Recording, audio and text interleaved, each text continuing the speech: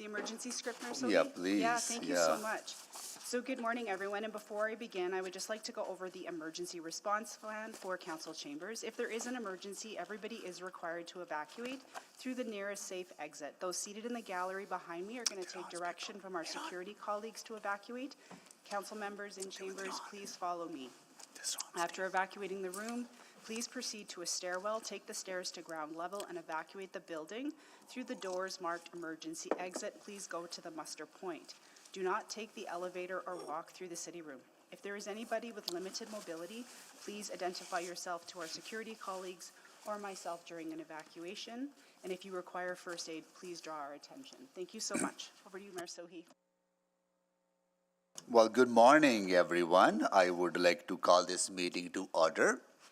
And at this time, I would like to acknowledge that we meet on the traditional land of Treaty 6 territory and the Métis homeland, and acknowledge the diverse Indigenous peoples whose ancestors' footsteps have marked this territory for centuries, such as Cree, Dene, Saulteaux, Blackfoot, Ngora Sioux, as well as Métis and Inuit now settlers from around the world. I will do a roll call of council colleagues. Councillor Wright. Good morning. Councillor Knack. Good morning. Councillor Prince-Bay. Good morning. Councillor Stevenson. Good morning. Councillor Paquette. Good morning. Councillor Tang. Good morning. Councillor Hamilton. Good morning. Councillor Rutherford. Good morning. Councillor Salvador. Good morning. Councillor Cartmel. Morning. Councillor Rice. Good morning. And Councillor Jans. Good morning. Everyone is here. Councillor Hamilton, can you move the adoption of the agenda, please? Yes, I will move adoption of the February 25th City Council meeting agenda with the following changes.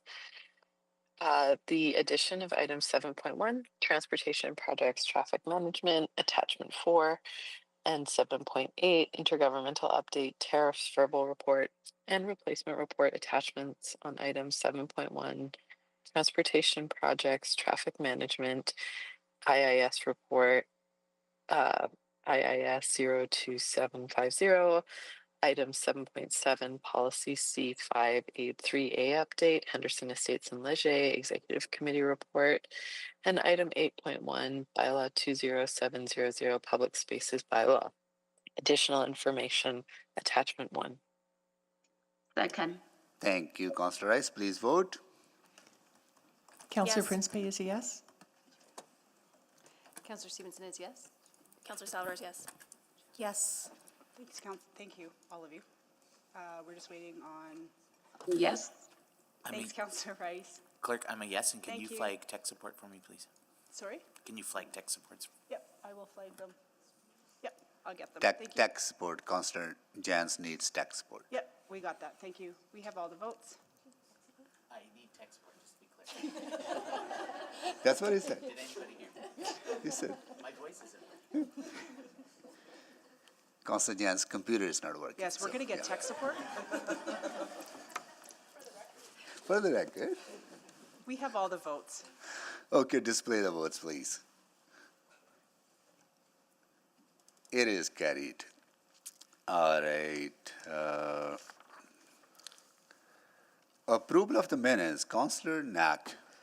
Thanks, Mayor Sohi. I will move the approval of the minutes from the February 3rd, 2025 City Council public hearing, the February 4th, 5th, 2025 City Council meeting, and the February 19th, 2025 City Council non-regular meeting.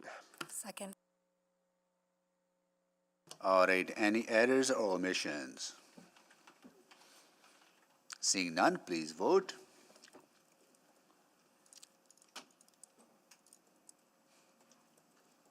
Yes. Thanks, we have all the votes. My computer doesn't It's fine, work, so it's I'm not fine,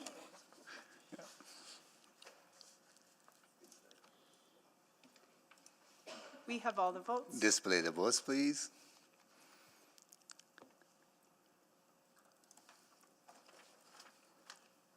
That is carried. Protocol items. I have few protocol items. First of all, I want to start by welcoming some students who are joining us from Holly Road School, grade 6 class. Thank you so much for joining us. They are here with their teacher, B. Yasin, right? And Ward Meti. Consul Salvador is your ward counselor. Thank you so much for joining us. Are you having fun at City Hall? Or is it too early to have fun at City Hall? How much fun are you having? Like this much fun? Okay, right on. And are you doing your mock console too? They did this yesterday. Oh, you're ahead of us, right? Okay. Who was your class mayor? Me again, so it's two. We split into two groups, so I have two mayors. You have two mayors present now? Yeah. Okay, one is day mayor, one is night mayor. Okay. All right. Well, I'm going to invite both of the mayors to come down to the podium. Let's have some fun.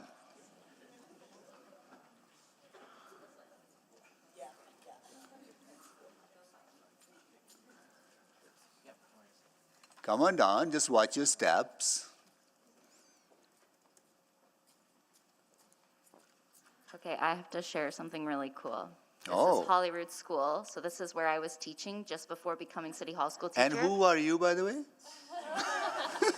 Hi, I'm Madame Moselle. I'm the City Hall school teacher. There you go. And I taught both of these mayors in grade 2. Oh, you did? They're my students that I taught when they were younger because I was at Hollywood. Yay. Yeah. Ooh, So right this is a on. really cool week for me. Okay, then who would like to start? Which mayor? Tell us your names, then tell us what you were talking about. Name and then your topic. I'm Charlotte, and we were talking about if K-12 students should be allowed to ride public transit for free without a fare-paying adult. K to 12.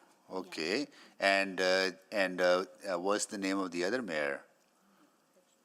Hello, my name is Julian, and we were also talking about whether or not K-12 students should be riding free without a fare-paying adult. Okay, so what was your decision? It was carried. It was carried. And what's the decision from the other group? Charlotte, you go ahead. Was it carried or defeated? It was carried also. It was carried also. Okay, wow, right. Oh, that's great. Thank you so much for joining us. Lovely to see you. All right, and the next one is, so please bear with me. I have a few exciting ones too. I would like to take this opportunity to recognize Pink Shirt Day. Pink Shirt Day originated in Nova Scotia. In 2007, a 9th grade boy was bullied for wearing a pink polo shirt. 2 older boys noticed and decided that this was unacceptable, and they needed to take action. The next day, pink shirts were handed out to all the boys in school, and quickly the halls were filled with boys wearing pink, signaling to bullies that the other students had zero tolerance for this mean behavior. This trend started to spread across Canada. Now, on the last Wednesday of every February, which will be tomorrow, over 110 countries recognize this day as an effort to end bullying. 1 in 5 kids are affected by bullying. Pink Shirt Day brings attention and understanding to the serious and often devastating impact that bullying and cyberbullying can have. And it is not just schools where bullying happens. It can also happen in the workplaces or at home. As Edmontonians, we do not tolerate bullying, cyberbullying, or harassment in any form. We believe that through kindness, compassion, and community, we can stop it in its tracks. As demonstrated by how Pink Shirt Day began, bullying can stop short when bystanders step in to help. Over 80% of the time, bullying happens with the peers around. And 57% of the time, bullying stops within 10 seconds when a bystander steps in. I encourage everyone to wear pink today and tomorrow to display support for positive change and taking a stance against bullying. Everyone, regardless of abilities, culture, religion, race, age, ethnicity, or gender identity, are welcome in Edmonton. Together, let's build stronger communities by embracing our diversity and letting to be known that bullying in any form is unacceptable.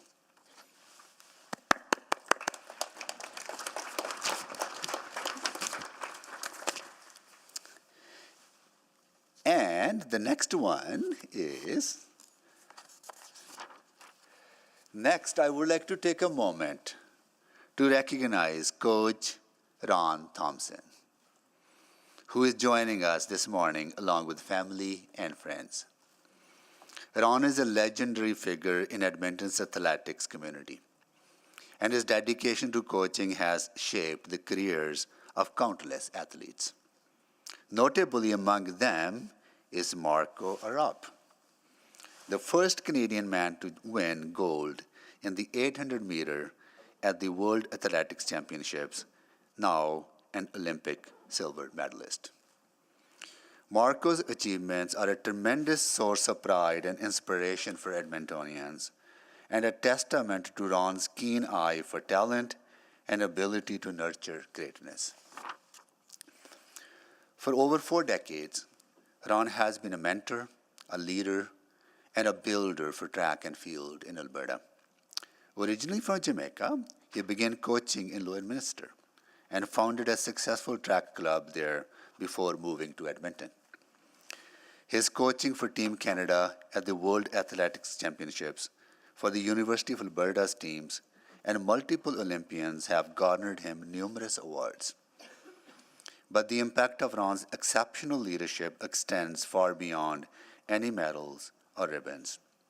He instills long-term confidence, resilience, and a deep sense of determination in those he mentors. His commitment to providing a safe, healthy, and fun environment for athletic training means that athletes also find success beyond their sport.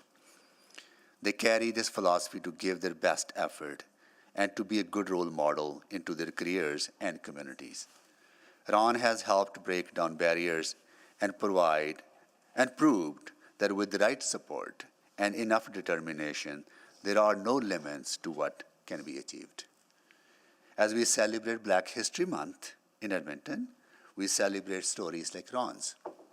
Stories of excellence, leadership, and inspiration. Ron Thompson is a community builder, a remarkable coach, and a role model for all Edmontonians. These efforts, achievements, and contributions have greatly impacted and enriched the history of our city and uplifted our Black communities. Ron, thank you for helping so many discover the transformative power of sport and for the lasting impact you have made on our city. Ron, you want to come to the podium and share a few words with us? We would really appreciate it.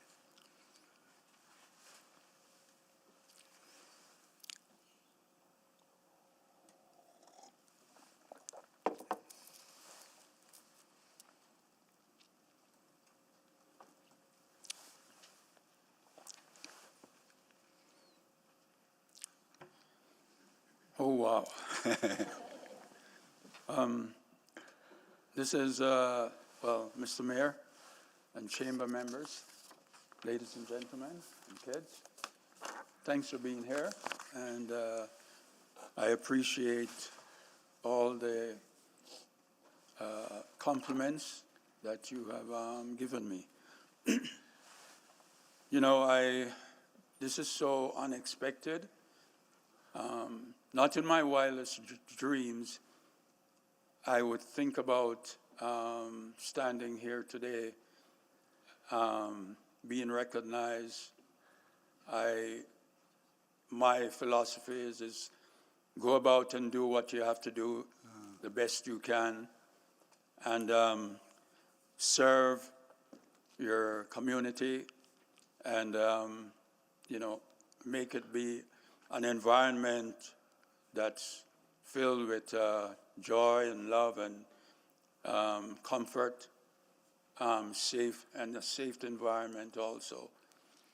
You know, I have coached for 44 years, and obviously, like any profession, there are ups and downs, but you learn from the downs so that the ups are better. And so I want to thank everybody here for the recognizing me, and you know, you cannot really get here without having good athletes, recruiting good athletes, developing athletes, and so on. And I've been fortunate to have recruited, you know, a number of good athletes, and, you know, without those athletes that I recruited, I wouldn't be here today, to be honest. And the support that I get from both Athletics Alberta and my friends who are here too, and from family, colleagues, coaches, that has paved the way for me being here. I want to thank you all. This is overwhelmingly cool. Thank you so much.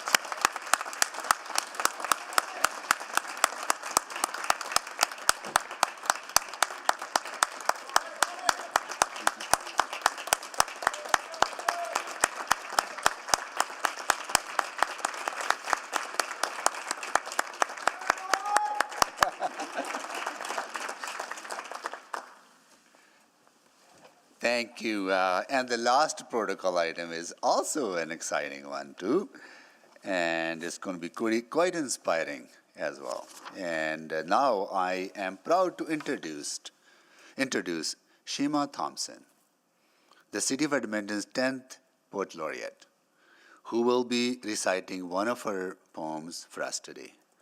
Shima Robinson is a Misquoc, I got to work on that.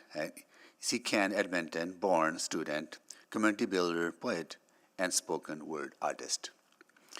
Her chosen pen name is Diwin Niem, in the name of an ancient African Dinkra symbol, which means strength, humility, learning, and wisdom.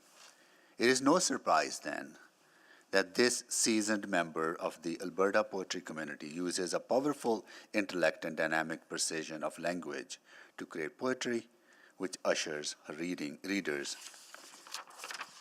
and listeners towards greater understanding and moving reflection. So please join me in welcoming Shima. Over to the podium.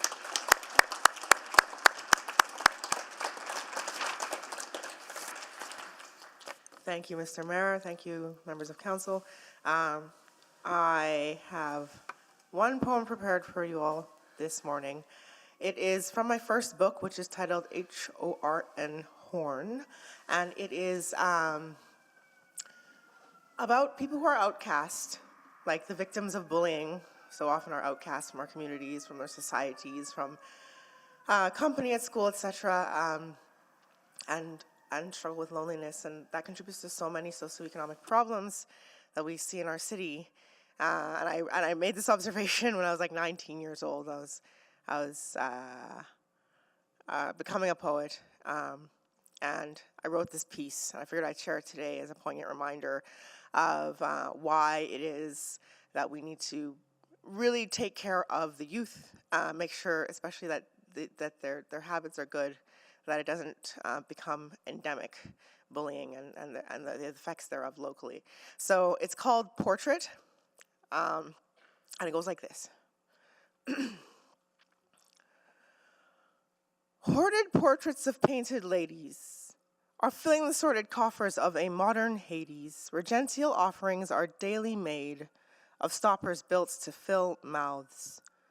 that withstood years shelved under gilded droughts, but now face the pain of a drained effervescence from their lesson-cleft lips, dressed up in rouge tints that spoke into the scorching palms of oppressors, pressed against their last gasps for breath enough to fill complete sentences, that leave contemporary listeners like you and me disturbed, barely concealing the harrowing sense held in distrust that keeps the proven frailty of the marred capital I image of loveliness for company, like picture, love, leaning against our arm's length reliant strength, weep before its lost silks, and teething on the dilapidated stonemasonry of its newest dank settlement, where shackled ranking is determined via verminous heft and sway of our respective heart-breaking weights, while watchers plait the frayed ends of once regal-piled heads, desperate to restore the knotted lore of honesty, lost because halos now bestowed our charcoal-fashioned, papier-mâché slathered, plaster of Paris effigies coated in rationed portions of that yellowing paint, to complete the faded no-name replacement for what we once called awesome brilliance. Now listen, even our words forgotten meanings are spilling into blank spaces left by absent calls for responses, like yes, that was awesome, but now, nerves riven, intention discriminates, empty vessels will assess distances and keep well shod. They'll count out friends by pounds of impediments, like, tell me how much energy you'll leach if I bring you a long way from birthplace where original sin left the guilt of non-existence and the filling wink beds of some chillin' children who don't concern themselves with the harms of helpfulness because they've stood under situational curses and overstand the helplessness is worse. It's last drawstring of the corset morbid, lung ache and a set of sore ribs for us lucky kids in captivity. Or so said the signage on the sheet, white whalebone shrine, that was glinting delight at our proclivity for feasting alone, and then heaving up discordant tones, swallowed stories of homes engulfed for the sake of what? Some kind of self-hatred? So we could all corpse float in worried remembrance of our discarded essence, marching our margins custom sized for corrections, voluntarily subject to those red ink inspections, which are broad brushstrokes made to render and flay the flesh of more than maids, masterpiece meal agreements reached at the sun-dusted end of days, then devoted to a new royalty. Thousands sorted accordingly, including cast-offs and runaways, whose last offerings and sundry complaints are hung in the dumbing folds of propriety's heavy robes, as her ever-widening orbs consume conniving scutlers on her sight's edge. Propriety's a lively old dame, astute with that knife's edge, to carve new notches beneath the ragged cloth of our renegade garb. But her arms are heavy impediment compared with ours. Gripping shards of our shattered passions, we will roll, transient, clandestine, and paint an array of canvases with belligerent exclamations to call on a foul-mouthed matron to connect errant with realness. Keep the careworn reason far from sheepish, because the new black is speech. Past the foreboding shadow of the dunce-cap heap I had accumulated in my sleep, and gradual, as the drying oils of artifice rancor, the portraiture of ladies is a part of us. But it is cancer. Thank you.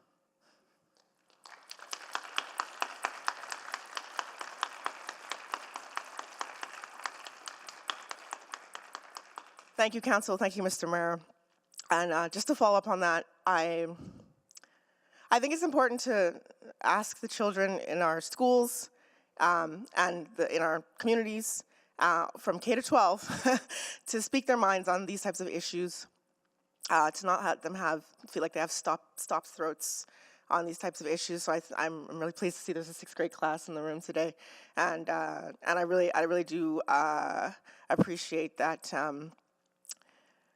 That this is the type of thing that must be spoken on more than like more discussion about what causes bullying, more discussion about how to address it on both sides, the bullies and the bullied, as that switches up a lot. And I'm really thrilled and honored to have been able to say that here today, as that was what was on my mind when I wrote it. Thank you. Well, thank you so much, Shima. Thank you. Thank you for making Edmonton. We're so proud of you, proud of the work that you're doing. Thank you so much for being part of the Port Laureate journey and contributing to Edmonton. So with that, from all that good, inspiring, fun stuff, now we get into talking about some of the other stuff that we must talk about. So we're going to start. Fun and inspiring. How we manage traffic in our city is very fun and inspiring, right?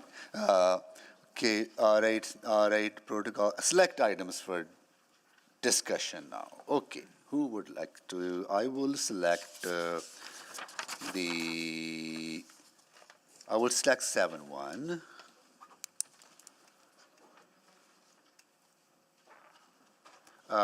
Counselor Steve. Oh, sorry. Okay.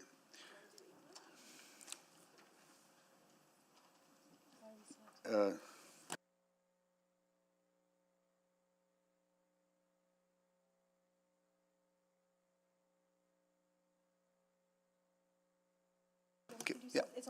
Yeah, got it. Okay. 7-1. I have selected.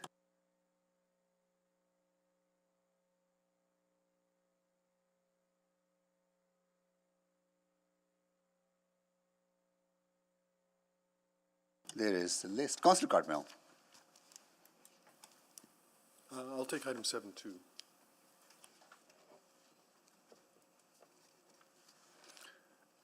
Councillor Rutherford. I'll take 7, 8, and 9, 1, please. 7, 8.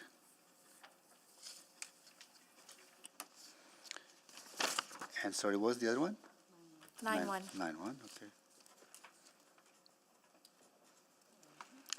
Councillor Tang. 7, 3, please. 7, 3. Okay. So 7-1, 7-2, 7-3, 7-8, and 9-1 are selected. Can someone move the balance, please? So moved. Thank you. Need a seconder. Was Second. Oh, Councillor Wright. Okay. Please vote.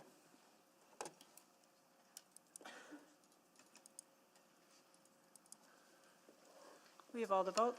Display the votes, please.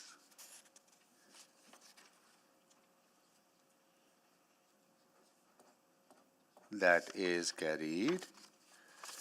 Okay, can you please read back to us what we have already approved? Yeah, thanks, Mayor Sohi. So this morning, City Council's approved the following reports. Item 7.4, 18th Street over Horse Hills Creek Bridge Replacement, the EIA. 7.5, the Garepi Neighborhood Renewal, the EIA and Site Location Study. 7.6, Tax Recommendation for Cancellation. And 7.7, Policy C583A, Update Henderson Estates and Leger.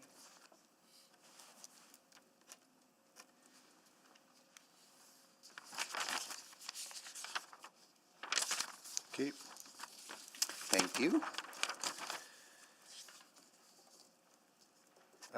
Request to speak. We do have few requests to speak, but we have already heard from members of the public on 8.1, and 8.1 is also not selected, and we don't usually hear from members of the public at council, so we will carry on with that tradition.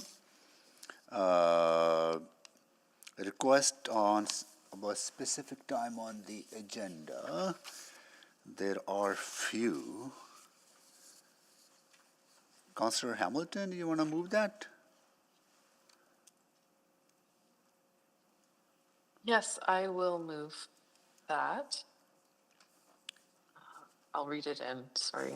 That the following items be dealt with at a specific time on the agenda. Item 7.8, intergovernmental update tariffs.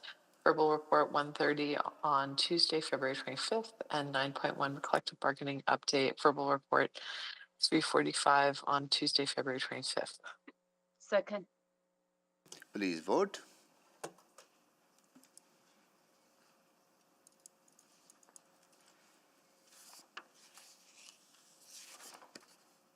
We have all the votes. Display the vote, please.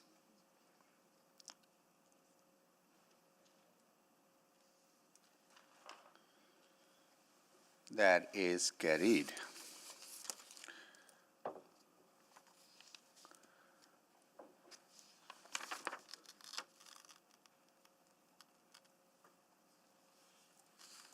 Okay, vote on bylaws, not selected for debate. Councillor Carmel? Oh, no, it's only, no, actually we haven't selected. Oh,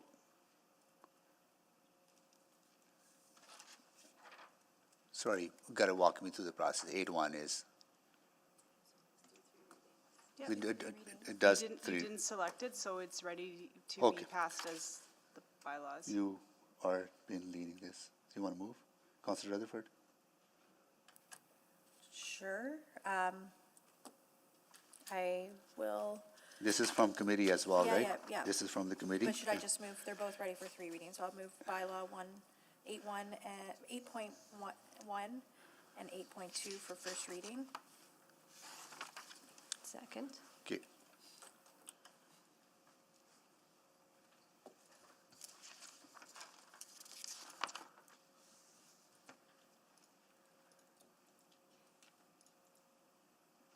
Okay.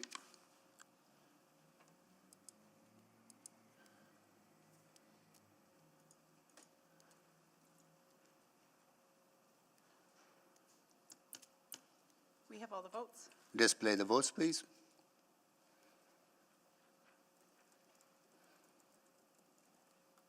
Mayor Sohi, I'll move second reading of item 8.1 and 8.2. Okay. Who seconded that first? Second. Okay. Councillor Stevenson, please vote.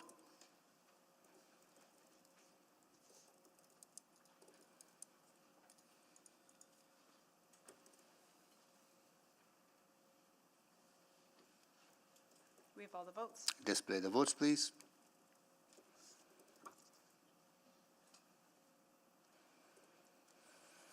I'll move consideration of third reading on item 8.1 and 8.2. Second. Okay, please vote.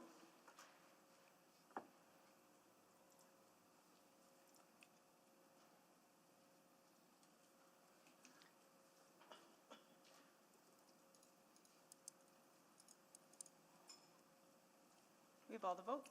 Display the votes, please. That is carried.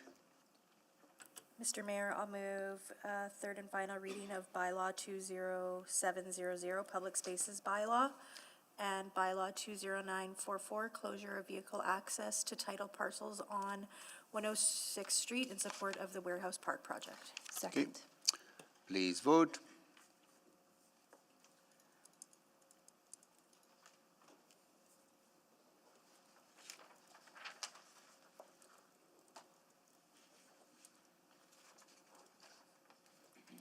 We have all the votes. Display the votes, please.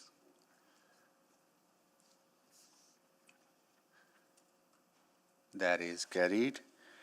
Any councillor inquiries? Oh, no, we've got to go through the agenda first. Yeah, yeah. Other stuff. Any councillor inquiries? Reports to be dealt with at a different time? None. Request to reschedule reports? None. Unfinished business? None. Public reports? Okay, we go into our first item, 7.1. Transportation Projects Traffic Management Q1 2025 report.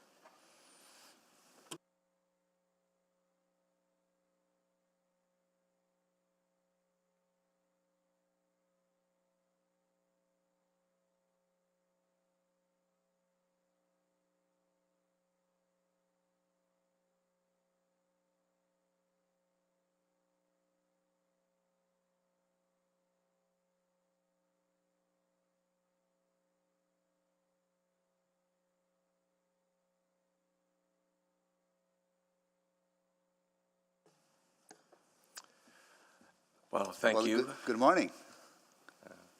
Okay, you have a presentation to make, right? We do have a presentation. Okay. Yes, and we have a little bit of extra detail, so a little bit longer than normal, and we thought it was appropriate to give a bit of context. Setting Absolutely. So take your time. Take your time. Thank you. Okay.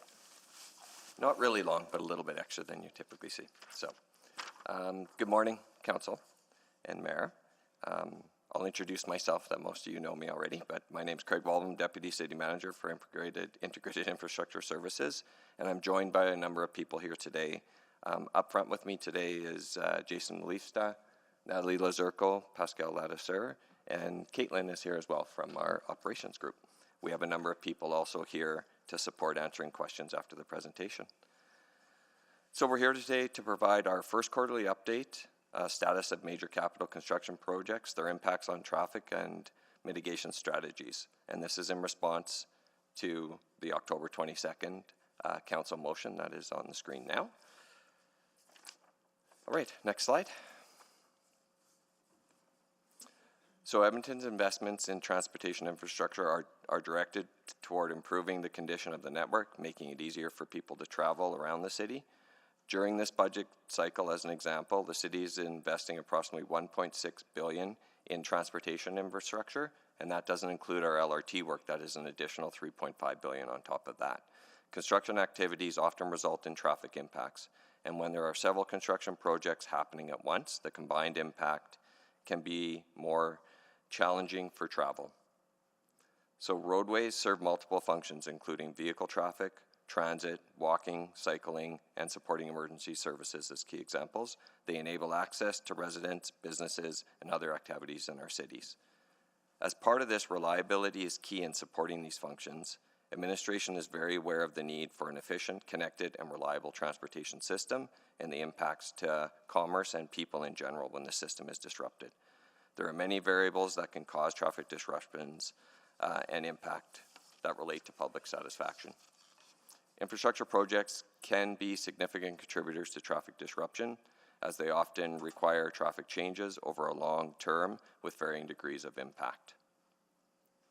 They are not the only disruptions that happen. Other disruptions including short-term weather events, vehicle collisions or breakdowns, road operation activities, special events, or responses to active emergencies. All of these things contribute to the reliability and the travel times on our network. We have a more detailed presentation, as I mentioned, because we wanted to take through you on a journey a bit of the diligence we take to explore and plan as much as we can and be ready for those unplanned events. With that, I'm going to now turn it over to Natalie to continue on with the presentation. Thanks, Craig. Next slide, please. Traffic impacts are analyzed starting at the early planning and design stages. Traffic modeling is one of the tools used to examine the impacts of construction projects on traffic. Modeling helps with understanding and reducing traffic impacts associated with construction projects citywide. This includes analysis of impacts of construction projects as well as utility projects. Modeling is used to identify where potential problem spots may be expected as a result of construction activities. It's used to inform strategies to adjust project staging as well as construction timelines and construction sequencing. Modeling is also used to analyze alternate traffic strategies, traffic restrictions as well, to decrease traffic impacts, such as limiting lane closures to off-peak periods or to weekends. Modeling is further used to identify any traffic control changes or signal timing adjustments that are used to accommodate shifts in traffic. And finally, modeling is also used to inform our detour modifications that might be required. To provide a little bit of a greater understanding of the extent and sophistication of the city's traffic modeling tool, on the next slide, we wanted to share a short video. Hopefully this works.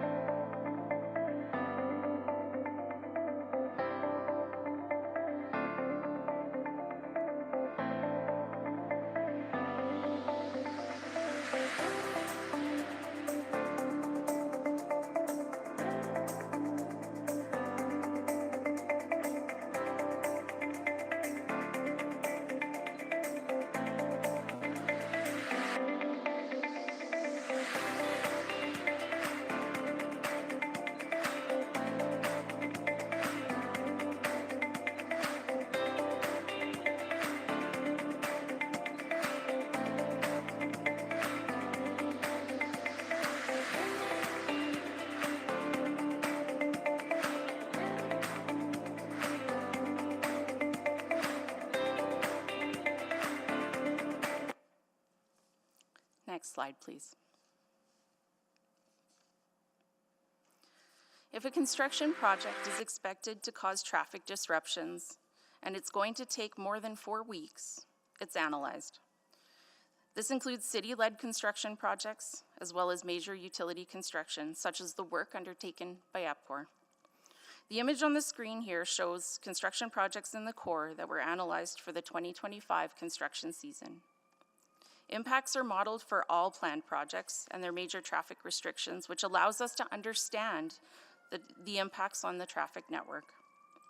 While construction timelines can overlap, construction does not always happen at the exact same time for all of these projects. The resulting traffic disruptions can often be adjusted based on ongoing construction needs. For traffic modeling purposes, all projects are analyzed as if they were under construction at the same time. This strategy provides a view of all possible impacts. As a result, the actual traffic impacts observed are often less than the modeling scenario.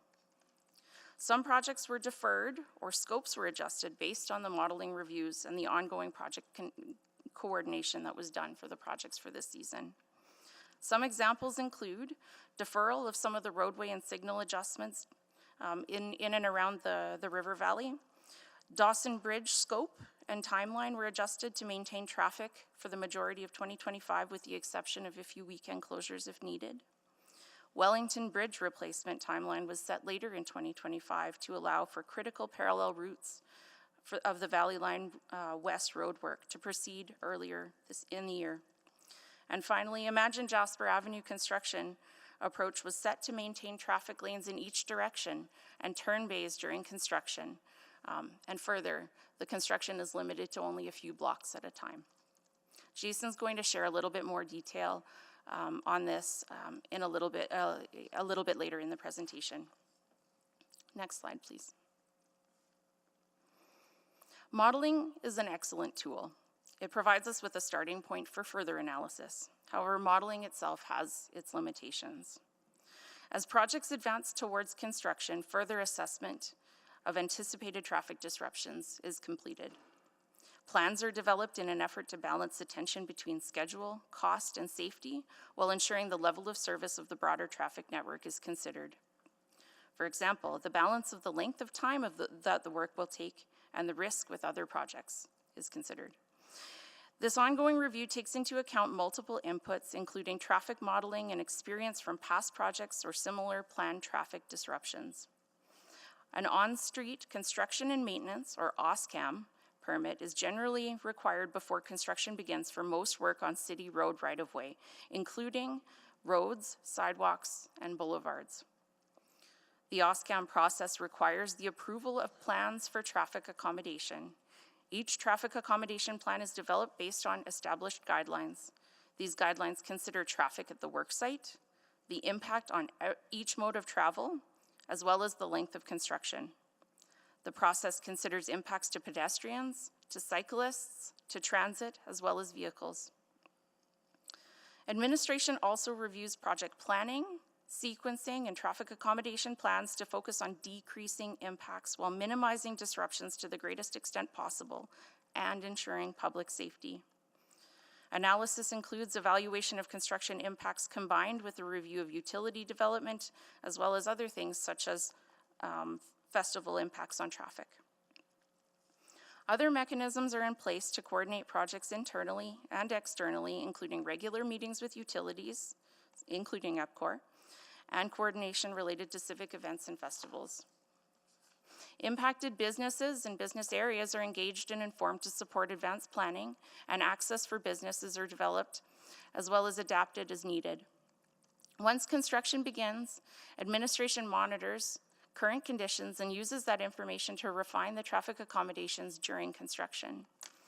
This includes ensuring safety around construction sites, that detours are performing as expected, and that business access is maintained. As projects move through the stages of design and construction, changes are made to project schedules and traffic accommodation plans as new information becomes available. Throughout the assessment of traffic impacts and the development of traffic accommodation plans, administration works diligently to balance infrastructure projects with the immediate operational needs of our residents, our businesses, institutions, Edmonton Transit Service, as well as emergency services. I'm going to turn it over next to Jason to share a little bit more detail. Great, thanks, Natalie. This next part of the presentation shifts focus to providing information about upcoming projects. So, Jason, before you do that, I don't want to, I know there's some students visiting us and they're just about to leave. I want to make sure that I recognize them.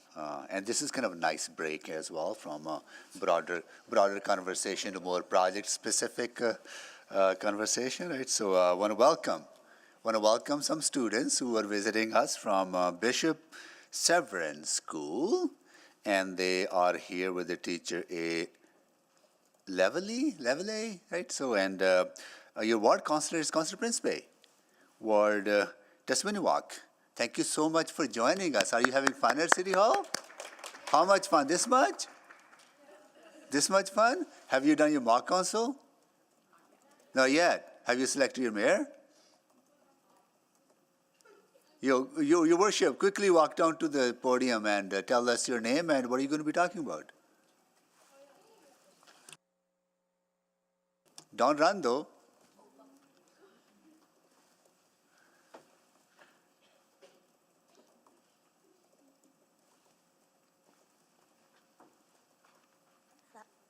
Yes, tell us your name.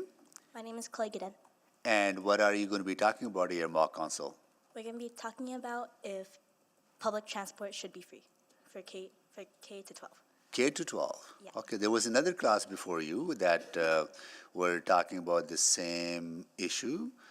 I won't tell you what decision they made, but let us know what decision you make, okay? Cool. Nice to see you all. Okay, all right. Jason, please carry on. It always reminds me my daughter was mayor as well. So. Oh, which school? Edmonton Christian, West Edmonton Christian School. Yeah. They were here at City Hall. Well, they come every year, but my daughter's in grade 12 now, so it's... Oh, grade 12. Oh, okay. Yeah. Okay. All right, thank you for that break. Great.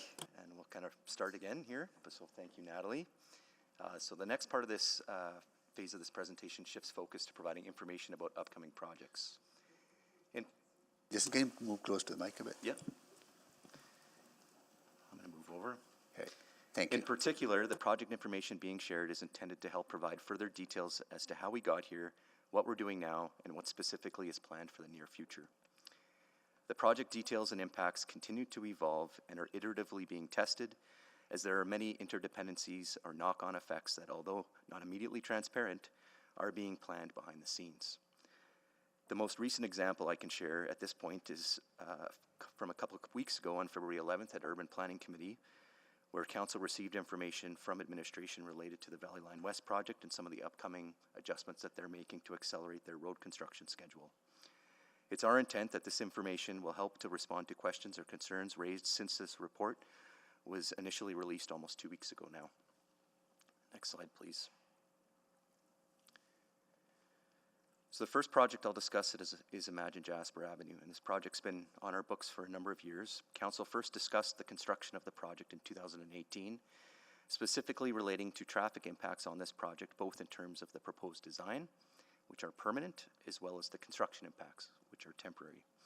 At the time, a motion was approved by Council requesting traffic analysis and administration respond with a report to Urban Planning Committee outlining the traffic analysis completed, similar to the process that Natalie shared earlier in this presentation. Ultimately, the design remained unchanged with the exception of adjusting the location of bus stops in lay-by lanes or lay-by zones in place of planned on-street parking. And this was done as an interim measure to mitigate traffic impacts until such time as the Valley Line West project was in service and the bus frequency along Jasper Avenue corridor was reviewed. Additionally, both to test the design and mitigate the construction impacts, the project spanning from 109th Street all the way to 124th Street was split into phases, with this section of 109 to 114th Street, or the first phase completed in 2020, scheduled for construction before the Valley Line West project was commenced. At that time, the planning considered that the section between 114 and 124th Street would be planned to occur, or the construction occur, excuse me, after the Valley Line West project was complete and in service. Fast forward a number of years, and an opportunity was presented as part of the 23 to 26 capital budget to accelerate the completion of the streetscape project by leveraging a project-specific grant in the amount of $8.7 million. The grant agreements have now been in place for a number of years, guiding the accelerated schedule for this work. Should this project be deferred, the grant funding is likely going to be at risk and lost. As currently planned, the construction of Imagine Jasper Avenue construction will be completed over 3 compressed summer seasons with scheduled performance incentives integrated within the contract. 1 lane will remain in each direction throughout the span of the project, with turn bays at select intersections to provide access. The project also includes a significant amount of interaction or coordination with utility partners, and what's immediately probably not apparent is just based on the constrained right-of-way of that project. All the overhead power lines and low voltage or communications lines are being shifted underground. We're moving the service connections to the private development properties from above ground service connections to underground, and then we have the replacement of all the underground water main and storm sewer as well, including ACO gas work. So taking lessons learned from when the initial phase of work between 109 to 114th Street was constructed, the next phase of 114 to 124th Street is being planned differently, such that a complete segment of the road will be complete in 1 construction season, instead of 1 side per year, which was done in the first phase. This is being done to ensure that during the colder months we can resume 4-lane operations over the winter, 2 lanes in each direction, much the same as it is today. The sections being planned include 114 to 117 in year 1, 117th Street to 121 Street in year 2, and then 1 Street West in year 3. This is intended to help shorten the time overall related to any local access impacts to the businesses as much as possible, which is one of the main things that we heard from feedback from when we did phase 1. Contractor procurement is almost complete, and we anticipate an early construction in 2025, weather permitting. Next slide, please. The rehabilitation of 95th Avenue, which was referenced during council discussions on the Valley Line West project, is a key component to the planning for the expansion of Edmonton's active transportation network. 95th Avenue is designated as a district connector. The project includes integrating 2 main components. The first, from a life cycle management perspective, includes the reconstruction of the road from 163rd Street to 170th Street and repaving from 170th to 178th Street. The second component includes the construction of a new shared use pathway from 163rd Street to 182nd Street. This project does not require a full closure and will be completed with a minimum of 1 lane of traffic in each direction. Signal timings will also be adjusted to minimize delays as much as possible. A road closure bylaw was presented to City Council in January, setting the stage for this work to occur starting in 2025. The construction is being planned to be complete in 1 construction season, and the work has already been deferred 1 year to mitigate any knock-on effects related to the Valley Line West project. Next slide, please. The next project is Wellington Bridge. The Wellington Bridge has reached the end of its current service life and needs to be replaced to provide a safe and reliable operations for the public on 102 Avenue. A number of measures have been implemented to delay its replacement dating back to 2014. Many people aren't aware of this, but underneath the bridge there is a significant amount of bracing and scaffolding, as seen on the photo here, and that's been in place for approximately 10 years. Enhanced monitoring and maintenance activities have been occurring over the past several years to extend the bridge life and to avoid having the construction occur at the same time as the Stony Plain Road Bridge over Grote Road. So we've been delaying it until that bridge opened, which happened just this past year in November as part of the Valley Line West project. And as I mentioned, as the conditions of the bridge continue to deteriorate, we are experiencing increased frequency of adjustments relating to the bracing structure in the picture. It is critical that the replacement work starts as soon as possible. Once the majority of the LRT intersection closures are complete, the ones that were discussed as part of Urban Planning Committee 2 weeks ago, it's our intent to be able to start the bridge work.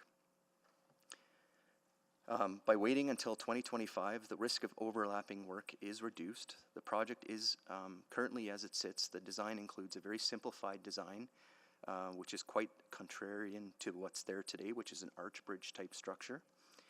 This was done to help mitigate risk and accelerate the construction schedule. Similarly, by starting in the fall of 2025, the demolition and substructure work will carry through the winter and spring. These phases of the project are less weather dependent and allow for a compressed construction schedule, preparing for the summer when the more seasonally dependent superstructure work can proceed.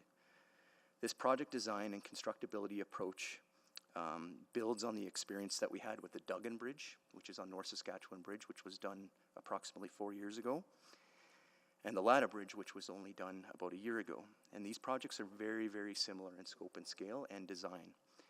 And with that experience, we have a high degree of confidence that this work can be completed with the compressed schedule as described. During the construction, detours will be in place for both vehicles, cyclists, and pedestrians, and local access will be maintained. One other note, we know that some of the corresponding intersections at 142 Street and 124 Street, as I mentioned, were discussed with Council.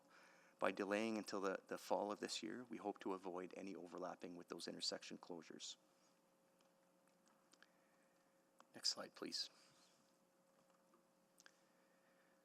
The low-level bridge southbound was last rehabilitated in 1994, 30 years ago. The structure was designed and built entirely independent of the northbound bridge structure, which it's often confused with, which was rehabilitated in 2007, where we removed the lead paint and repainted the bridge. The rehabilitation and repairs planned for the southbound low-level bridge are intended to extend the service life of the bridge for a minimum additional 5 years, while further planning is done around the future of the structure and more plans are confirmed with Council in terms of what its likely replacement looks like. Several different options were explored for this complex project. However, many of them carry significant risk given the style of bridge and its condition. Administration is taking a thoughtful and careful approach to this work to mitigate risks with this type of bridge structure to ensure that its safety and reliability can be maintained. For that reason, a very limited amount of scope is being planned and a full closure of the southbound bridge structure is being scheduled for approximately 4 months. To help with mitigating any traffic delays, the southbound traffic will be redirected to the northbound bridge structure. And the northbound traffic will be redirected to the 98th Avenue eastbound or James McDonald Bridge. By doing this, effectively there will be no traffic impacts for traffic egressing from the downtown during the PM peak hour. Unfortunately, the southbound bridge sidewalk, which is closed today, will continue to remain closed. Pedestrian and cycling traffic will continue to utilize the wider shared use pathway that was built on the northbound bridge in 2007. The detailed design for this project continues and is still being finalized, with construction expected to happen this summer and be complete by the end of the year. Next slide, please. And finally, last but not least, we have the smallest of the bridge repair project, which is the Dawson Bridge. The Dawson Bridge was last rehabilitated in 2008 when the bridge deck, among other repairs, was completely replaced. The structural repairs planned for the Dawson Bridge this summer include a limited amount of scope, smaller than what's planned for low-level bridge southbound, designed to extend the service life to continue to maintain sufficient service levels. The detailed design for this is also expected to be finalized shortly, whereas the construction will be planned later this fall.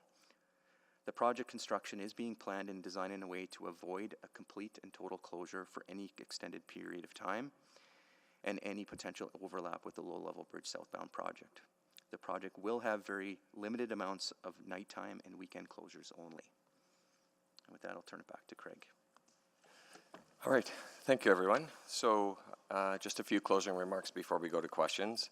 So our teams continue to adapt and adjust project schedules and construction approaches as we refine our construction program for 2025. As mentioned before, a few examples. 2 weeks ago at Urban Planning Committee, they endorsed an approach for an accelerated construction for the Valley Line West project. This change in approach for Valley Line West resulted in shifts to other projects, as mentioned during this presentation, including the timing of when we begin Wellington Bridge and our approach to expedite that project. For 2025, notable traffic impacts will occur for the east-west corridor, specifically between the west end of Edmonton and the downtown core. While construction will result in traffic delays for motorists, the network is able to handle redistribution of traffic. Where multiple projects are occurring in the same area, traffic accommodation plans will lessen travel impacts through limiting lane closures, adjusting traffic signals, and/or making adjustments to our project schedules. For the first quarter of 2025, traffic impacts will largely be centered around the Valley Line West construction between the West End and the downtown, as I mentioned. Beginning the second quarter of 2025, additional construction projects will start, including Imagine Jasper, 95 Avenue, 99th Street, and 132 Avenue. Impacts for future quarters will be shared as part of future updates. As we presented today, there is thoughtful consideration of traffic impacts from all major projects proceeding, including influences of them with each other. Our goals are to minimize traffic impacts while we complete necessary renewal and progress the projects to meet the needs of our growing city. While doing this, we recognize the importance of keeping our economy and businesses thriving, and in fact, we are supporting that through ensuring safe, accessible infrastructure is there for all. And with that, we will hand it over to questions. Well, thank you so much for the presentation, and I know last couple of weeks have been hard on your team, right? I want to acknowledge that.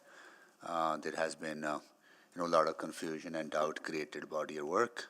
So thank you so much for giving us the detailed presentation and clarifying a lot of the stuff that has been out there. So really, I want you to know that we feel that there has been a lot of stress on your team. Yeah, please do know that we see that.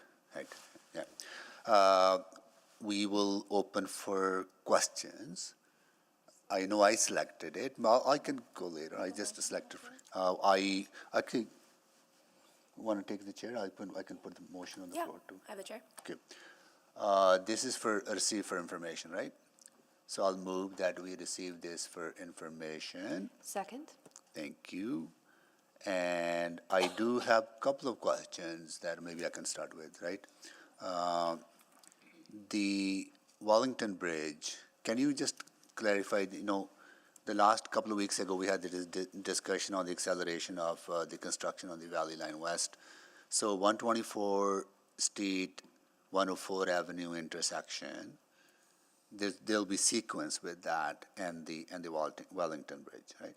That's correct. By deferring Wellington to the fall, our hope is that those stage intersection closures that Bruce and his team, as part of the Valley Line West project, are planning, that and this is where it gets a little bit tight for us. Obviously, we'll be monitoring the performance of that work very closely.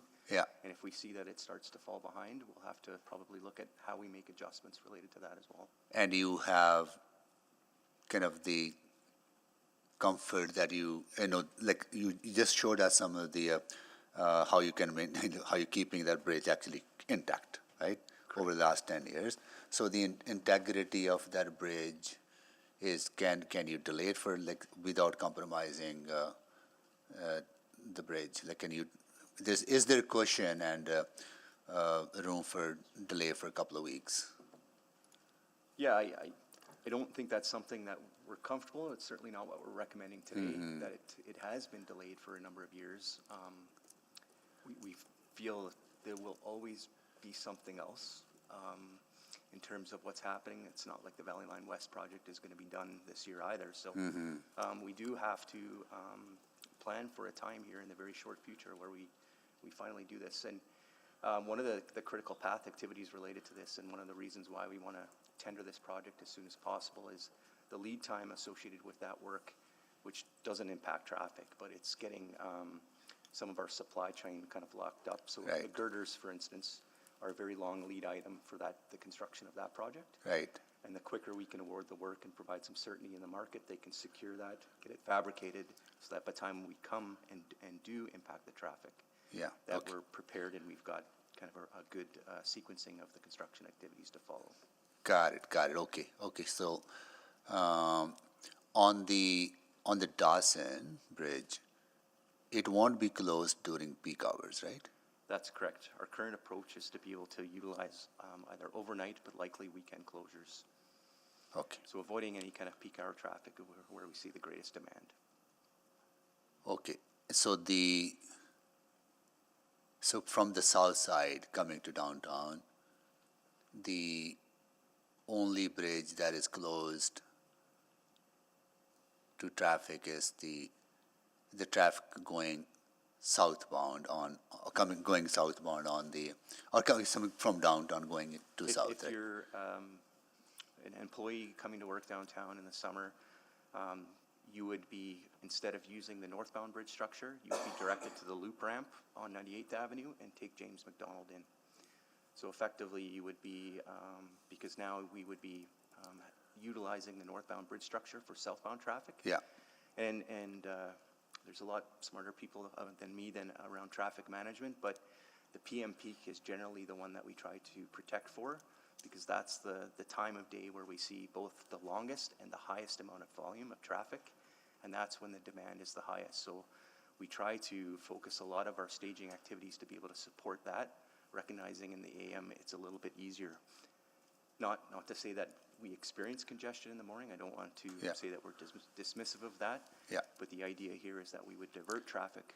So if you're living in the south side, instead of using the northbound bridge, you would use the loop ramp and then basically come around to 98th Avenue and into downtown. But the Caplano Bridge, Grote Road Bridge, High Level Bridge, Walter Lear Bridge, they remain open. They do, and in the same lane capacities as they are today. Got it. Okay, good. Thank you. I'm pretty much out of time, and I'll take the chair back and go to Councillor Stevenson. Yes, thank you very much. Just a few clarifications, I think. So, really appreciate all the work that's happened. I think the clarity of information has been really excellent, and some of the visuals I think have helped as well in terms of the tables showing how everything phases out. I think I heard most of these points addressed in the presentation, but just wanted to confirm them. So we have reached out and we continue to coordinate with utility companies like EPCOR, and they're aware of some of there will be less flexibility for them to do road closures in the coming years. Is that fair? Yes, and we have, so we meet with them regularly on I think it's bi-monthly now, to kind of compare notes around kind of our construction programs. So we get a bit of a look ahead into what they're planning. The thing that they're always going to be a little bit cagey around is that there's emergent work that comes up. Yeah. And I know I've experienced one recently. I take 107th Avenue. There's one near 125th Street that has kind of come up and down a couple times. I know that wasn't originally on their books. So there are going to be things like that do happen. But as it stands, they are not planning anything. Yeah, and I just want to highlight too, even with the temperature fluctuations, we've seen a few water main breaks. Mm-hmm. Those are unplanned emergency events that we all have to adapt and accommodate to. Yeah. And actually, Caitlin and her team do a great job of helping us navigate that when it comes to permit approval. So, things happen we can't predict, and part of our system is really to be resilient and adaptable to those things as well. Well, and that's a great point, and just wanted to confirm that as well, that there is sort of that real-time monitoring and adjustment. I know when there was an issue in the past, I think it was, folks were staying up all night to do live signal changes. So there is that capacity and willingness to be responsive. For sure. Yeah, there is. And Caitlin, feel free if you want to jump in, but I think I captured the main points. Yep. Great. Thank you. Were we able, so I appreciate that the traffic model is quite a complex system and model. Have there been any updates? I think a number that looms in people's minds is the 15 to 30 minute delay. I know it was mentioned that those are often quite conservative estimates, so tend to be lower, but was there an update to the model that provides a bit more specificity around what could be expected? So we don't have any updated numbers, and I think in hindsight it was probably not wise for us to share that detail, because those numbers can vary depending on the time of day that you're talking, the day of the year, the weather conditions, actually, frankly, the number of projects that are underway at that point in time. So as you saw through the attachments that were included in the update that we've provided, the construction is changing from quarter to quarter to quarter, and frankly from week to week. So the modeling is really just a tool. We don't expect it to be as significant as what we reported in the memo from May of last year, but there will be impacts to folks, and it will change from time to time depending on which projects are underway. But again, we're not expecting 15 to 30 minutes.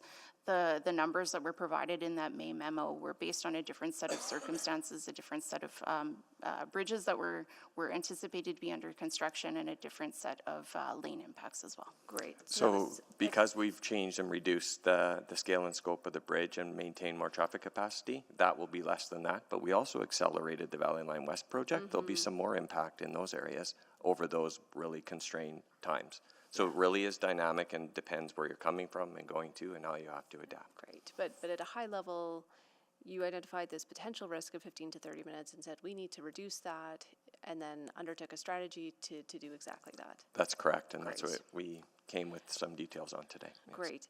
I have another theme around communication, but I think I probably need more than a minute for that.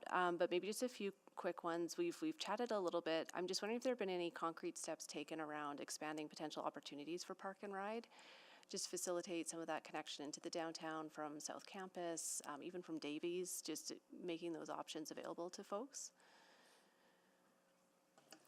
Sarah, I think you're on the line, or Andrew from ETS. Yeah, I could answer. Councillor Stevenson, referring to adding more Park and Ride in those locations? Yeah, just if we're looking at any expanded opportunities to help provide people with options if needed.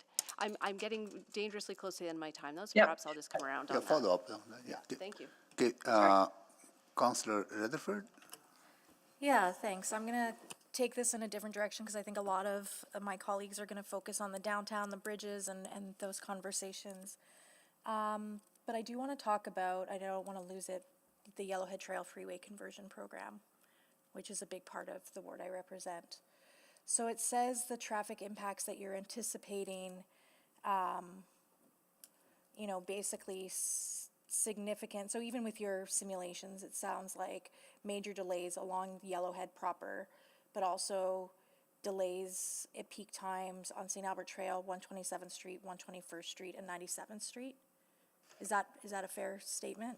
Yeah, and it's not incremental based on what's there today. So the existing detour road network that's essentially in service today will continue in that capacity for the duration of the work. Yeah. So So when you make these simulations though, I guess, like what, because sometimes you notice that they're like you've identified like there is going to be significant delays. We've mitigated them as best we can. I know, for example, on 127th, doing the detour, doing the work underneath, all the preparatory work to not interfere with that north-south connection. Yeah. But there's a certain level of how do you assess when it's like, this is as much as we can mitigate and we just know that there's going to be delays? I'm trying to get that sense of how you assess I can that. jump into, and this is where we kind of explained how we do a broader model that really pressure tests the system, or that it's that critical analysis. Then when we get into our traffic accommodations at the specific project elements, that model helps us set that base capacity we want to leave, how many lanes we want to try and leave open. Then we'll adjust signal timings to help that flow, and it'll adjust by time of day for the peak flow directions. Then we're also monitoring during the year, seeing where there is the biggest delay and seeing what we can do more on those tweaks and adjustments. So that's part of our process. What are you doing? Because one of the things I hear about a lot from the three of the neighborhoods I represent that are abutting Yellowhead, so Dovercourt, Sherbrooke, and Prince Charles, is a lot around traffic cutting. So when there's significant delays on St. Albert Trail, there's significant delays on 127th Street.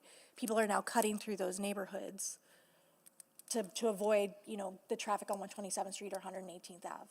Right. As an example. How do we model that into our planning?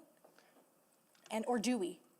Well, we certainly we're certainly aware of it going in, and we have contingency plans to help support that, whether it's through traffic signal adjustments. Because I've never seen anything with Prince Charles. I haven't seen anything in that neighborhood to mitigate the impact. Yeah. So I think even we talk about communication. I know Councillor Stevenson.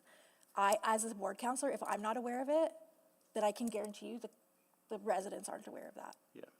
So how do we communicate that better? And by getting in touch with our project teams, and we reach out to the communities involved and support them through kind of looking at different solutions and iterating things out, whether it's traffic signal adjustments. But a large part of that will be a function of, well, how long is this in place? With Yellowhead, it is a very long time. It's approximately 4 years, so we know that we need to do something. We're already starting to see a trend now. We don't want to perpetuate that through the 4 years. So I know Dovercourt, there were adjustments that happened there. Yeah, Dovercourt definitely had adjustments. It's more, Yep, now so- that it's going farther east, and Prince Charles is the one that I'm hearing more about And right now. as of yesterday, I received some correspondence from Prince Charles about, with the 124th Street closure, and Yeah. so it's not a perfect and exact science, and I think that's what Natalie was trying to share with the model as well, to say that's only one tool that we have to look at this. Yeah. And a I guess big- just the question is, when it comes to traffic cutting, if you simulate it and you show that people are likely going to take the path of least resistance, which might be through neighborhoods, and our goal in the main corridors is keeping traffic flowing, do we make it less desirable for people to want to take that shortcut? And how do we do that? So that's a good flag, and we've experienced this. So I mentioned this in my presentation, that we look to past experiences as well to inform our future experiences. And so in some instances, what we've done is proactive traffic calming in areas. And so we know that things like this will come, and we know that this will be a point of friction for us. And so we do go and look to doing proactive traffic calming, but also in other instances when we run into problems and folks have experienced shortcutting through their community, we will come in after the fact as well and address those issues and try to mitigate the traffic and keep them where they're supposed to be outside of the neighborhood on the main routes. So maybe Caitlin, I don't know if she'd like to chime in on some of the other work that's being done I'm around that. also mindful of my Sorry. time, so I will come back for a second round. Thank Yeah, you. I'll just quickly add in the 9 seconds of your time that the model doesn't look at every local road. We don't plan to push traffic to the local roads. We look at the capacity on the larger roads where we want to keep traffic to. Fair. Got it. Councillor Knack. Thanks, Mayor. So thanks so much for the presentation. A few questions. One was just, I just want to get a little historical context. For the Wellington Bridge, because all that shoring and additional work was done 10, 11, 12 years ago or so, what was the decision? Because that was like right when I started, but I think the decision was made to sort of extend the life by 10 years. Was there a reason that wasn't done at the same time as the other bridge over Grote Road over 102nd Ave? Like, I just wanted to get a sense of why didn't both of those bridges get done at the same time, since that one was at end of life at the same time the other one was worked on? Yeah, I'm not sure that we had assessed it to that level of accuracy to understand that its condition had deteriorated that badly. And perhaps maybe in hindsight, there's maybe some things that you could have done differently. And I know when we did 102nd Avenue, it was very impactful to the businesses along that corridor, especially when we had to extend the schedule unplanned because of the girder issue. Yep. So yeah, in hindsight, maybe that would have been a better approach. But then again, the balance or the tension always then becomes you still have local access in between. Sure. So you're trying to manage that at the same time. So I guess the bigger question is going forward, I don't want to dwell on the history of that, but it does feel like knowing that it's a very convoluted route, but there is a technically convoluted route that would let local folks access their community in a situation like that. So going forward, are we looking, as we're doing our annual bridge inspections, to try to time, hey, these two are on the exact same path, maybe we close them both down, get the work done? that's the benefit of having a fully invested kind of asset management plan and the life cycle management group. There's a funny anecdote that we look at things from a corridor perspective. Roads connect bridges, or do bridges connect roads? We try to look at them all together. Perfect. So that's at a corridor approach. That's how we try to do things. I like hearing that. Thank you. Appreciate that. So I wanted to spend some time on the communication piece. So I think when I started to see, I saw the op-ed that came out from some of the community groups, saw some of the emails that are coming out from some of the businesses. I made some calls to some of those folks to sort of say, okay, I read what you wrote, or I read, in your emails or in your op-ed. That doesn't seem to be aligned with what we have since provided in these reports and through the presentations, and said, okay, well, what's your feedback? And generally speaking, I heard, as long as we're able to deliver on the timelines, this is actually a much better approach that gives them the comfort. I guess the first question I have is, why do we feel like, what happened to get to the point where, we started to get this email campaign? These are from some of our partner organizations, whether it's the DBA, the Chamber. That's a little bit about what I'm confused about. Why did they feel they had to go there when the information that we have is quite clear and public? Do you have a sense of, have you had conversations with them about that, and maybe why they felt like there's a lack of trust, lack of communication, whatever that is. Yeah, thanks. And I think since a lot of that has unfolded, I know the report came out, as I mentioned, 2 weeks ago. Yeah. So that's a long period of time to have something out hanging. Oftentimes, as administration, we feel that our first responsibility is to you as council, and that we owe you the first right of having public discussion about topics. So I think historically, we've always been a little bit resigned to be able to be out in front of that, just to give you full due respect in terms of your role as our governors. So I think that's really where we start from, is wanting to make sure that we explore an opportunity to have that council discussion first. Okay. In this case, we did proactively reach out to those stakeholders as soon as we heard about issues to be able to help clarify some of the details, and upon hearing it, certainly there's lessons learned on our part to be able to share that information, and we have shared that with those stakeholders to say in the future, you know, we're available, we're ready. So we have met with the Downtown Business Association. We have met with a group of downtown stakeholders. We did a walkabout last Friday. We have had discussions with the chair of the Downtown Recovery Coalition. Yep. So we have been, you know, making strides to be able to clarify the public record on a lot of that. But we will be taking a look at this, looking back to see if there's lessons learned to make sure that we avoid this. And I just wanted to add too, Pascal, I'll give you a few seconds here as well. Yep. So Jason mentioned some elements of that path and how we prioritize information. Yep. When we sent the bridge memo out earlier in 24, it was a general awareness of what might be coming just because of the scale of it. It was a proactive approach to give awareness. We said in that memo, and we've echoed here in the presentation today, because it's evolving and iterating and we adjust and we adapt, it's that balance of when we know enough to share so we don't create unnecessary angst, but we also inform. Yeah. So part of this pathing was around that, and to Jason's point, we did get surprised a little bit with what came out and when, and we've tried to react to that.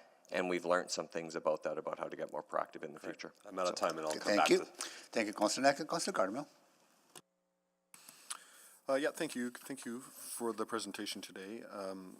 I guess I want to, I've got some questions kind of about the modeling, and I want to confirm some of the things that I'm thinking and some of my assumptions. So,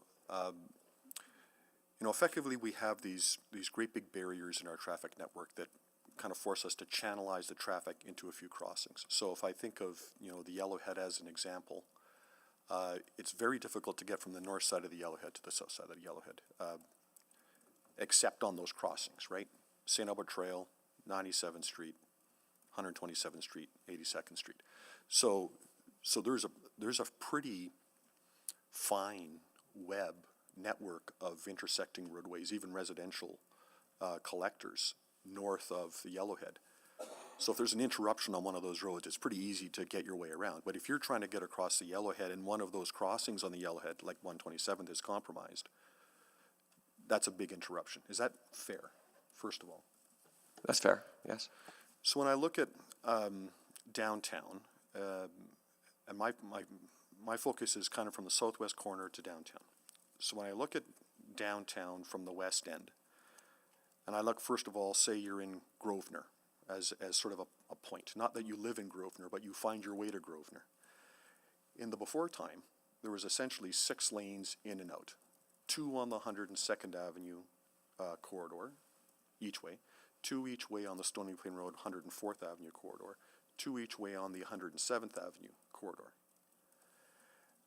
And from there to today and through at least 25 and into 26, we're going to be down to 2 lanes on 107th Avenue, either way, and even that is compromised right now. And sorry, I missed that. 107th is going to 2 lanes? Each way. Oh, in each direction, gotcha. Right, but it's down to 1 lane each way and stretches right now, non-peak. Yeah, it is. I just drove through it. Which section? Sorry, from what street in and to what around street? 124th Street. It's 1 lane in each direction? Yeah. Yeah, I drove it yesterday. It's 2 lanes in each direction. Yeah. So let's say there's 2 lanes there, and part of a lane on Stony Plain Road, because it's running through a construction site. So you've got somewhere between 2 and 3 lanes where we used to have 6. from the west.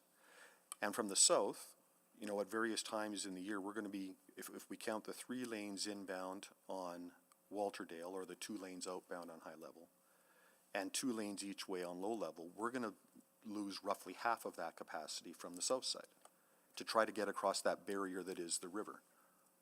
So from the southwest corner, which is essentially getting onto White Mud and either going to the west end or going through the south end, both are running at less than 50%.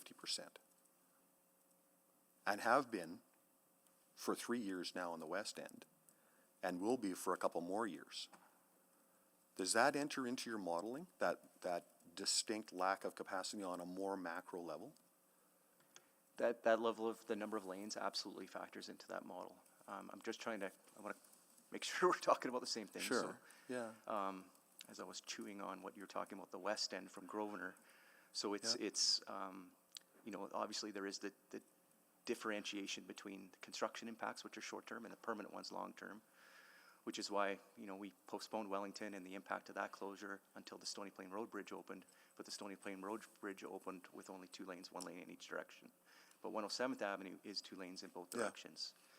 So in the short term, you'll have 1 lane in each direction on Stony Plain Road, but we have continued to protect the 107th Avenue corridor, which is why I was questioning that one specifically, because that is the one we are most definitely trying to avoid, to keep that open, unrestricted as much as possible.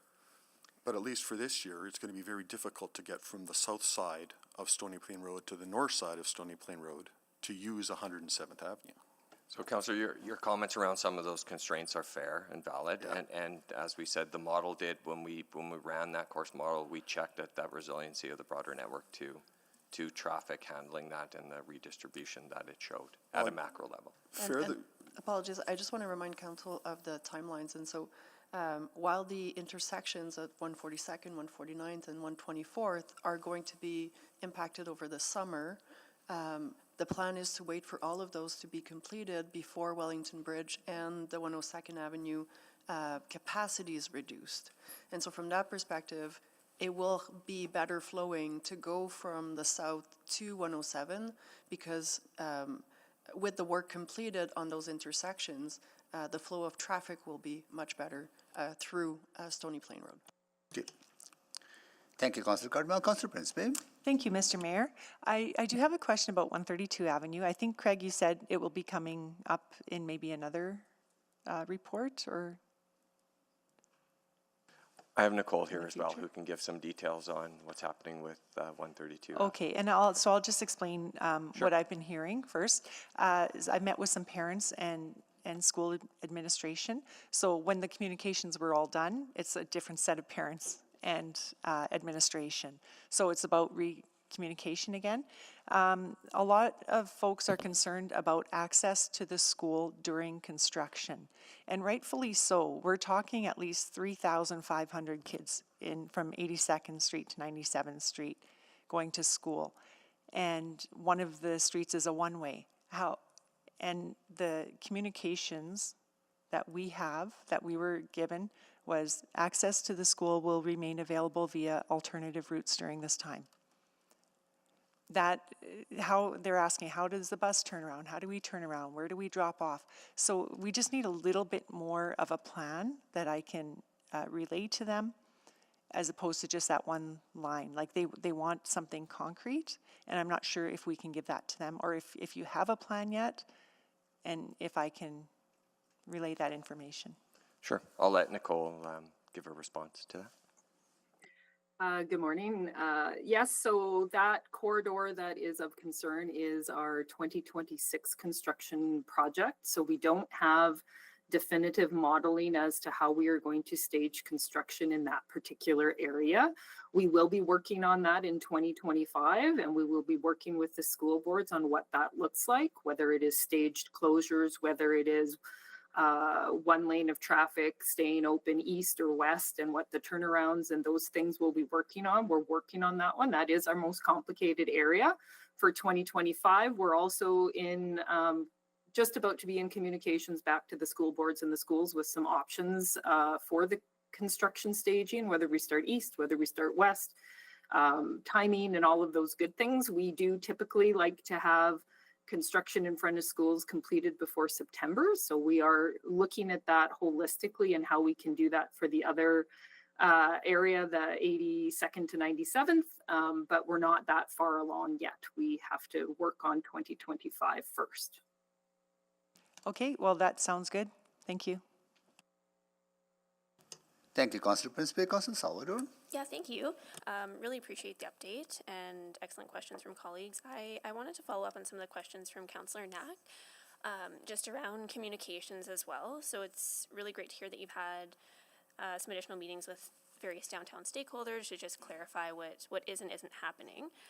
Wondering if you can share, now that they have received that information, now that you've had a bit of a dialogue, what are we hearing? Have things been clarified, I guess? I would say yes overall. Jason mentioned some of the interactions we've had. So some of the groups we've already been to their boards and met. Some of the groups we plan to. So DRC, we're planning to go to their next monthly meeting in March, and we have done some initial outreach and clarification. So we're actively doing that, either have or will continue to. Okay, that's excellent. And when it comes to the flow of communication when reports are released, I appreciated your answer around the desire to have a council conversation first. But I guess when those reports are released, if there are concerns or questions from councillors, you know, we can proactively reach out and ask some of those or flag those in advance. That's our usual process? Absolutely, absolutely. Yeah. And then were we aware of the concerns from downtown stakeholders before we saw them sort of publicly shared? So, Councillor Salvador, so we sent the memo on the bridges in May of 2024. And at that time, so it was to council, it was released maybe a month or two later, as is the usual process. And at the time, we got letters from a few organizations downtown that mentioned their concerns with the plan. And so we responded at the time saying that, you know, a lot of these projects are still in design, we're still developing more refined information. And as we get that information, we would reach out to them. I think a big lesson learned for us is that we hadn't anticipated that they still had that level of concern with the plans, and that as Jason mentioned, we were, you know, coming to council and then we were going to reach out and do all of these things. Realized that we left a bit of a time when we did not reach out to them and we didn't communicate. We were working on the projects, we were advancing, we didn't anticipate that there would still be those concerns. And so it's a lesson learned for us that we need to establish those relationships with those groups and just continue to keep them informed as we develop the projects. Okay, and I really appreciate those reflections. And I think it just sort of underscores the importance of being able to have that place for stakeholders to kind of plug in and just, kind of an obvious point of contact, which exactly. Yeah, and it seems like that is there now. Yeah, wonderful. Okay, I'm going to switch gears a little bit. So, you know, I know a number of large projects have been mentioned today. I actually just wanted to briefly ask about neighborhood renewal as well, and traffic coordination and accommodation with projects of that scale. Particularly as it relates to communication. I'm just imagining and reflecting on some of the experiences in the area I represent, where large neighborhood undergoing renewal, traffic impacts, of course, are expected, and concurrent closures are happening at once. What is the level of communication that we would see as practical, where there is pretty rapid changes happening in the community? I received some questions in Otwell, for example, just around what can be expected, what is reasonable for communications in those contexts. I'll let Nicole start with that. Hi, Councillor Salvador. Thanks for the question. Typically for neighborhood renewal, we try to give 1 to 2 weeks notice before we do some changes on road closures. It is a very fluid type of work that we do within the neighborhood, so we do not necessarily box in our contractor to be able to move through the neighborhood in a way that is the most efficient to do so. So it is fairly timely and fairly just on time kind of communication that happens with neighborhoods. Yeah, and I would say that that's literally at that door-to-door level when we're impacting in front of people's homes or in their alley impacts. So. Totally, yeah, and agree. It is moving quickly, and it is such a fluid and evolving process. So I appreciate those answers. I will maybe come back for another round. Thank you. Thank you so much. Before I carry on with the other colleagues, I want to welcome some students who are visiting us from Bishop Severin School, grade 6 class, and they are here with their teacher, A. Murkowski, right? And your ward counselor is Counselor Prince Bay, Ward Testawiniwak. Thank you so much for joining us. I know you're part of your other class was here earlier on, and I asked them if they have done their mock council. Have you selected your mayor yet? You have, and you haven't done your mock council yet, right? You didn't. Okay. You did. You did it already. So I'm going to call upon the your class mayor to come down to the podium.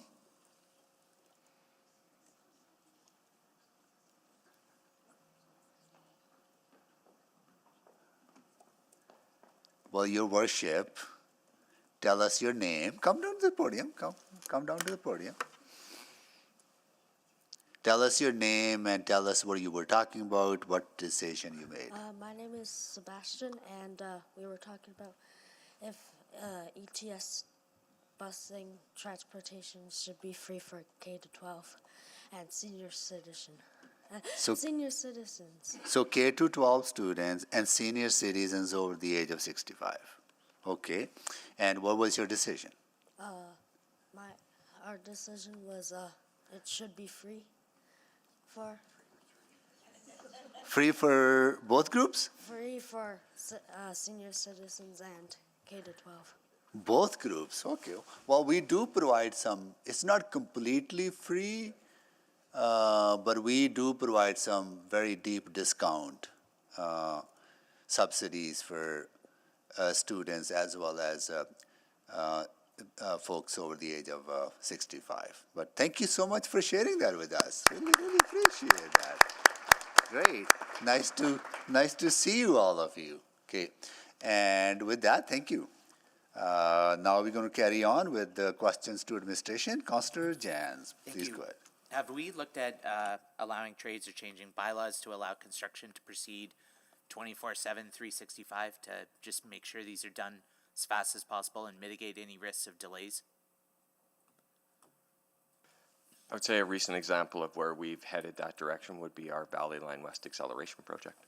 But in the third inning, seventh inning? Before, yeah, we're a couple years into it. Like, can we, from the jump, just say this is such a priority, carte blanche since May 1, go? Ultimately, we have to, a large part of what our work plan looks like is a partnership with industry, and it relies very heavily on their ability to do things like that. You're talking about shifting an industry into kind of a 24-hour operation. They do, and they have done, where we've prioritized, for instance, we have done night paving on key corridors in the past. So if we are doing work on heavily congested corridors that are, like the ones that Councillor Carmel was mentioning, where we want to avoid any kind of interference, we have scheduled that work. But for something like a Wellington Bridge closure, you can't just kind of start paving in the night and then reopen it during the day. It's a replacement.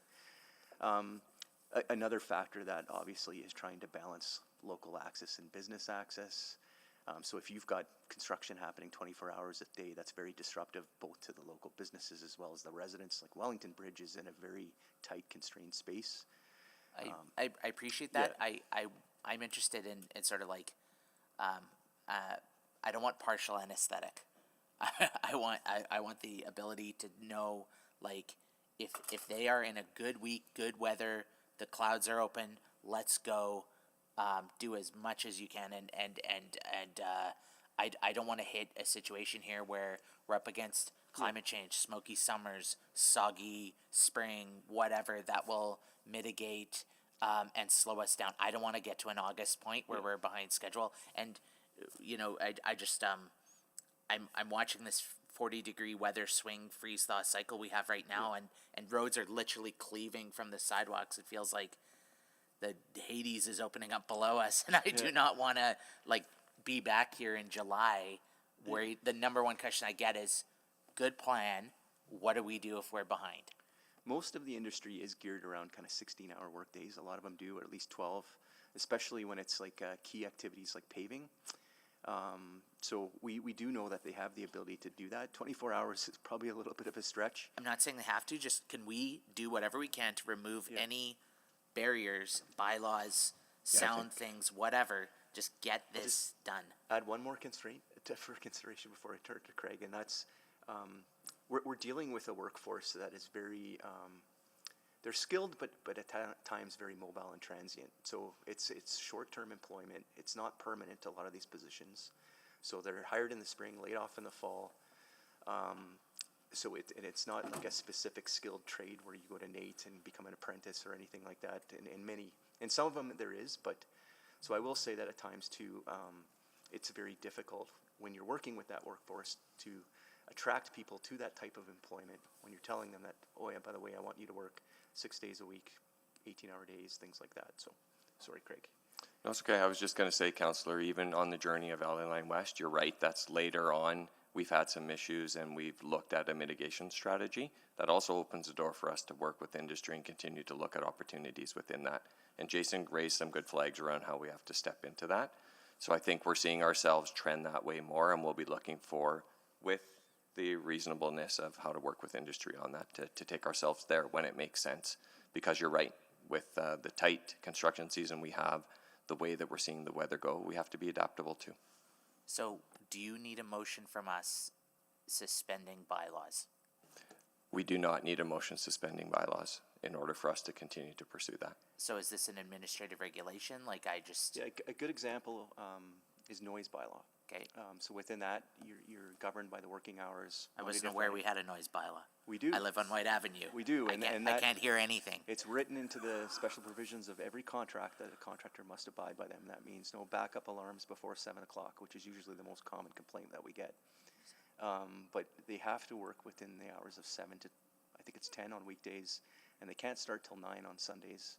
I'm not sure what Saturdays were again. I think it's 7 to 10 as well. But we do have the ability administratively to apply for an exemption, and that's done administratively, not through council delegation. So I believe it's the branch manager of community standards in which we apply, and we get waivers to the noise bylaw. Okay. Shifting gears. Thank you. Sorry. Oh, already? Oh. Yeah, thank you. Sorry, Councillor Jans. Councillor Hamilton. Thank you so much. I appreciate this update, and I think the opportunity to parse out what the sort of real impact is going to be, the sort of real infrastructure projects. And I want to note on West Valley Line, the affected ward councillors have been briefed ongoing, and I think that those briefings have encouraged a good dialogue, I would say, between not just the councillors and the community, but also in administration. So I want to acknowledge that, and I want to thank the teams that have come to that and have been operating in good faith. And I think that this is sort of in that vein. But so where my questions are going is a bit real talk. I hear the sort of strong feedback from community in the last few weeks has been difficult, but I am also of the mind that like those are based on feelings, and feelings are real. And for me, in sort of analyzing this, I feel like there's legacy trust issues with infrastructure delivery, and I'm not casting blame, but I'm wondering, as we're moving forward, you're also looking back, and a lot of folks are still struggling with some of the legacy trust issues. And I'm wondering how you intend to address those, because I think comms is probably an end result for it, but how do you engender, I would say, a change approach to your infrastructure projects to maybe rebuild some of that trust that may have been lost with some legacy projects? I'll give a broad answer as a start because that's kind of a good question and a broader one. I think clarity of the work we're doing, how we take on our work, and the way we do our work in a way that's understandable is something we're focused on right now.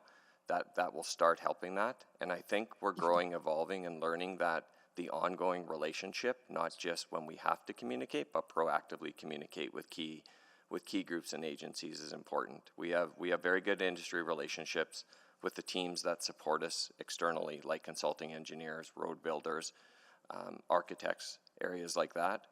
We do have some interaction when we get into phases and stages of specific project areas, be it BIAs, the downtown areas, but getting more proactive and establishing those relationships throughout, I think will help, and we're learning, growing, and heading towards that direction. And maybe this is sort of a good jumping off point for that. Invariably, something doesn't work out. Timelines don't work out. There's a hitch. And so, and I would say that part of the, I'm going to say the anxiety and the agita over the last few weeks has been based in that concern that, you know, projects will hit a hitch and the worst possible scenario will come to fruition. And when it comes to like timing, and I think timing closures are more relevant to people on a day-to-day basis than budget. Budget is important, but in sort of a longer term perspective, how are you going to address like those kinds of unintended issues that invariably meet an infrastructure project? And I say this like also having seen a ton of private construction projects hit hitches. So yeah, how are you looking to manage when things don't go right and start veering off in an unintended direction? Thanks for the question.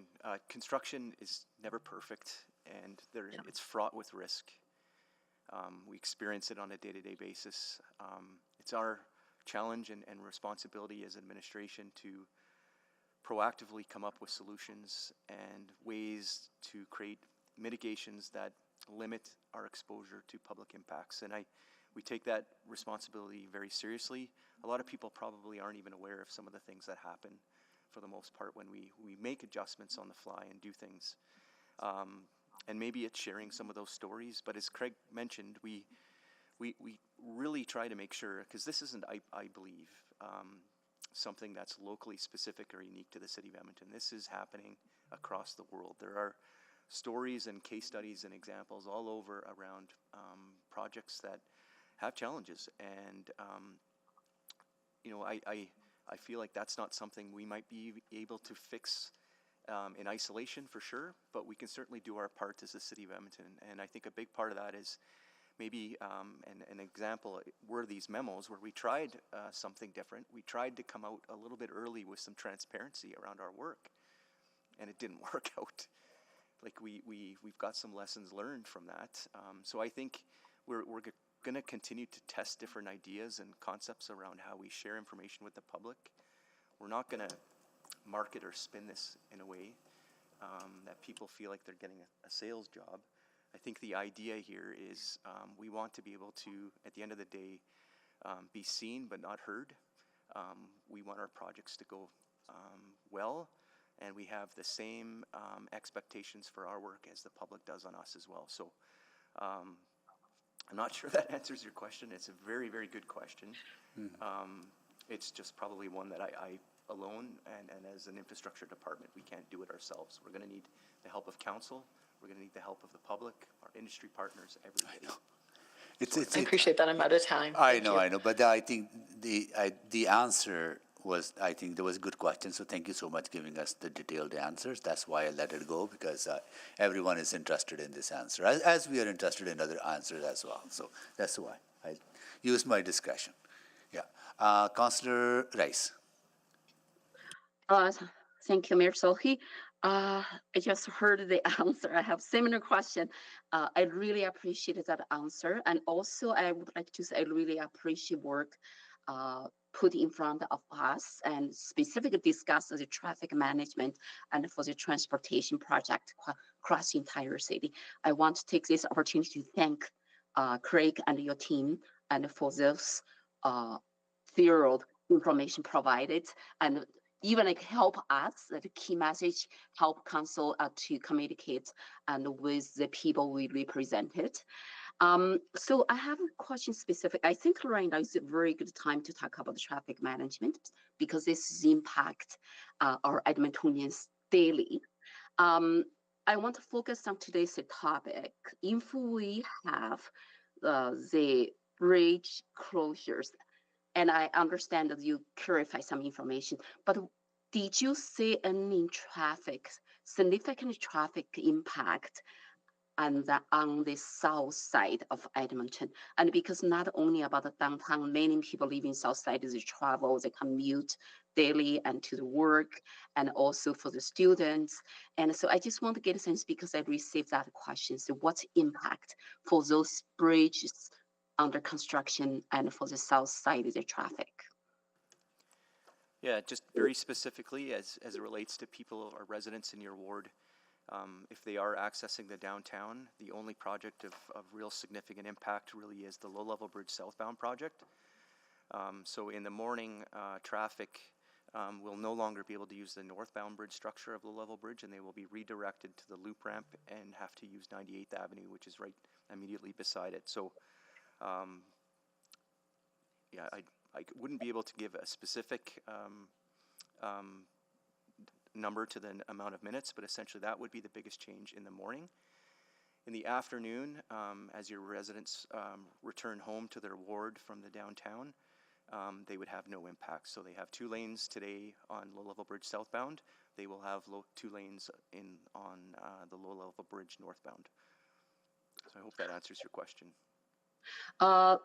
So why I'm asking this question, because in Southside, we have the major transportation project, that is Capital 9 LRT and the South Extension, and that's already impact the 111th Street traffic, and then cross Henry. And then I look at it not as an isolated situation, I look at it as a lead work for the traffic across the entire city. If we, the impact on the another bridge, and then all the traffic properly flow and change to between those major roads, and then, like, for example, 111th Street, a Calvary Trail, and then also what you mentioned, another lower level and bridge. And so I just want to get sense, clear answer from you or some like confirmation or proper information, and then to ensure and residents, Edmontonians who live in Southside to have better understand how they plan their commute traffic flow every day.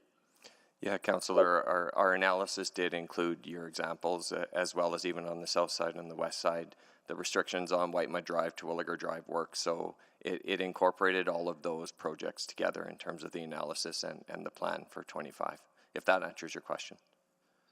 So probably I need more detailed information on that piece, because I mentioned if you look at a connection between the south side of Edmonton and specific, not only my ward, linked to the downtown, that's 111th Street, Calgary, that Calgary Trail, toward Drive, and all those, and then is there any information or key bonus we could use to communicate with community members and in those area?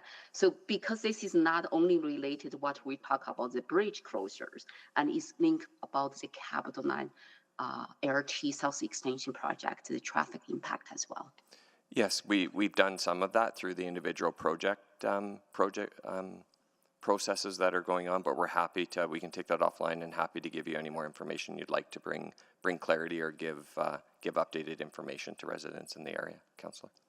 Okay, thank you. So I do have another 2 questions. I don't think I have enough time, and I will come next round. Thank you. Thank you. Councillor Paquette, go ahead. Yeah, thank you very much. And thank you for the presentation, for the answers so far. I just wanted to expand a little bit on some of what we're seeing on Valley Line West and what some of the plans are and how that might extend to other projects around the city. And specifically the idea that, well, let me preface the question because I think it's important for me to do so. And that is that we often, I think every single one of us as counselors, get emails from folks who are driving by road construction sites or otherwise and seeing the equipment there, materials there, no people there. And they're doing these detours, they're getting backed up, and they get very frustrated in the lack of observable work. Now, of course, we do have a timeline within which that work should be done, but the optics aren't great. When people are detoured, when they're backed up, when there's a massive amount of construction fatigue, it can get very frustrating. So, with that understanding, is there any inclination from the administration side to look at how we can fast track certain construction areas? So, rather than doing a slow detour past the work, just close that section down completely, get it done as fast as humanly possible, open it back up. And that is certainly possible, and a good example of that is in a neighborhood project where you're doing local roads. It's a complete closure, and basically all the equipment comes in, and it's like a fine oiled machine. They come in, they do the demolition, pulverize the asphalt, prep the subgrade, do the concrete, do the underground, and then pave. Happens very quickly. Where it gets a little bit more complicated is probably as you kind of work up to the hierarchy of road structures and the classifications, and you're working on an arterial road, where the ability to close it has, due to the modeling that we do, shows that there are knock-on effects that either parallel routes are congested or they also have construction. So on a case-by-case study situation, we do look at different staging alternatives for each project to try to find the right balance between either staging it or closing it to both accelerate the work, shorten the pain as much as we can. I will add one other thing that we do is part of our contracts. A contractor is never incentivized to take longer than what's required. It's in their best interest, both financially as well as within the contract, to make sure that they get the work done as quickly as possible. The longer they keep a project open is money on their books, and they don't want to pay for any unnecessary costs related to having that closed.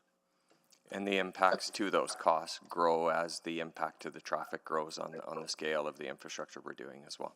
So. Yeah, and that's understood. And so the majority of our projects are done on time, on budget, especially for the ones that we're talking about here that have like a minor neighborhood impact. But I'm just wondering if that's the case, is there, I mean, and I hate to push it, but is there a way to ensure that some of those smaller things like an intersection or a stretch of road that isn't a major piece, but is just like sort of something that construction companies are used to doing? Again, just sort of that seeing the work not being done for like maybe a week solid while the sun is shining. Maybe that means that the contractor is rapidly trying to work on finishing something else and has redeployed resources, but the optics still get frustrating for residents. So any thought on how we can sort of change that narrative? Yeah, understood, Councillor. And there's always going to be a constraint and a limitation to always correcting that narrative, because there's reasons why sometimes a construction site for a time needs to stay closed. We need the equipment mobilized and no one will be working. So that optic will always be there sometimes, but how we try and progress the work, as Jason said, and how we try to inform with either roadside signage or proactive messaging is something we're constantly working on, trying to minimize that and limit it. And that's really how we try to do that. And it's been a journey, as Jason said, not just our city, but many cities. So we are intentional with attempting to do it, understanding it can't be perfect and always there. Right. So my next question is, why don't we build like Tokyo? But no, I'm being facetious. All right. Thank you very much. I'm reminded of the last 10 seconds of one thing that somebody shared with me at one point in my career, and that when everything's important, nothing is important. And I think a big part of what we have to do every year is try to evaluate where we want to make sure that we prioritize industry to focus their resources on, whether it's Jasper Avenue, right now it's probably Valley Line West, but when we go forward and we speak with industry, we need to be intelligent around what we're saying, around what we set for priorities, because if we say everything is, it's not going to be helpful. Yeah, and I'm sorry, I just don't know who that last person was who was responding. Sorry, that was Jason Leafsta. Sorry. Oh, okay. Thank you, Mr. Mayor. Thank you. Councillor Paquette, would you like to move the second round?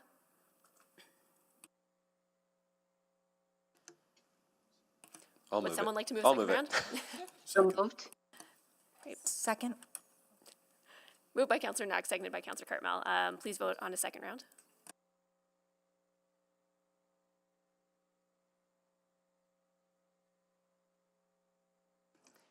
We have all the vote. Display the vote. That's carried.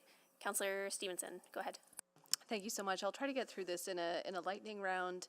Really appreciate what I've heard around communication and the city's commitment to continue to work on that. I would maybe just flag some opportunities. Attachment 1, each specific project, it doesn't have a section that speaks to the contingency with other projects, so that might be a way to help reinforce how one is dependent on the other. Also just wanted to confirm that we will have the construction coordinator position filled. I think there was a posting recently. Is that Correct. It closed 2 days ago. okay? Or a few days ago. Okay, so again, I think we do have a number of touch points with yourselves, with our downtown vibrancy director, and now this construction coordinator position will be another plug-in point for folks. So that's really great to hear. Maybe just touching on a few of the questions earlier. So I mean, I think when we're looking at lane closures, my assumption is that all lanes are not already at 100% capacity. Is that fair?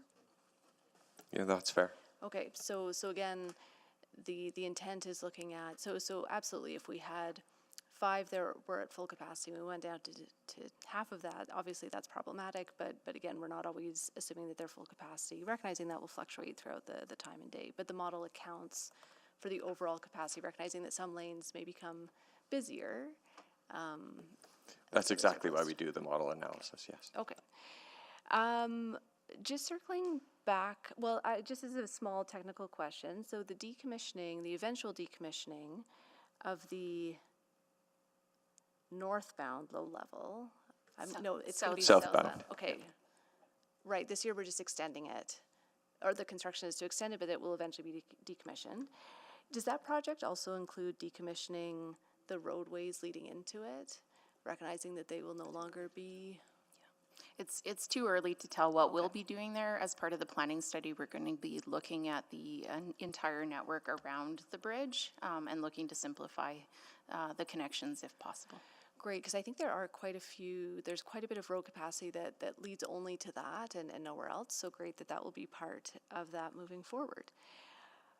Maybe just as a last question, I'll turn back to ETS if I could. Just again recognizing that the team has done I think a really solid job in trying to reduce some of the traffic impacts. Recognizing that some people may still maybe not wish to face some level of delay. What opportunities do we have with our park and ride facilities, both ours and external agencies, to help provide an alternative if people wanted to make that choice? Yeah, thank you, Councillor. It's Carrie from ETS. We definitely have lots of capacity at Davies Park and Ride, connecting people to the Valley Line Southeast. I'd strongly recommend people consider that as a viable alternative. We have room to accommodate up to 1,300 vehicles at that lot. Heritage Valley Park and Ride also has a lot of capacity. About 1,100 different spots are available. And we run bus service from Heritage Valley to connect people to the high floor LRT.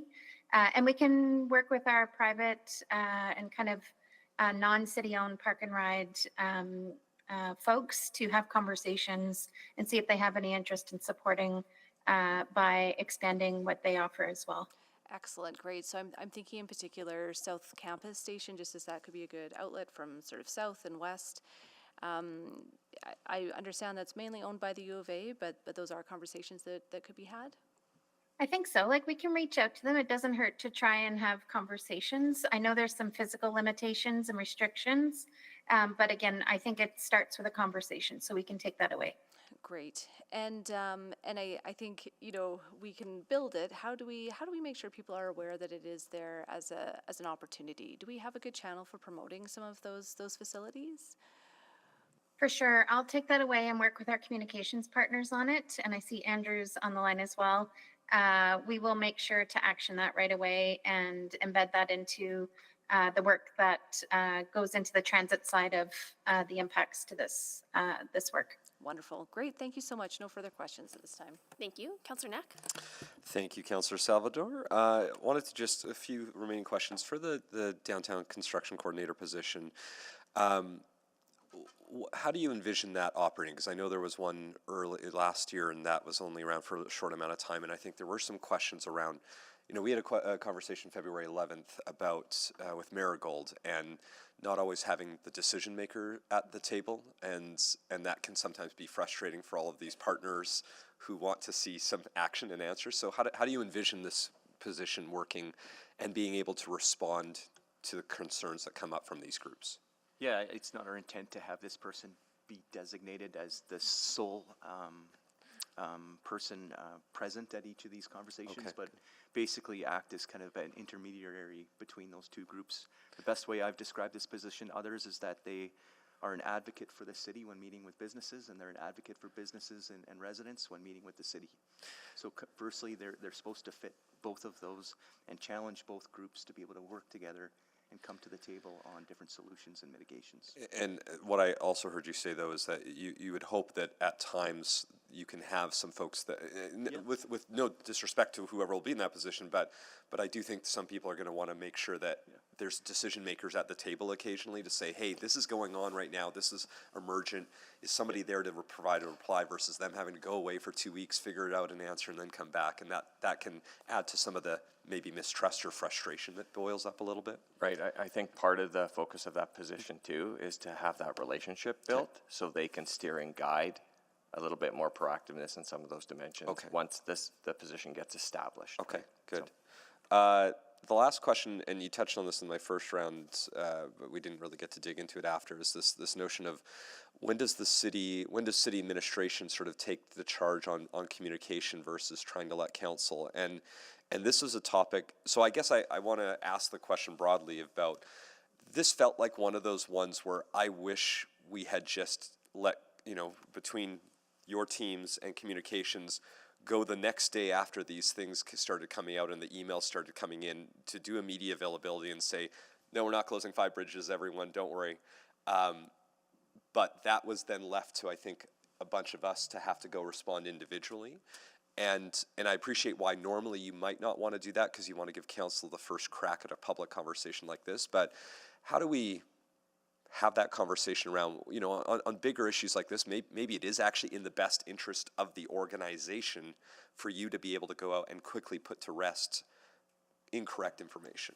Yeah, those are fair comments. I'm going to let Jen jump in here and give some comments too. I'll just highlight, as Jason said, we tried to react. We tried to quickly get information out first to you and then to carry on with the other. And you're right, it was almost fast enough in this case, but we learned some lesson from that. But I'm going to let Jen speak a bit more to that proactive comms approach. Okay. Thanks, Craig, and thanks, Councillor, for the question. Yeah, definitely some lessons learned from our perspective. It's not just giving council the first crack at commenting on the report. We also, as administration, are cognizant not to presuppose an outcome or perhaps an amendment to a report. So typically, our communications has held between the report release and when it is discussed at committee or council. But this time around, we did a lot of behind the scenes work before we did the media availability yesterday, which again is atypical of us to do that ahead of a conversation like today's, in working with the different partners to let them know where some of the information was outdated, leading to some of that misinformation. I don't think anything that was put out there was done so maliciously or anything like that. So we've had some productive conversations behind the scenes as well.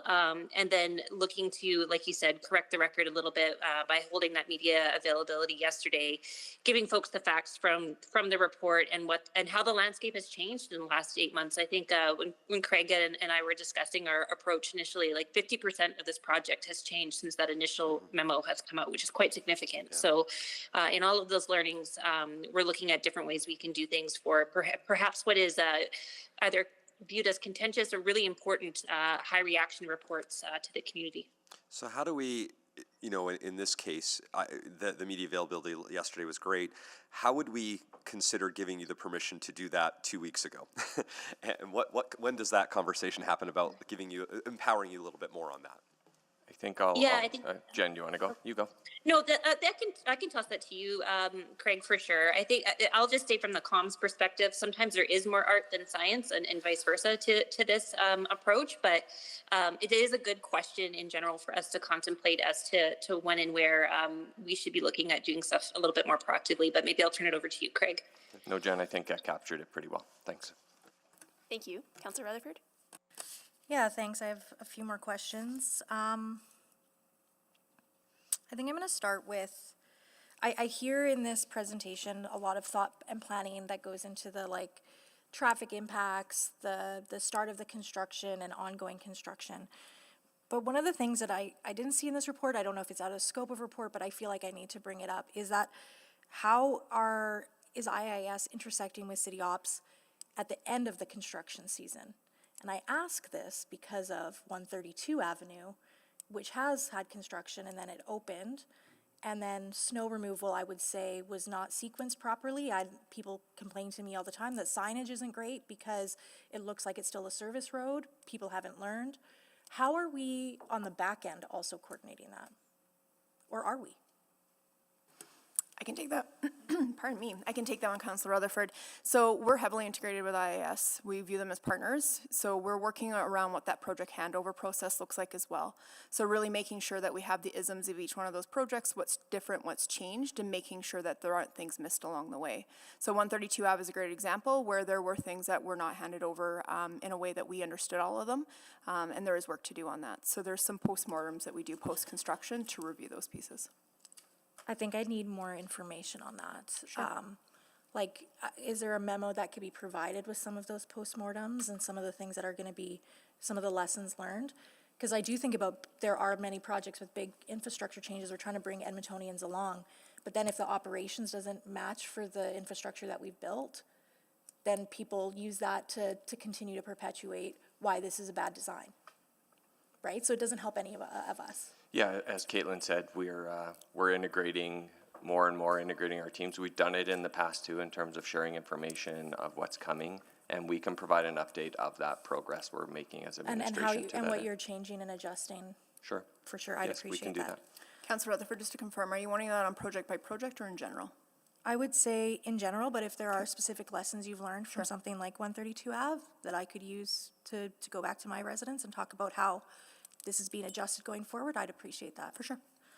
One of the things I also hear a lot of, and this is a very broad question, but I get it a lot and I answer it, but I think I want to take this opportunity to get the experts to answer it better than I probably do. Why do we not just do one project at a time, complete it, and then move on to another project? I hear that a lot in conversations that I have with residents. Is that possible in the city of Edmonton? Why don't we do that? I'm trying to think. I'm not sure. Maybe there's an example, but like bridges. Let's talk about bridges, yeah. Because that's obviously a big topic. We can't just say, we're going to do the high level, and we're only going to focus on the high level and move on to the other one. Why is it that we can't? Okay. You get what I'm asking? We've got 13,000 lane kilometers of road. We've got 350 bridges.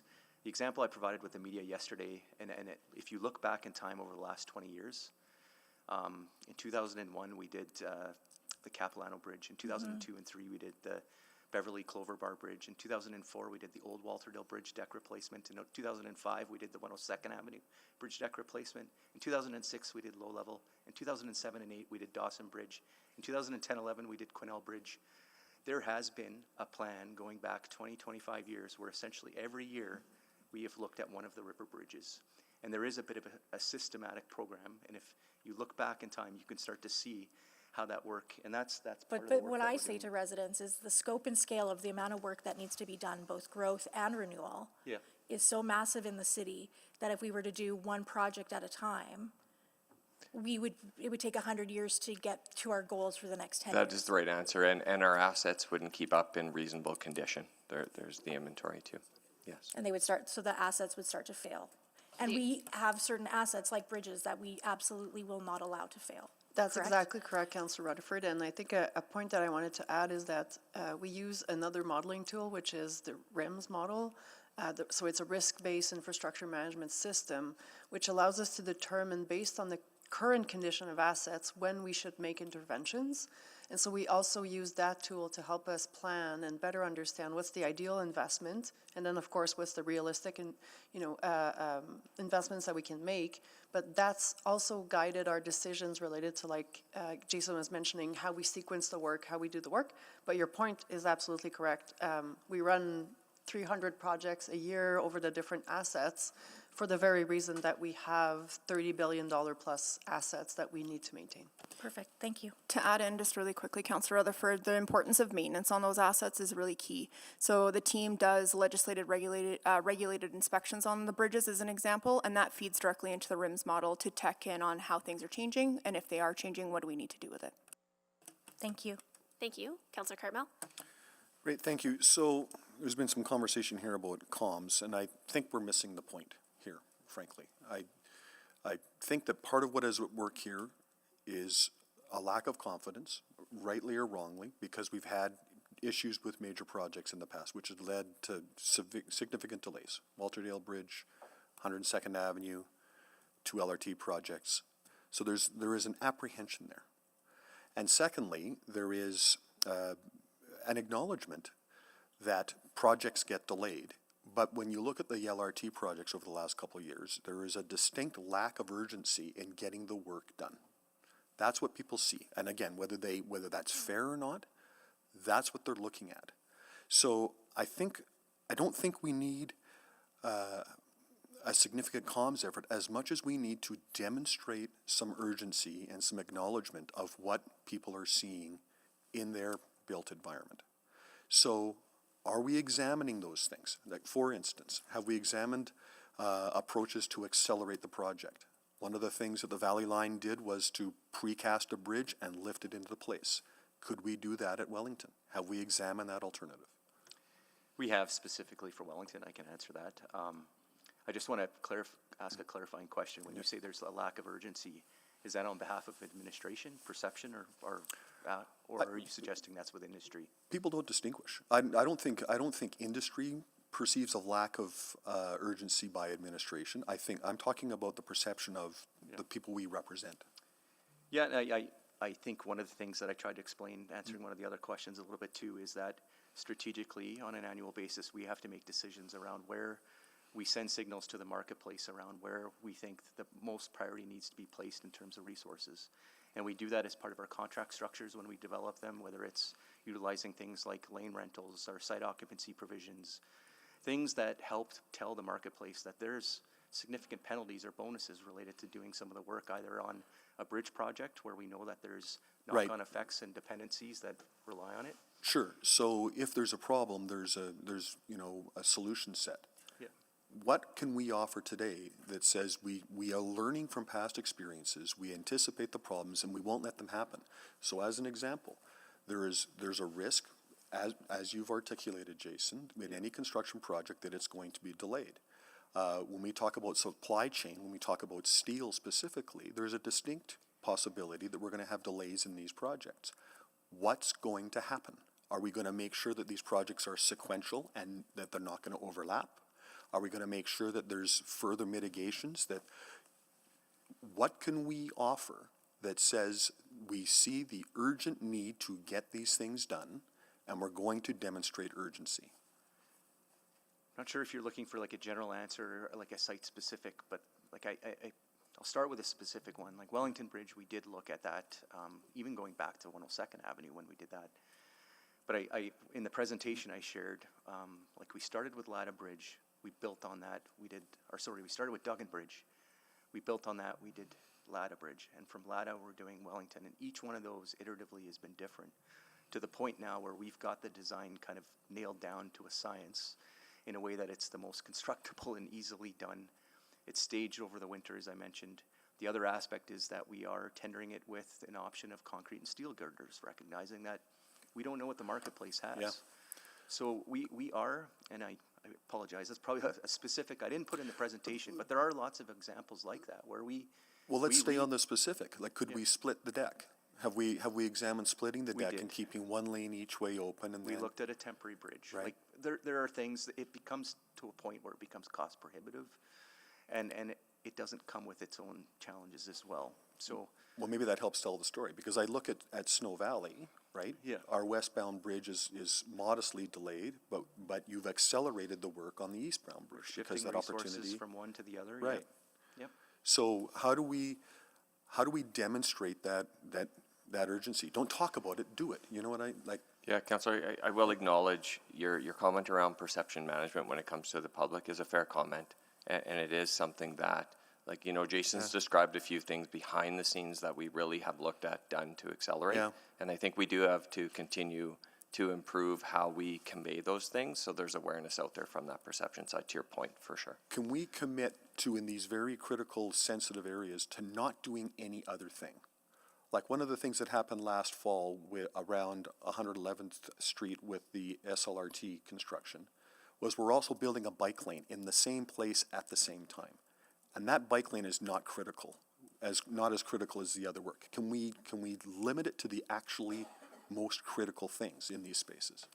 So, Councillor Cartmel, one of the efforts that we've made over the last couple of months to look at understanding 2025 and its impact is looking at absolutely like other smaller or, you know, different urgency of projects. And so a few examples is for 107th Avenue, we are looking, so we have already made changes to some of the deliverables related to the revitalization project, which was and the active transportation projects, which were to happen in 2025. And so both have been adjusted so that 107 Avenue corridor will be maintained in its full capacity without those smaller projects kind of adding to the constraints. So that's an example of absolutely we've done, we did look at our network to make sure that everything that we could delay or change, we did.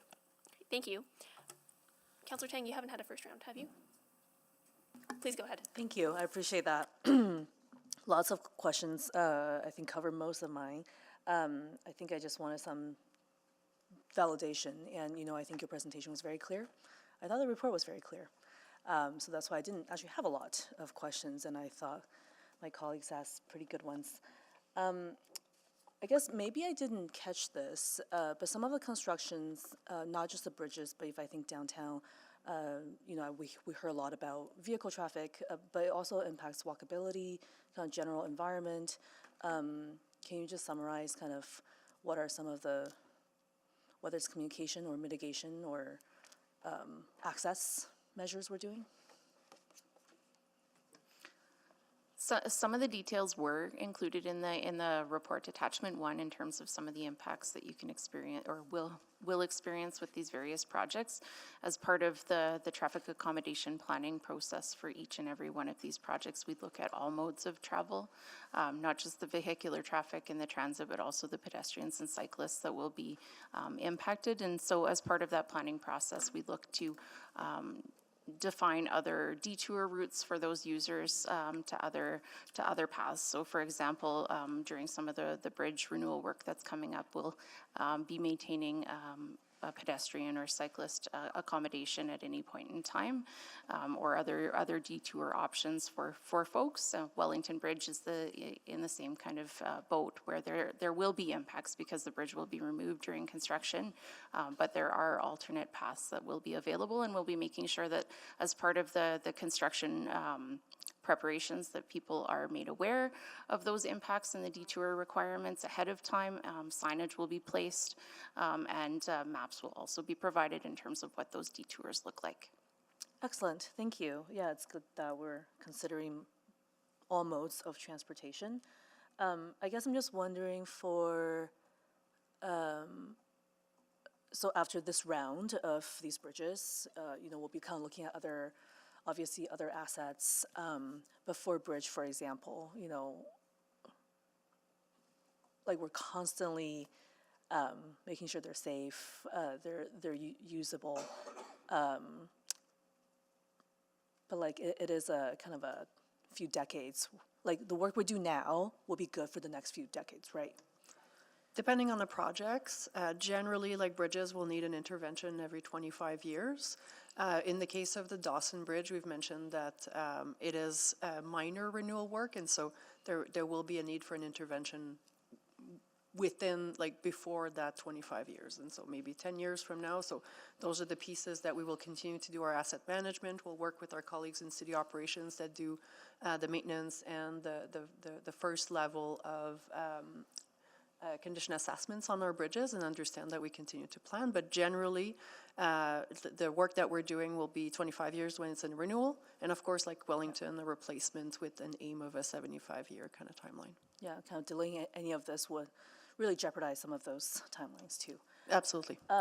For a lot of the emails we have been getting in, I mean, they're all kind of a form letter, but I just want to make sure we got all of those things. So I'm just going to kind of rattle off a few issues that people are talking about. People said they're suggesting the city to explore options such as accelerating or staggering the construction timelines. We're doing that, correct? Correct. Improving public communication. Yes? Continuing to work on it, and will continue to progress on that. Optimizing traffic management. I feel like that's what this whole meeting is Yes, about. correct. Providing support to affected businesses and institutions. Where we can, within our project scopes, absolutely. And ongoing conversations with some of those Yes. key stakeholders.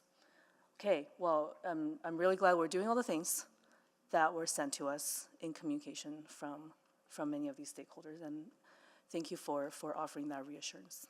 That's it. Thank you, Councillor Tang. We're coming up to our noon break, so at this time we will pause for a recess and resume at 1:30. And Thank you just so to much. confirm, we'll be coming back on a different item? Yes. We have a that's time okay. specific for item 7.8. Yes. Thank you. Thank you.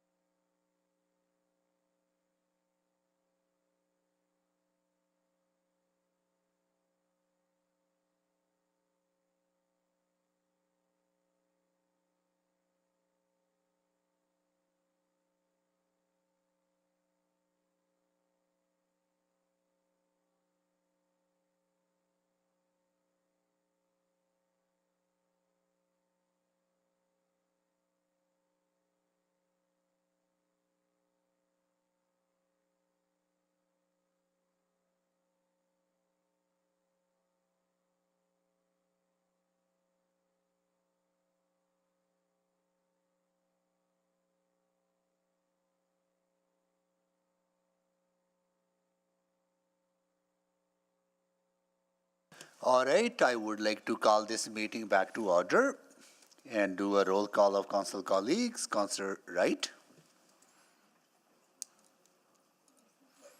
There. Good afternoon. Councillor Knack. Good afternoon. Councillor Principe. Hello. Councillor Stevenson. Good afternoon. Can you mute yourself, Councillor Stevenson? Councillor Paquette. Hello.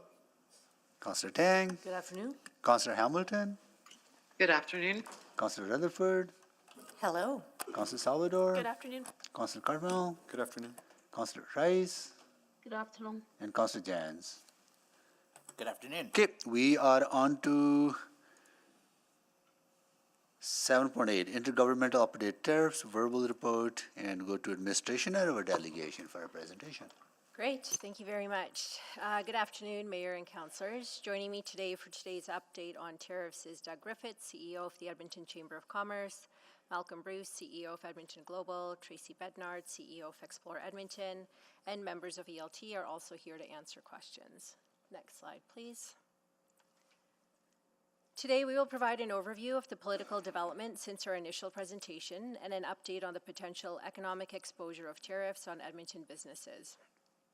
We will also hear from some of our Team Edmonton partners on the work that their organizations are undertaking and discuss next steps. Next slide, please. I would like to start by sharing a few highlights from the presentation. First is a reminder that this presentation builds on the integrated Team Edmonton approach that was introduced during our initial presentation on tariffs at the February 4th Council meeting. Today, we will show how City Administration and our partners are aligning our work and messaging so that we can better position our city and region for the potential impacts of tariffs. While tariffs remain a threat to our local and regional economy, they also present opportunities such as a potential for new international markets and tourism development. The collaborative approach we are taking with our partners will enable us to not only harness but maximize these opportunities. In addition, it is important to not lose sight of our long-term strategies, such as City Plan and Economic Action Plan, even as we make necessary adjustments such as Buy Local. Maintaining a long-term strategic focus will better position us to weather the challenges, mitigate the impacts of tariffs on our community, and continue to guide our efforts towards building a vibrant, inclusive, and resilient community. Lastly, we will highlight the differences in impacts on Edmonton compared to the metro region based on differences in exposure for the different sectors of our economies, as this understanding is also central to our collective resilience as a metro region. Next slide. Since our last update on February 4th, the political environment related to tariffs has continually evolved. Despite the 30-day pause announced on February 3rd, President Trump and the U.S. government have continued to make a number of announcements related to tariffs and seem to be committed to using tariffs or the threat of tariffs to rapidly reshape international trade and the American economy.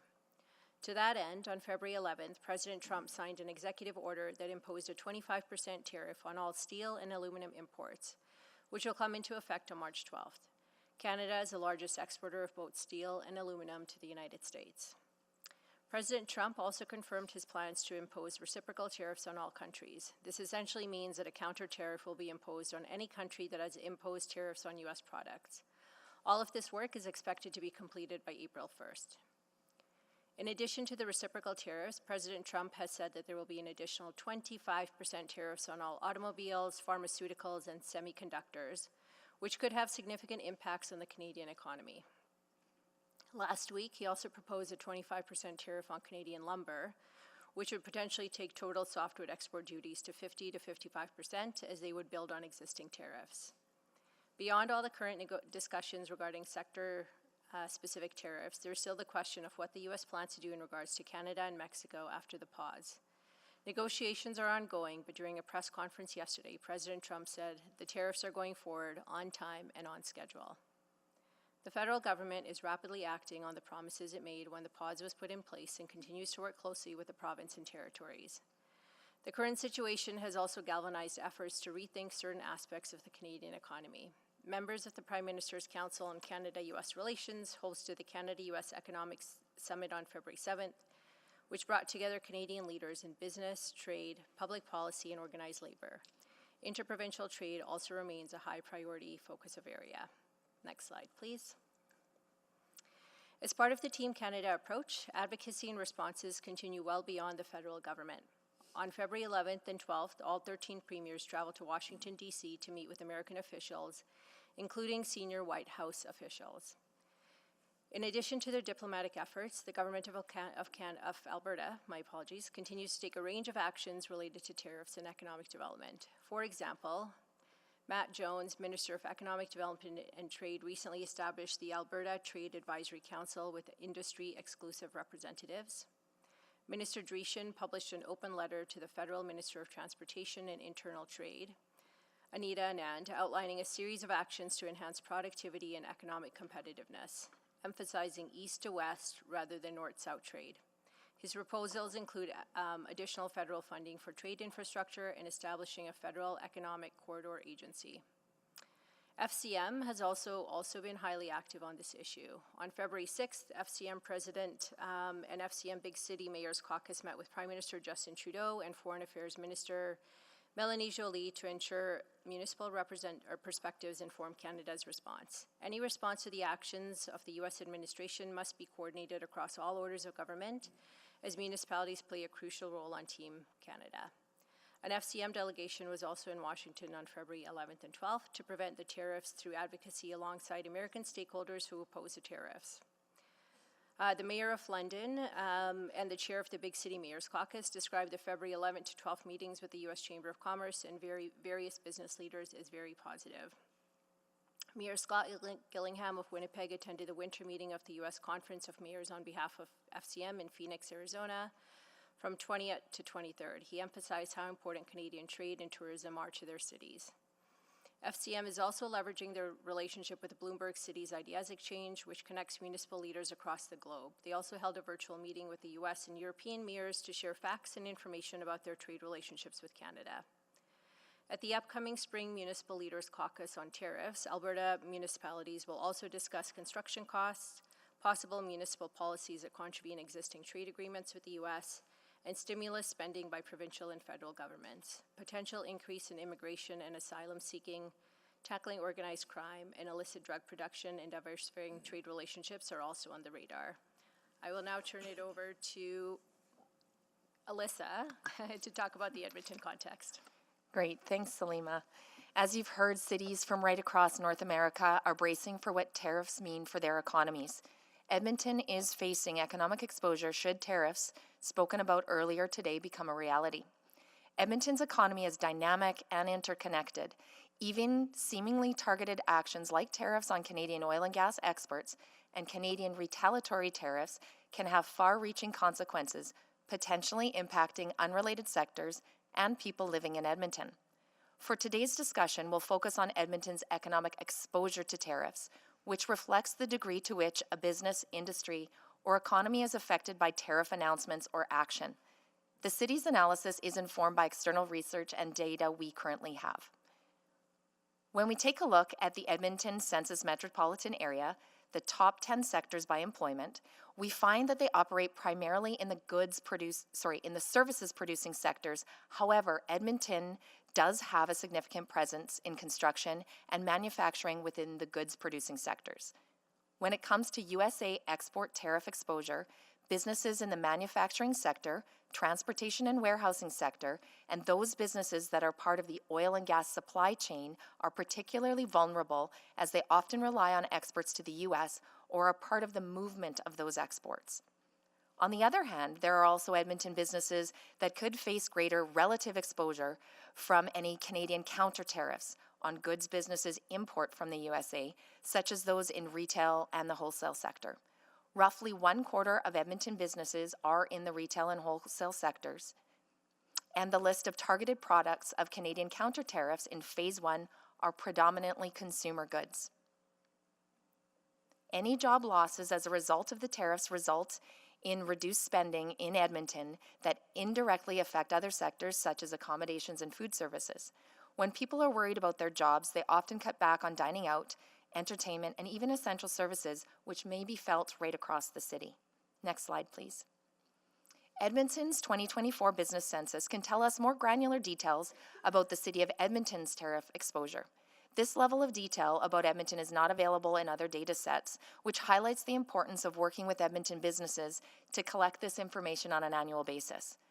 2024 business census includes data on over 17,500 businesses, which is roughly 3/5 of Edmonton businesses, excluding home-based businesses, and will expand to include all of Edmonton's businesses by 2026. So this is just a snapshot of the first 2 years of our business census.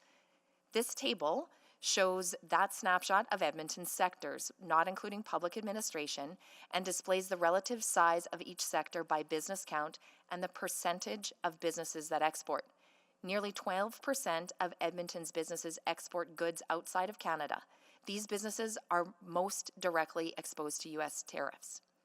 When looking at exports by sector, those businesses in the transportation and warehousing, manufacturing, wholesale trade, and retail trade sectors are reporting the highest proportion of export activities. Although we don't know how much these exports are destined for the U.S., it does tell us how much dependencies these sectors currently have on exports. Multiple sources show that 90% of Alberta's exports to the U.S. Multiple sources show 90% of Alberta exports go to the U.S., though the majority of those exports are oil and gas products. While most of the oil and gas producers are located in the region, such as the refineries along 17th Street and the Alberta Industrial Heartland, many Edmonton businesses are part of that oil and gas supply chain, providing everything from specialized equipment to professional services.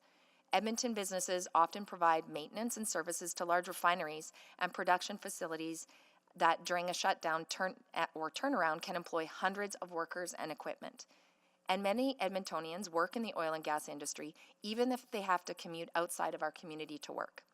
This means that in addition to the direct exposure to tariffs we can anticipate in Edmonton, we should also be anticipating follow-on exposure in our sectors that support oil and gas operations in Alberta and the Edmonton region. This exposure should not be underestimated, and it's important to understand any perceived relative resilience does not mean Edmonton is immune to tariffs.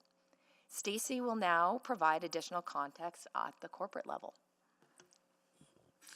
Each year, the City of Edmonton purchases over $3 billion of goods and services through approximately 400 contracts sourced across North America and the world. The procurement of required goods and materials for city projects is sometimes conducted directly through city contracts, although a significant number of purchases occur through sub-suppliers working within city contractors and suppliers. As a result of decades of free trade between Canada and the United States, the relationship between manufacturers and suppliers on both sides of the border has become increasingly interconnected. In some cases, a company may seem to be Canadian or American, but might actually conduct more operations and have more work performed on the other side of the border. This blending of the supply chain operations makes analyzing the impact of tariffs more complex. In general, contracts do not automatically adjust for changes in tariffs. Corporate Procurement and Supply Services and Financial Services Branch are currently working with the operational areas to review and analyze purchased goods and services and contractual obligations, evaluate the financial exposure on these contracts, and review options to mitigate cost escalations, all while evaluating supply chain risks and ensuring business continuity. For new procurements that the city is conducting, bidders are being asked to explore available solutions in line with the contract terms and conditions when preparing their bids. This may include considering alternative supply chain options and evaluating financial implications. Bidders are asked to develop alternative solutions and contingency plans when finalizing their bids to minimize the potential impacts on the satisfactory implementation of the work and the contract rates. City administration continues to monitor the situation closely, and we're exploring all available options to continue to work towards mitigating supply chain risks. I'll now pass it over to Kim Petrin. The City of Edmonton has taken a long-term approach to economic development, and many actions are already in place that help to mitigate against Edmonton's tariff exposure. These actions are important now and are also important to stay focused on over the long term as they all contribute to growing the economy. Edmonton's Economic Action Plan is Edmonton's 10-year roadmap to building a vibrant, inclusive, and sustainable economy. It includes actions that improve our regulatory processes and reduce red tape so that we remain agile. prioritize local and equitable procurement to ensure that priority is given to local businesses wherever possible. Support emerging Made in Edmonton technology solutions to support our innovation system. Develop Edmonton's competitive advantage as an international logistics hub. Develop and implement an integrated place brand strategy. Promote and support academic programs that advance the local economy. Utilize and coordinate the City of Edmonton's event strategy, and explore Edmonton Tourism Master Plan as tools to support investment by creating awareness about local opportunities for businesses and people, and encourage people to shop locally in our small businesses through the City of Edmonton's Shop Local campaign. We are committed to refining these strategies and actions this year, given the changing economic realities, working with the business community and economic leaders like Edmonton Global, Explore Edmonton, and the Chamber of Commerce, Edmonton Unlimited, and others, with the goal of continuously improving economic outcomes and economic growth in Edmonton. I'll now pass to Doug Griffiths to share a perspective from the Chamber of Commerce.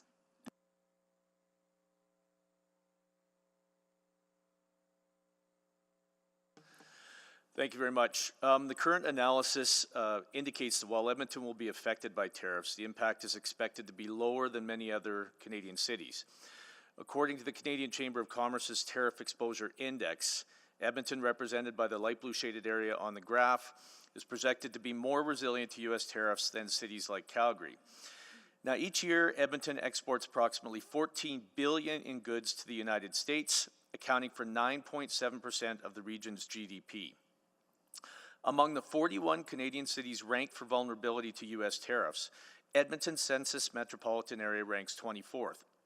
This suggests that Edmonton faces a moderate level of tariff exposure, largely due to its lower U.S. export intensity and overall export dependency compared to other urban centers in Canada. However, there are two key limitations to the Tariff Exposure Index that need to be considered.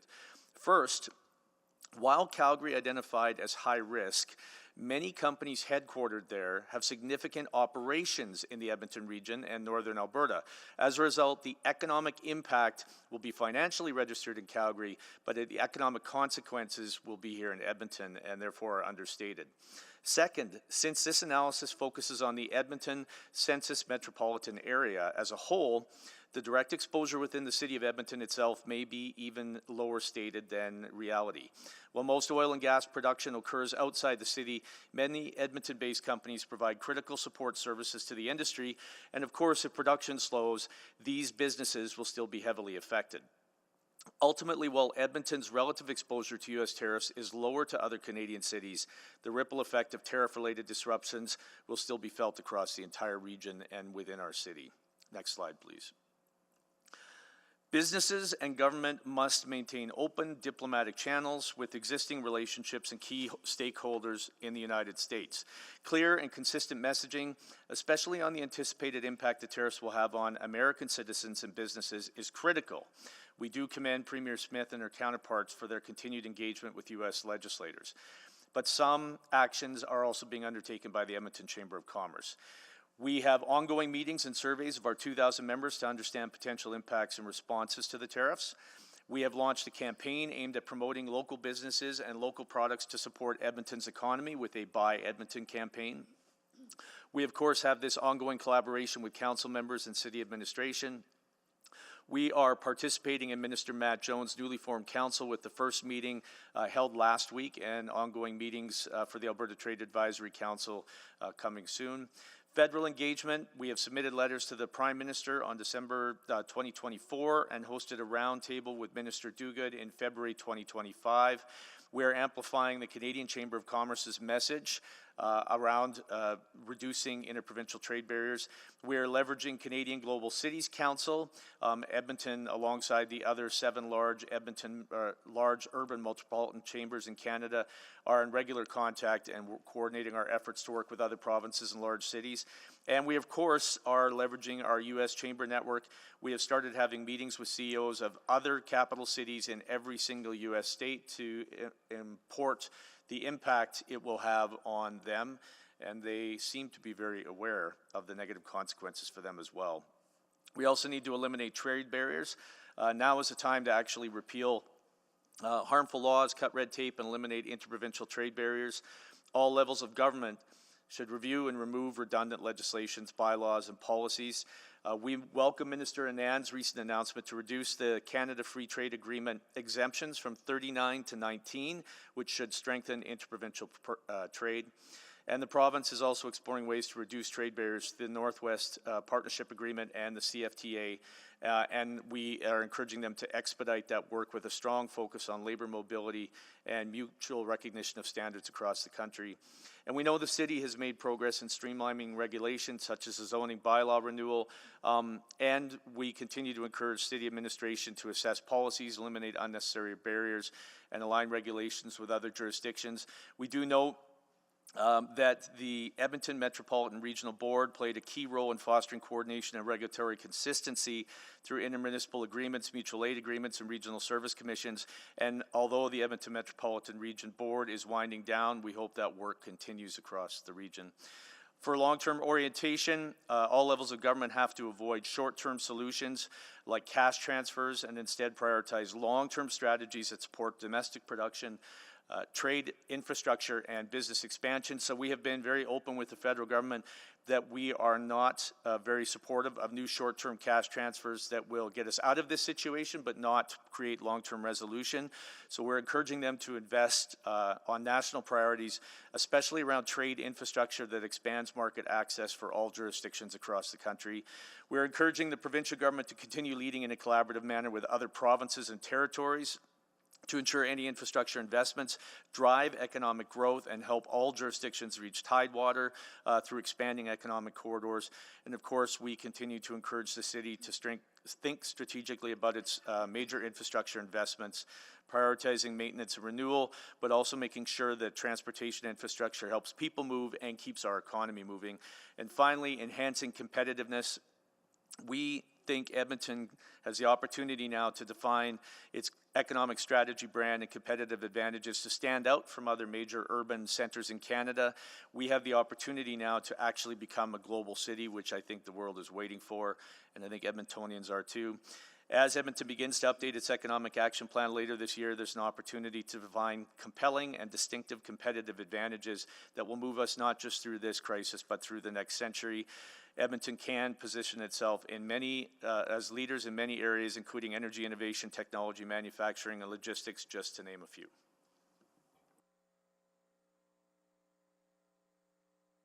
I will now turn it over to you. Thank you.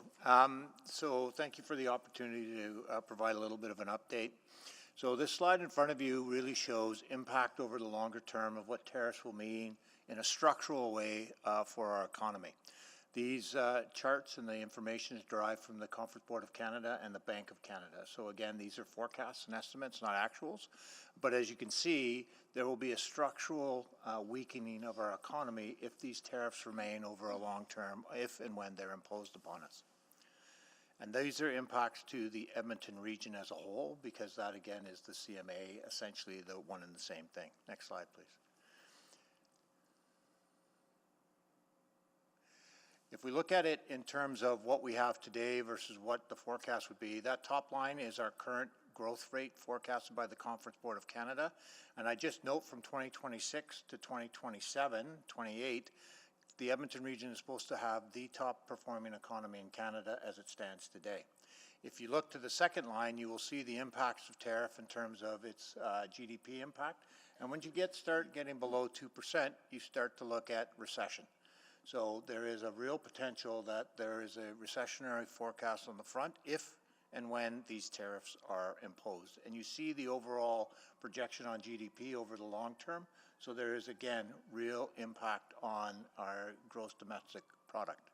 Next, please. However, not all is lost. So I think, like all things, there's ways that we need to look at this as opportunities. So first of all, that top bar shows Canada's free trade agreements with over 54 different countries globally. And if you look at the US in comparison, it's only 20. So there are opportunities for other countries that are going to be impacted by US tariffs that we could actually fill the void in terms of our exports. And I'd like to give you an example. Next, please. So this is in terms of real impact. Now, I'm sorry, it's very small, but I know you all have it on your screen. If you look at that top bar, that's Vietnam. And Vietnam has about a 758-time factor of their exposure to the U.S. tariff exposure. Canada is down at 16, China's at 5. So essentially, China's economy benefits fivefold from what the Americans benefit from trade with China. And as you can see, Vietnam benefits 758 times. So Vietnam is highly exposed to any U.S. tariffs that are being placed on it, just like Canada is, but they're really exposed. Next slide, please. So these are the things that Vietnam receives as exports from the United States. Now, it's not the actual, don't worry about the, the different blocks.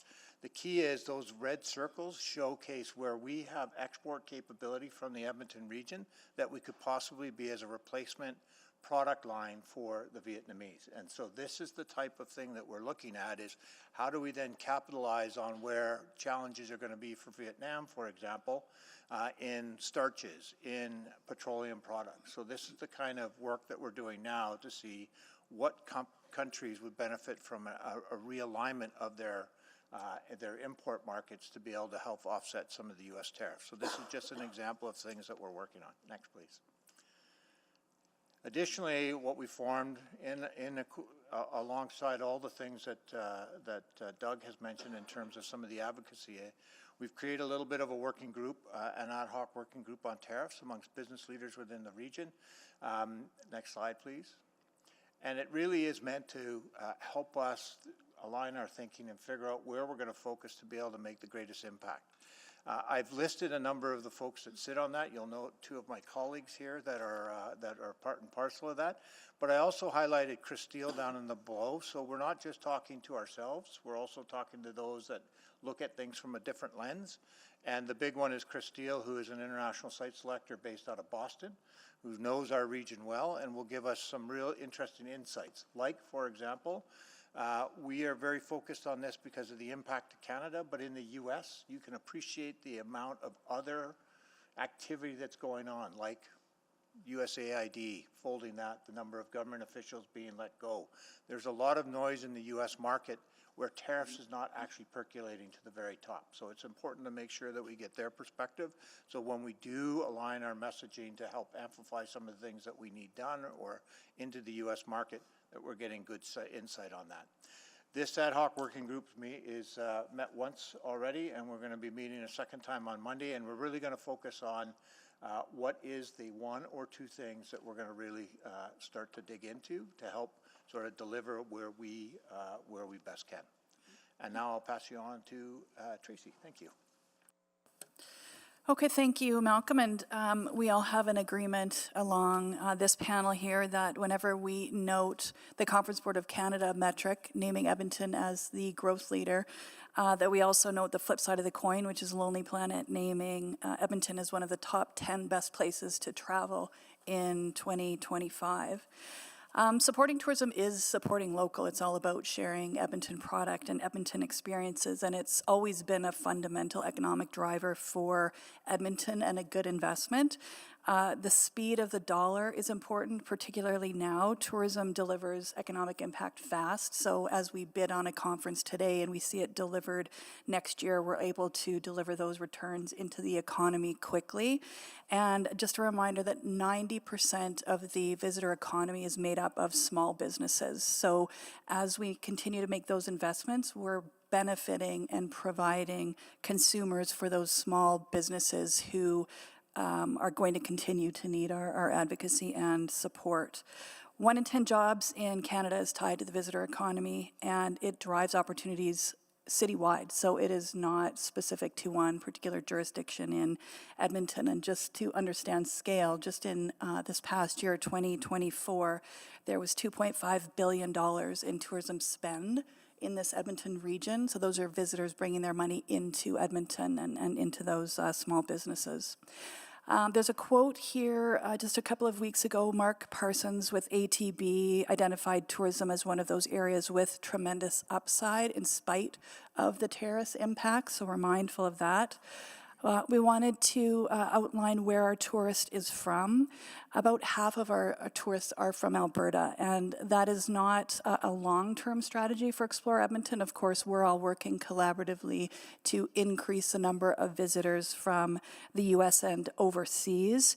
But it does provide some measure of comfort in the short term as we look at the impacts of tariffs.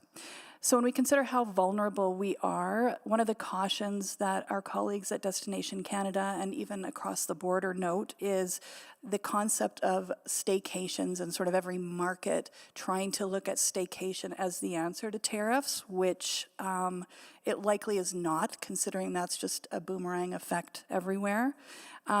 We also flag the potential challenge that puts on our air routes that are required not just for the visitor economy, but for all parts of our economy and industry. So we need people flying between our destinations. Also, in terms of local tourism, just a reminder, of course, that local tourists, while they're important and appreciating the quality of life that our amenities bring, they don't drive new revenues into Edmonton businesses. Those longer haul tourists are bringing money into our community, and they have a much higher spend rate than the local tourist. So what should we be doing? And Doug spoke to this, and Malcolm, and I know the rest of the panel did as well, but really continuing to deploy the fundamentals of our long-term strategy in alignment. So this means continuing the investment in year-round products and experiences. So new product like the spa, and thank you for your consideration yesterday, but also continuing to attract festivals, music, sport, and supporting those. We don't have beaches and mountains. We have incredible experiences. We have a very diverse community, so continuing to invest in that. Continuing to invest in key focus areas like our downtown and connecting key nodes like the Arts District to the Ice District. Regional partnerships, we're working now with Tourism Jasper and the Northwest Territories, which is funded by Destination Canada, to package our itinerary with others to attract that longer haul market, and then destination marketing. So we need to continue, and we are planning to continue our investments in key U.S. markets in alignment with Travel Alberta, Destination Canada, and the airport, which is an opportunity, of course, to remind the U.S. visitor of not just the dollar, but that Canada and Edmonton is a welcoming place for all visitors, and continuing to strengthen some of those really important air routes for us. In terms of adjustments, and these are adjustments that we'll make with our colleagues here on the panel, we are moving to highlight more local tourism opportunities to regional travelers. So that would be Alberta, BC, and a couple of other target provinces, as well as align with the work that's been talked about in terms of highlighting Edmonton product and experiences. From a procurement perspective, the Expo and the Convention Center, which of course are your assets that we manage for you, it's about a $40 million budget between those two venues annually.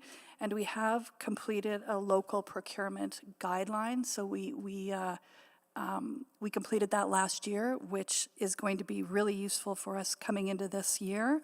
At this point, 33% of Expo and 38% of Convention Center purchases for food are already local, which provides us with some mitigation, but has also supported local producers be able to scale up and serve more customers here locally. 25% of alcohol sales are also procured locally here. Thank you. Thanks, Tracy. I think we'll go to the next slide for communications here. So collectively, we will ensure a coordinated communications campaign on the city's and Team Edmonton's response to the tariffs so that Edmontonians are clear on how we are responding together. Our approach will focus on, one, reassuring Edmontonians that a united Team Edmonton response is being developed. Our messages will focus on what can be done to mitigate impacts and how our actions impact the region. Trade with the U.S. and countries around the world has helped build our strong regional economy, and we will continue to rely on international markets for a prosperous future. As a region, we will build strong trading relationships, and we will continue to do so. Second component is monitoring and responding to issues by speaking about direct and measurable impacts on products, people, and the community. We will work to keep the discussion about the facts. In focusing on solutions and opportunities, we will provide more concrete details on responses to tariffs and reinforce actionable ways that Edmontonians can participate, such as through shopping local at the individual level and working to build new markets at the industry level. The last component is collaboration. As Team Edmonton is to harness and maximize any opportunities that these tariffs might bring for our local businesses and community. While every effort will be made to proactively plan communications activities, our approach will need to be flexible to accommodate the quickly changing political landscape. This approach will invariably impact our communications tactics and may require the city to shift our communications approach to ensure that our approach is timely and speaks to the most recent developments. And with that, I will turn it back to Salima. Great, thank you, Jen. In summary, administration continues to work closely with key stakeholders within the region and across Canada to better understand the impacts of the tariffs and align messaging and advocacy. Administration continues to assess the operational impacts of tariffs, review our contractual obligations and supply chain, and look for opportunities to mitigate cost increases and alternative procurement or contract management solutions. Administration will also consider local and domestic sources of supply in compliance with trade agreements, utilizing the city's sustainable procurement policy to ensure we are procuring goods and services that comply with trade agreements but benefit our local community and economy. Given the complexity of the situation and interconnectedness of our economy, we will continuously work closely with our economic partners and continue to ensure we are strategic, resilient, and coordinated. This long-term approach is important for issues we are seeing in our environment and also critical to ensuring Edmonton remains an investor-friendly location and capitalizes on long-term economic growth. Finally, as this is a rapidly evolving situation, we will continue to review federal and provincial actions and analysis as they are released and will identify gaps that affect the City of Edmonton. We will take a lead role in advocating to our provincial and federal partners to provide targeted supports for our business community. And with that, we're happy to take your questions. Well, thank you so much for the presentation and all of you being part of this conversation and sharing your perspectives on this too. I just want to touch on some of the work that my office has been undertaking in partnership with some of our partners here.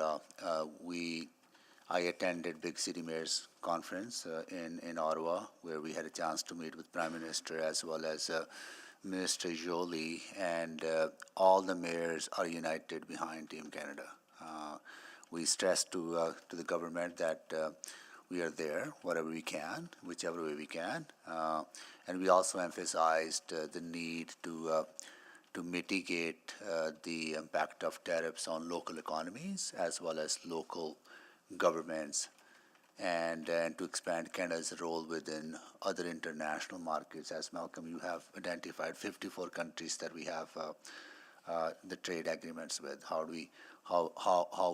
we expand and build on that, as well as breaking down interprovincial trade barriers.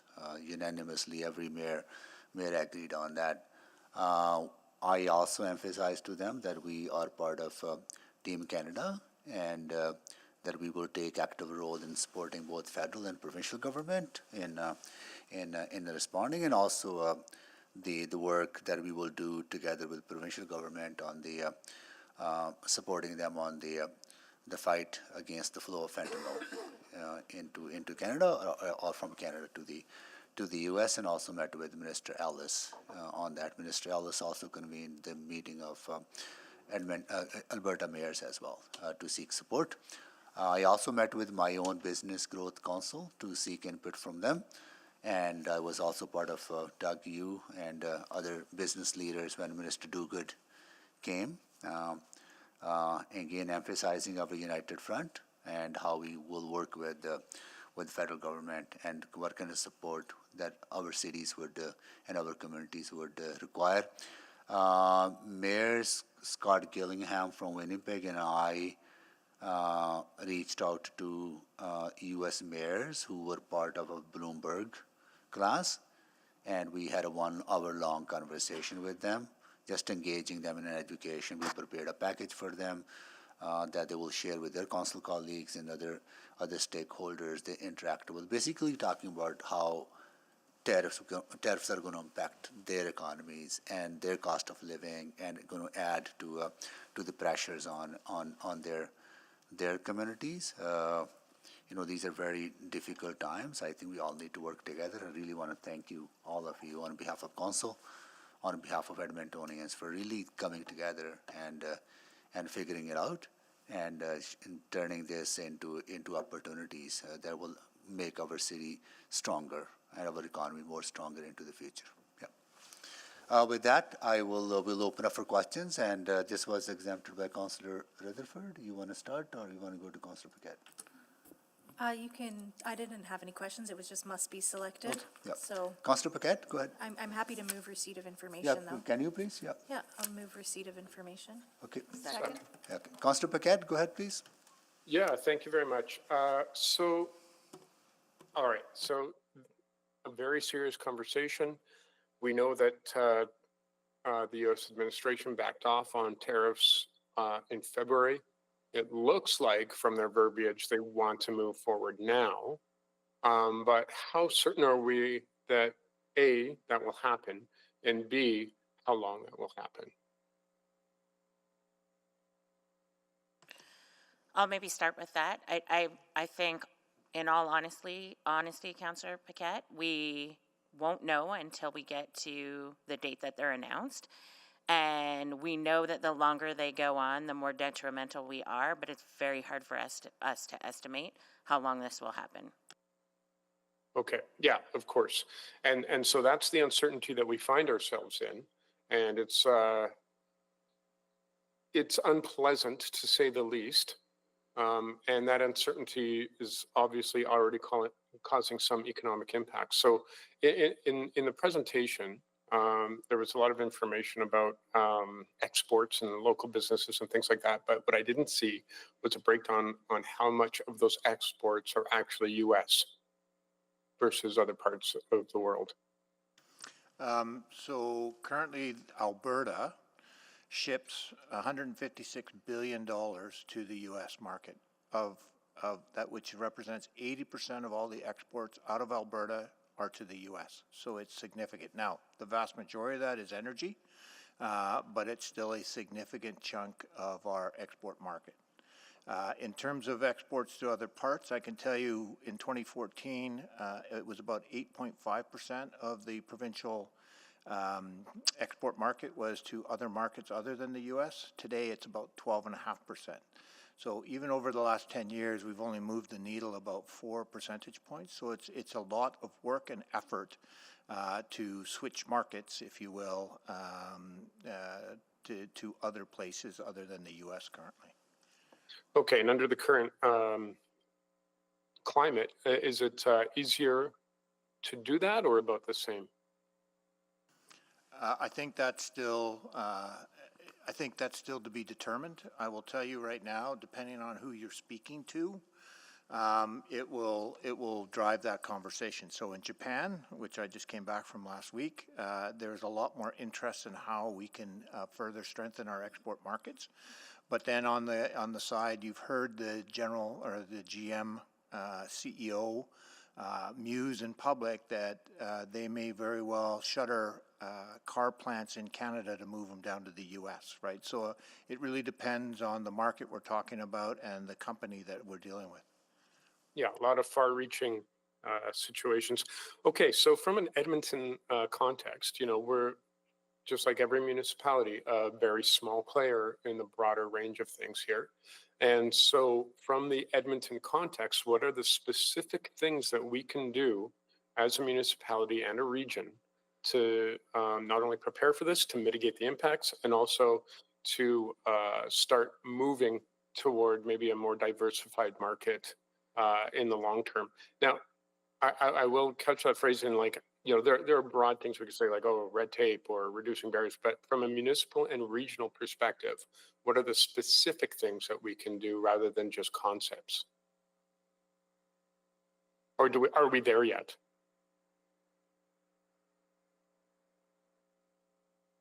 I'm happy to take that as a first fold. So I think some of that is really accelerating the market development we have elsewhere, but as you can appreciate, this is about relationships. The deal itself is transactional, but it's the relationship with those other markets that are important. So, you know, if Vietnam, for example, in the end we decide is one of those markets we want to really move aggressively into, it's going to take time. So that's why what we're trying to really do is leverage those markets that we already have a very, very good relationship with. And for example, the EU. So we have a free trade agreement with all of the EU, which represents a 98% tariff-free barrier. So now what we need to do is just find those products that are going to be tariffed by the US and the EU, and then actually use the free trade agreement we have to start to switch the export market. So I think some of those things are going to be a little easier than other things. So that's one of them. The last one is just accelerate. For example, we have about 10 companies moving into Japan in FoodX in March. And, you know, it just takes them some exposure to those markets to actually get a new export market for that particular company. So this ongoing bringing companies into the various markets has worked out very well. We had 36 in market last year in 5 different markets, and they all came back with a client and or a customer. So I really, you know, emphasize we're doing some of those things. We just got to accelerate some of it. Okay, thank Yeah, you. understood. I'll have more questions. Yeah, thank you. Councillor Salvador. Yeah, thank you, and thank you so much for the update. Really appreciate it. I have a few questions around, you know, how tariffs might affect the cost of service delivery as well. I'm thinking about our transit fleet, snow clearing fleet, other city vehicles and equipment. Have we done some analysis on specific financial consequences that the city might experience in that regard? Yeah, all of that work is in progress. So we're working with each of the respective business areas. What are the current contracts? What are the implications of those contracts? Is there opportunities to source differently to mitigate? Okay, so as that work progresses, I guess at a future update, we'll have a bit more of a granular understanding of what that could look like. Yeah, I think so. And you'll start to see us report on some of that probably likely within our capital and operating financial updates as more of the impacts become known. Okay, excellent. Thank you. Yeah, and I'm also curious. So I guess I'm anticipating at some point in the coming months, federally, there may be conversations about, you know, additional international trade missions. How do we ensure that Edmonton has a seat at those tables? Do we have delegates that are ready to go and ready to send to ensure that Edmonton's voice is there?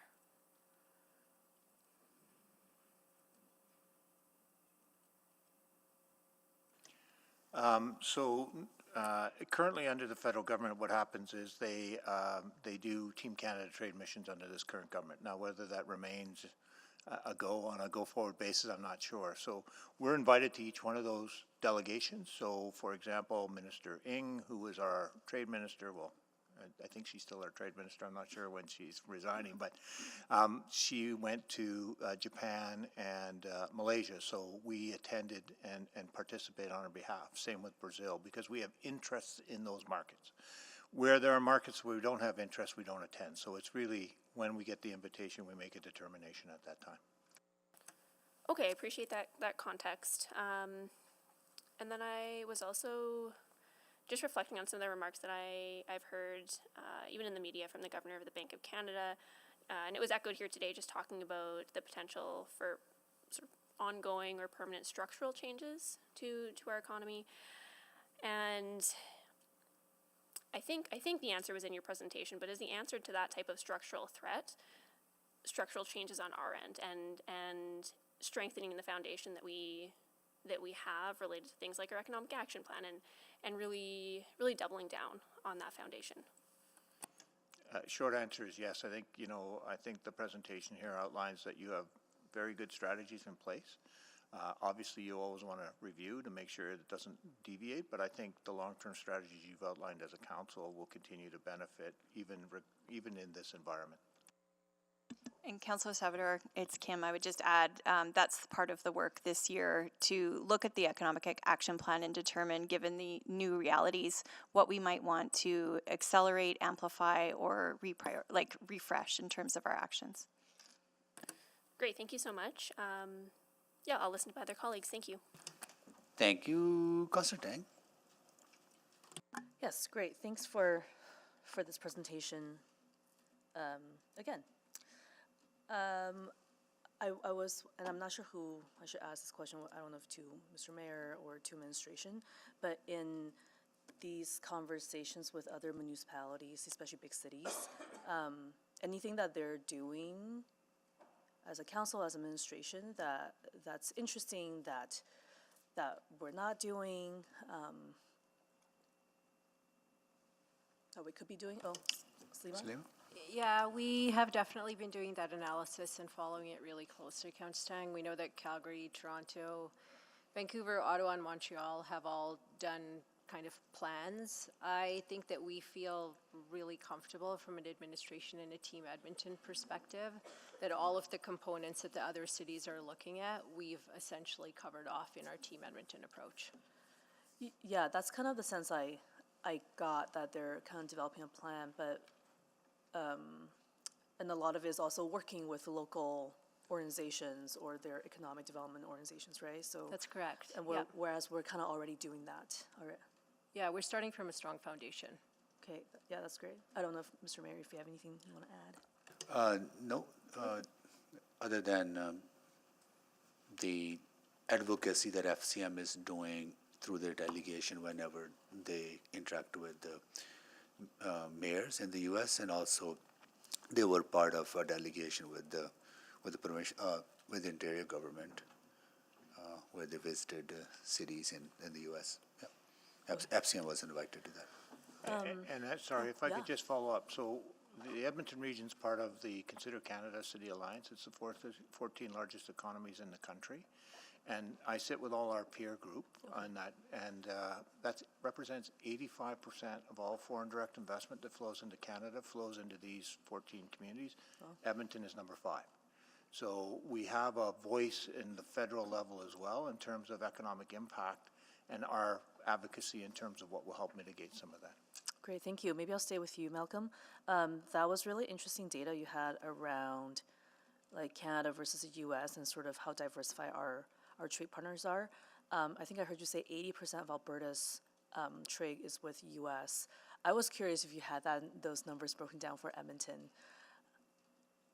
I don't, but it's a little harder to get because energy is such a big component of it, and then but I know I can get the information, so I'll track that down for you and get it. Thanks. Yeah, and I think we kind of touched on this last time, just even with a lot of the buy local work that's it's been ongoing with the city prior to, Trump elected, et cetera. And we have, strong foundation through the BIAs as well, I guess. Any other kind of leveraging of that work with the city BIAs, which I don't know if I heard much in the presentation today, and recognizing that's only in 13 communities in the city. And then also with organizations like the Chamber.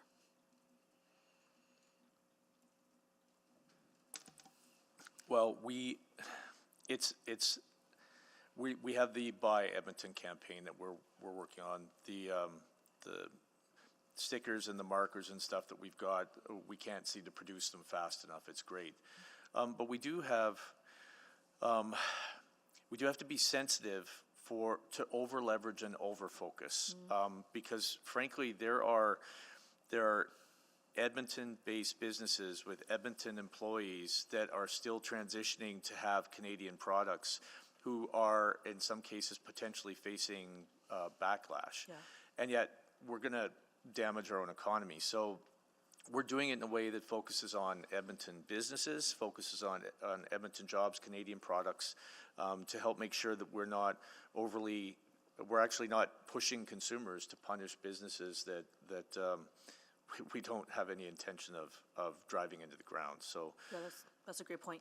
I just think about the last time you were here. Between now, in the span of those few weeks, so much has happened with some of the local companies developing tools to help Canadians and Edmontonians figure out kind of what to buy. So I was curious if there's anything kind of further on that front.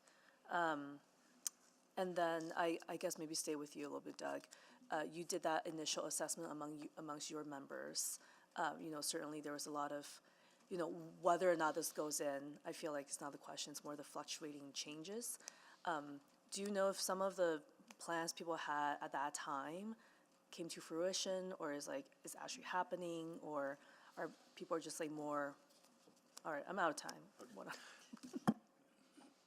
Oh, sorry. I would say that I think this is sort of the crux of the situation, is that it's not even necessarily the tariffs that are the consequential issue. It's the fear of the tariffs and what they're going to do for years to come, whether they're imposed in a few days or not, or imposed in a few months, is the paralysis it's going to have on businesses making decisions moving forward. And that we have seen. I haven't seen any business make any drastic changes to their employment focus, where they invest, moving their manufacturing yet, but they are holding off on new investments and new strategies, and that's, I think, the consequence right now.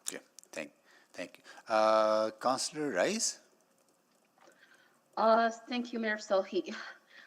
Thank you for the presentation, and really appreciate the efforts and from Edmonton team, and then the systemic streets, our city really work together and to provide this proactive response for certain things based on information and then from the presentation.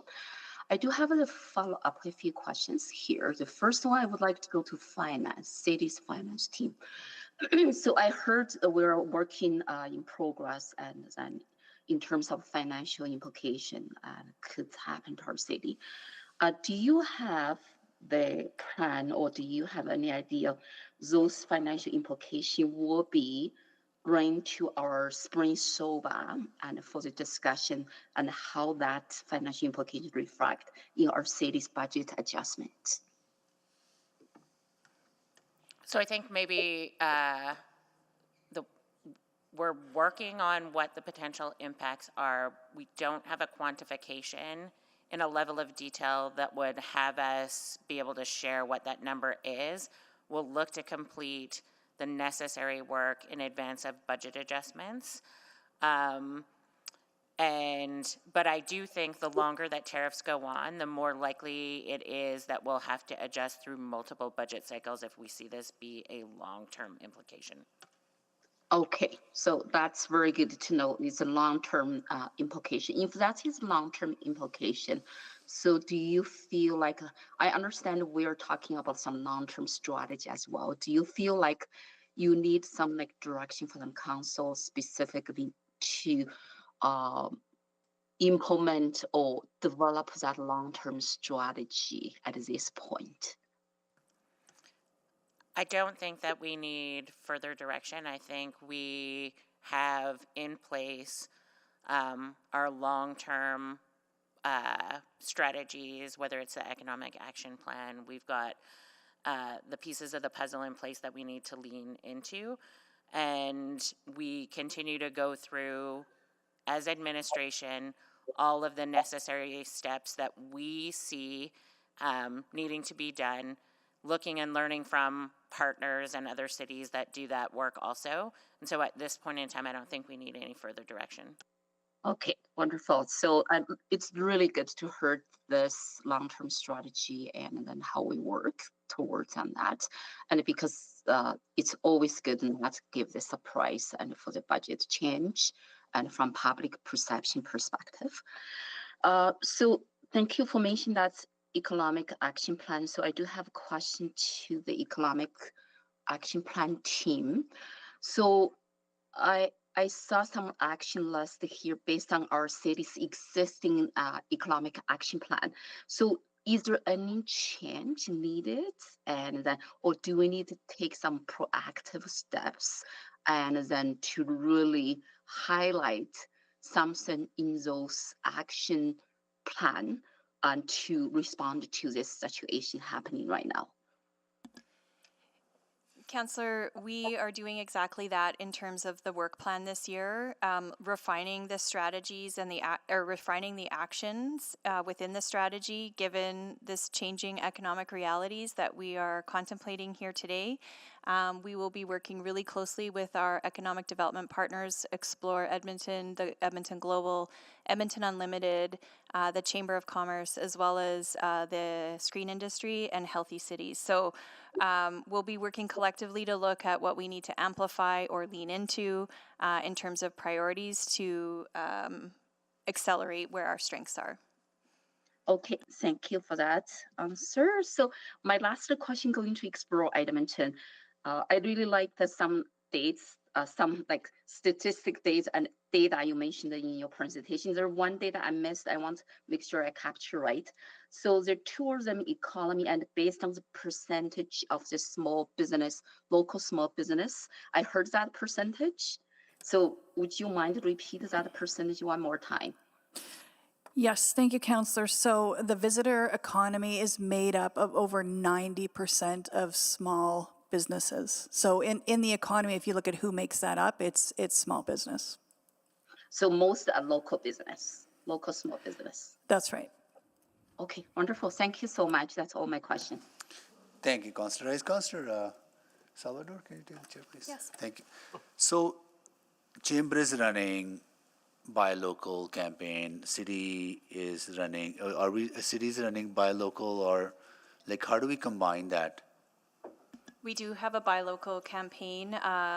It was finished at the end of December when the Chamber launched their buy local campaign. We didn't want to conflict or complicate, I guess, the campaign, so we haven't restarted ours at this point. Oh, I see. Okay, good. And also recognizing that this is Team Canada approach, and I want to come back to what Doug, you were saying, like buy local, we are not just talking about buy Edmonton only, we're talking about buy Canada, right? So how do we kind of link into or plug into some of the other campaigns that people are having, that broad Canadian view of supporting Canadian economy in that bigger context? Well, I think that's why having diverse messages is not going to be negatively impactful. It's blending the messages that support local business, support local jobs, support Canadian products, and so that's why we've actually said we don't think it needs to be a buy local campaign. It means supporting your local economy, and that's with Canadian products. Got it. Okay. So I don't think there's a conflict in having a couple of campaigns and merging perspectives. I would just say that I think actually the communication does need to be probably better coordinated across Canada, because I think what's a bigger threat probably than the tariffs is the disinformation campaign that's going to be coming following them from people who would benefit. Okay, so more focus on support your local economy, right, and all that. Got it. And then coordination at a national level. On the actions highlighted, we should pursue those actions anyways, right? Even if we hope that tariffs are not imposed, right, and everybody's working toward that, but these things are good for the economy overall, right? So absolutely, and the Economic Action Plan is set up as a 10-year plan, so we're a few years into that, but it is intended to be the long game. Good. And I have I know maybe this is to Edmonton Global.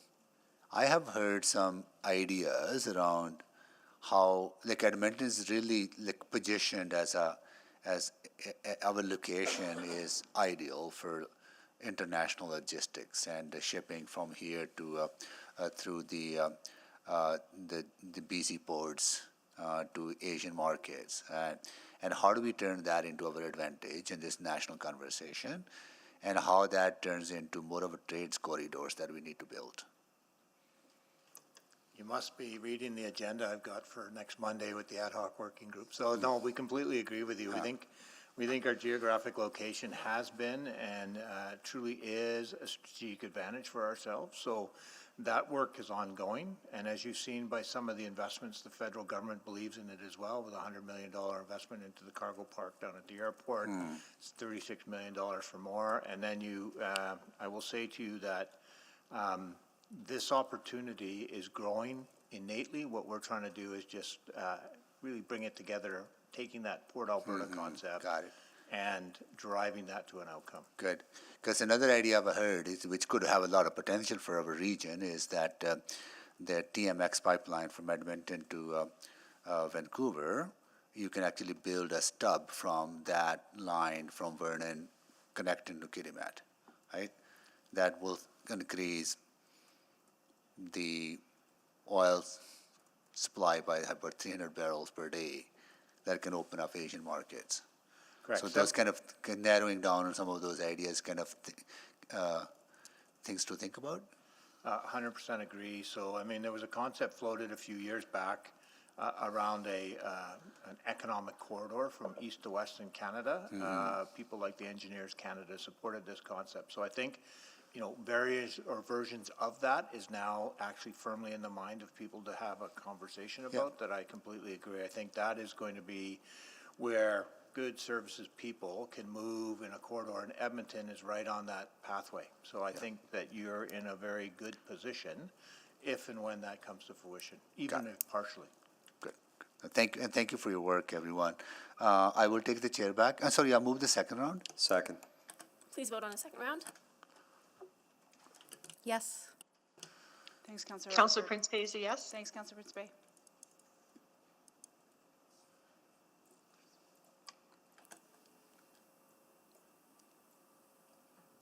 Just waiting on one. Did it go? Is it me? Yes. Thank you. We have all the votes. Display the vote. That's carried. Now return the chair. Okay, got it? All right. Councillor Paquette, go ahead, please. Yeah, thank you. I see I'm the only one on the list, so thank you to council for your indulgence. So ostensibly, this is about fentanyl. So if we stop the 50 pounds or so of fentanyl going to the United States, would that actually stop this conversation? Or is that just sort of the justification for this conversation from the US side? Well, I would be happy to go out on a limb, having nothing to do with this, to point out that the president pardoned someone who sold, I believe it was $200 million worth of drugs online. I don't think it has anything to do with fentanyl. I don't think it has to do anything with trade. I think it has to do with power and appealing to a base that's shrinking. But that's my political perspective. Yeah, I would say that's also a practical perspective. So while we make these efforts, that's just, I would say, the window dressing to what's actually going on. And so with that in mind, we've heard that maybe tourism is going to be a benefit for Edmonton. And what I didn't see is a benchmarking. You know, we know from the report that Edmonton may be a little bit less exposed than other cities, but I don't know by how much or what that means. And I'm wondering if we have that information or if that's something that we'll be compiling. So if you look at the chart, one of the charts that I showed that shows impact of GDP into the Edmonton region, that's Conference Board of Canada and Bank of Bank of Canada. So that's their data and impact on a macro scale, what that could potentially be. Now, it doesn't break it down for the city of Edmonton exactly. It's for the CMA itself, which is essentially the Edmonton metropolitan region. Okay. All right. I see. Okay, because that would be probably good information to have to know where we stand in relation to other municipalities. And then I guess the next question is for steps forward. We kind of know where the province is on this. We know where nationally we are right now. There's an election coming. And so a lot of that is up in the air. And I think I'm wondering if that gives us a unique opportunity from the city and the region to start driving the conversation instead of trying to augment a conversation. Can we start setting the stage for, potential moves for, for advocacy, for a vision of what we need to do going forward? I can start from administration's perspective, Councillor Paquette. On Friday, the big city CAOs have been invited to a conversation with the Deputy Minister of Finance. So we'll be participating in that. So we are finding there are opportunities coming our way right now to talk about what cities need directly to the federal government. Okay. All right. So I think that from the Edmonton municipal perspective, we can say that we maybe do not have a lot of allies in other orders of government, or at least active allies at this point. And so what can we do to strengthen our position, to utilize this situation today to strengthen our position going forward? Because I don't think it makes sense to rely on other orders of government. If they actually assist us, that's great. We'll take it. We'll walk hand in hand with them. But otherwise, if we have to assert our own strengths, where are they, what are they, and what is the strategic path forward?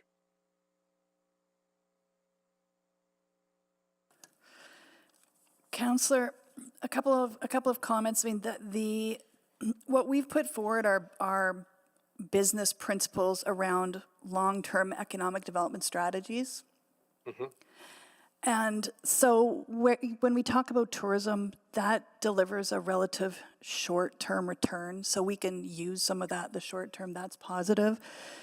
But the alignment that these entities have now in terms of prioritizing markets, product to market, and our actions, I just want to reinforce those separate from the advocacy work, because those are going to support improving the fundamentals of our economy regardless of the political situation that we've been in. I think the challenge for us is those changing export markets and supporting our local companies, not just to support the local economy, but to help them get export ready is a long game.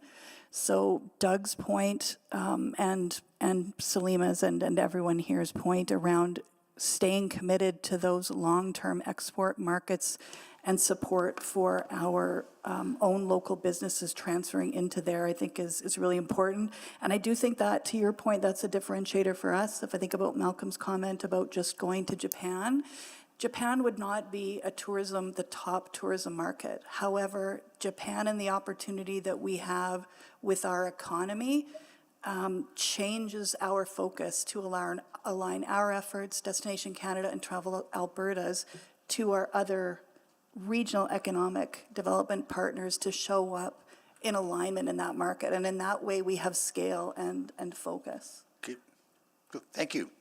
Thank you, Councillor Paquette. So that concludes the questions. Once again, on behalf of all of us, thank you so much for your work and being part of this Team Edmonton effort.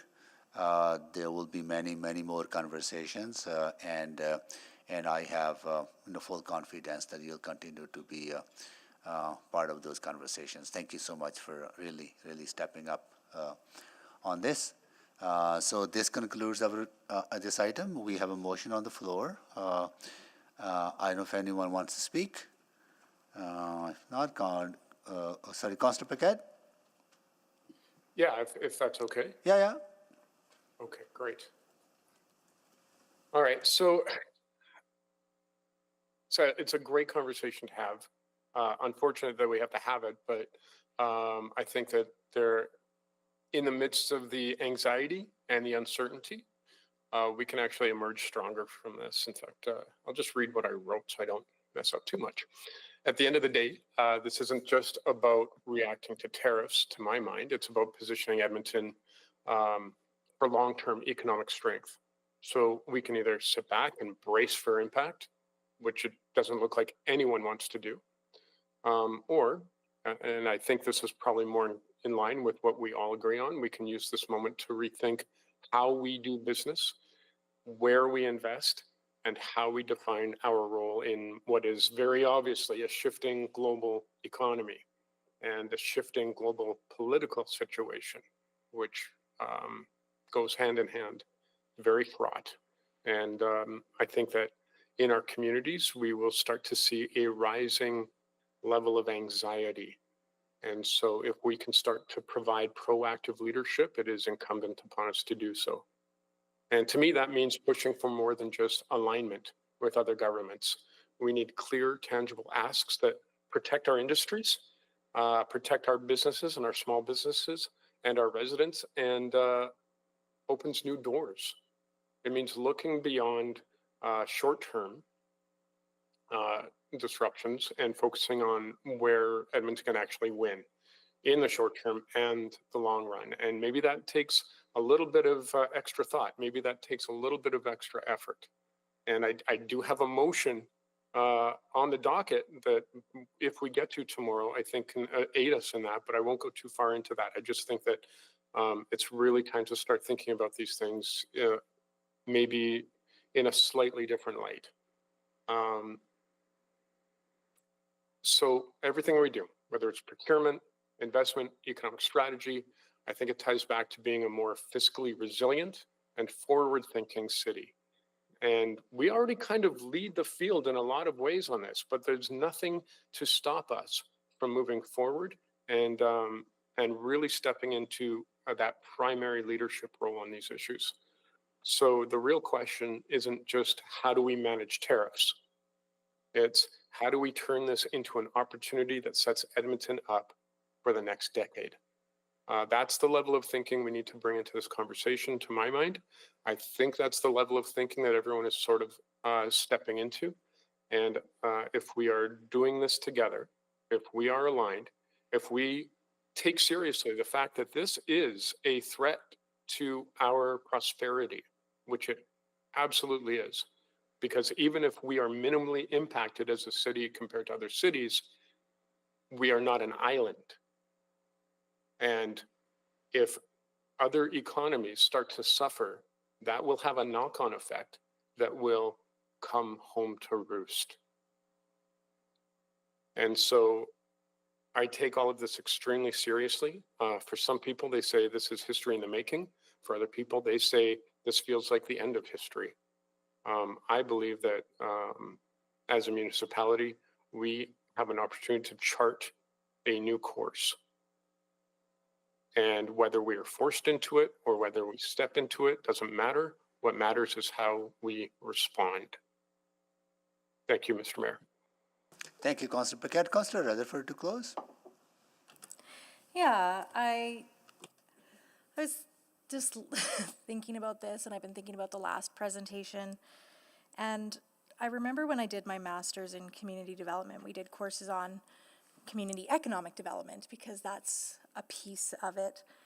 And I remember in the class I was in, they were talking about how there's a lot of economic theorists that talk about at the local level, it's actually really minimal your level of impact because you can't control oil and gas prices, you can't control tariffs, you can just react and respond and create a community that's resilient. And I remember at the time, like so many of my classmates and myself being like, that just seems so backward to what we're saying. But the more I sit in this chair and the more I see, you know, what we've had to endure as a council through, you know, emerging from a pandemic and the economic impacts of that, and now this other force that we are sitting here needing to respond and react to, whether it's a threat or whether it comes to fruition.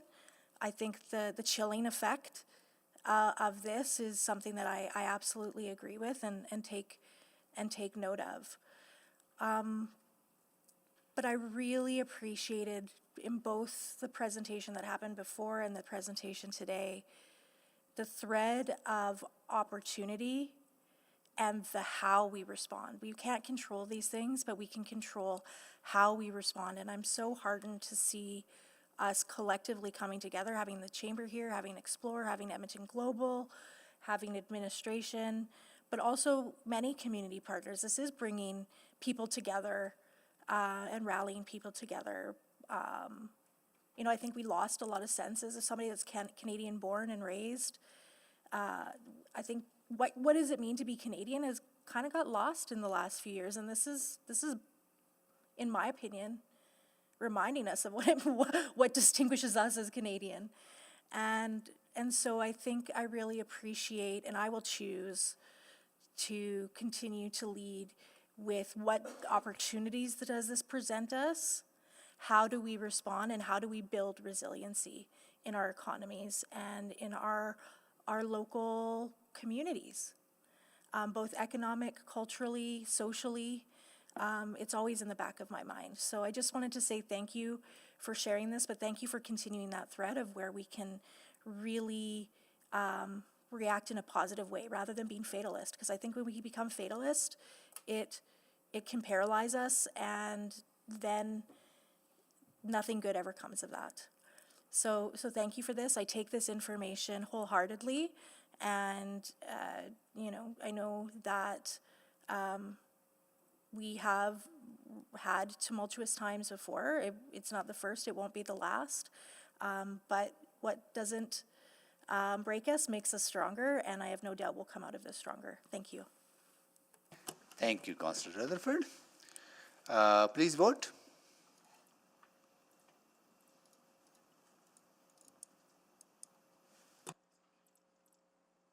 We have all the votes.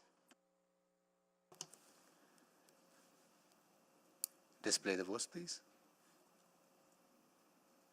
That is carried.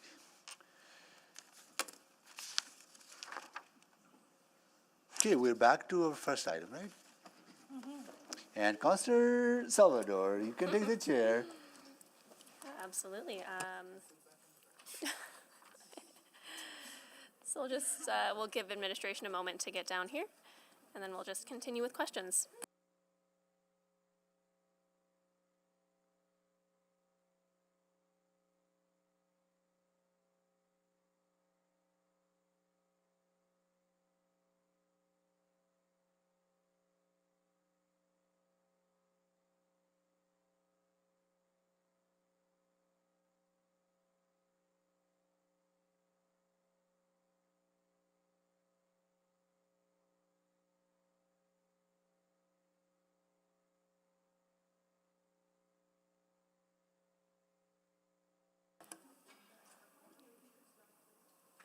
Okay, Councillor Jans, you're on the board for questions. Where were we?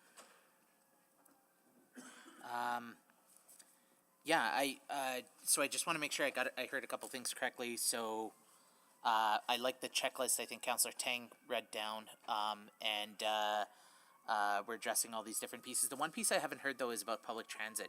So we've added new service hours. We have new park and rides. We have a number of different options. I think, did I hear correctly? We have 1,300 park and ride stalls at Davies and 1,100 at Heritage Valley. Is that correct?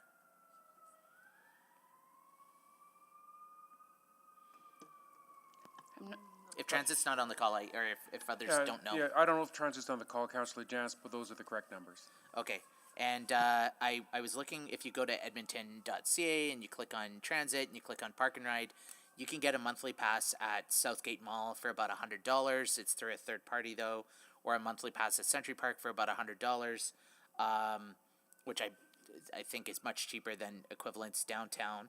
But I still think we could do a better job of maybe signposting some of where there is park and ride opportunities. I know we've got the new parking lot opening up beside the farmers market that's going to be 24/7, 365. There's also other private parkades around White Avenue. I've lived here 20 years, and I just found out about the one that's behind O'Byrne's. There's a parkade up there. So I guess I'm wondering how, in this push to smooth the move to downtown, how can we do a better job of signposting, providing, I don't know if this is an open data question or what, other avenues to get people out of vehicles and mitigate downtown traffic? I can start. Councillor Jans, it's Craig McEwen. I think this is a great opportunity to promote transit. I think that's where you're headed with this. Yep. Like, what are the different mechanisms we can communicate to say, here are your options that already exist to get you out of a car and leverage the Valley Line or what have you. So I think that's something that we collectively would be taking away in terms of, like, how do we communicate these types of adjustments and how do we further promote ETS? Yeah, and Yeah. I'll just add, sorry, it's Carrie from ETS. Apologies for being a bit late. But I've already initiated that conversation with our communications colleagues. So we'll action that right away. Yeah, awesome. That'd be great. The other one that this is a shift, but have we approached any like our partners at the government of Alberta or some of the other large downtown employers who've been writing us about staggered work days? Maybe 7 to 3, 8 to 4, 9 to 5, 10 to 6.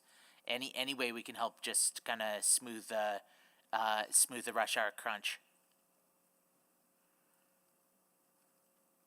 So I haven't initiated any of that. I don't know if ELT wants to jump in. I think we could work with our external relations folks to navigate perhaps some of those conversations, but I'll turn it over in case ELT wants to jump in. Okay. It's going to be a similar answer to what Carrie said, something I think we'll take away and look into. We'll put that on the takeaway list. Yep. And then finally, just in terms of like and apologies if this is a bit redundant, but we have engineers on staff who are members of APEGA, correct?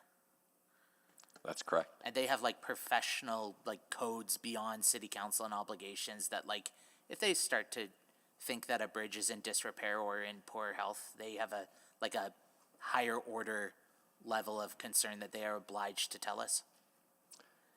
Professional engineers have an obligation to ensure safety of the public. Yes. Okay, and their own obligations with that. So does city admin take lightly when they recommend bridges for renewal or repair? They do it for the opposite reason to that. We take it very seriously and we understand the importance and that requirement we have as part of the work we do. And are we, the flip of it, are we unduly squeezing last mileage out of the bridges? Like should some of these repairs or things been done prior? Like are we putting the public kind of, are we kind of going to be at a one lane or we're going to be weighing vehicles before we send them over the bridge kind of scenario? No, certainly not. I think if we got to that point, we would be in front of council very quickly to disclose some of that. And it was a question we received yesterday with the media as well. Had previous councils contributed to this, or was it a lack of funding? I don't believe that's the case at all. When you go back chronologically at the history, our bridge program has continued to receive stable funding. Everything we've brought forward to council has been received, although you may not always like the message, you do accept it. And we understand that with our bridge projects, that they come with a burden, a big public impact, but at the end of the day, there's, I think, an acknowledgement that it's necessary work. If I can just add, I will be quick. Our asset management programs are really based on maximizing the life of the assets, so we don't want to come in too quickly, but of course we want to come in at the right time. Thank you. Great, thank you. Mayor Sohi? Yeah, I want to come back down again. I'm sorry, back to the communications breakdown, if you want to call it that. Like the stakeholders that reacted really surprisingly to this and with a lot of concerns are our long-term stakeholders that we have a relationship with, right? So my question is probably to our downtown vibrancy director, right? I don't know if they're online. Hi, Mayor Sohi, Tom Irvin here. So Tom, wouldn't like you interact with these stakeholders on a regular basis? What did you hear from them prior to them really going public in the way seems like that we were not listening to them? Yeah, recently there hasn't been any direct conversation about the bridge construction directed at me. I mean, ongoing conversations about a variety of things downtown is my day-to-day. But in terms of an inquiry to me specifically about the bridges, I have not heard anything of late. Yeah, like your sole role is to promote vibrancy in downtown and really work with our stakeholders to listen to their concerns and respond to their concerns. And the concerns that were raised through the op-eds and emails were related to that somehow, that we are not aware that this will stifle vibrancy in downtown. And the way they saw it definitely would have stifled vibrancy downtown. But I'm surprised that why would those issues not be raised at the table that you convene with them? So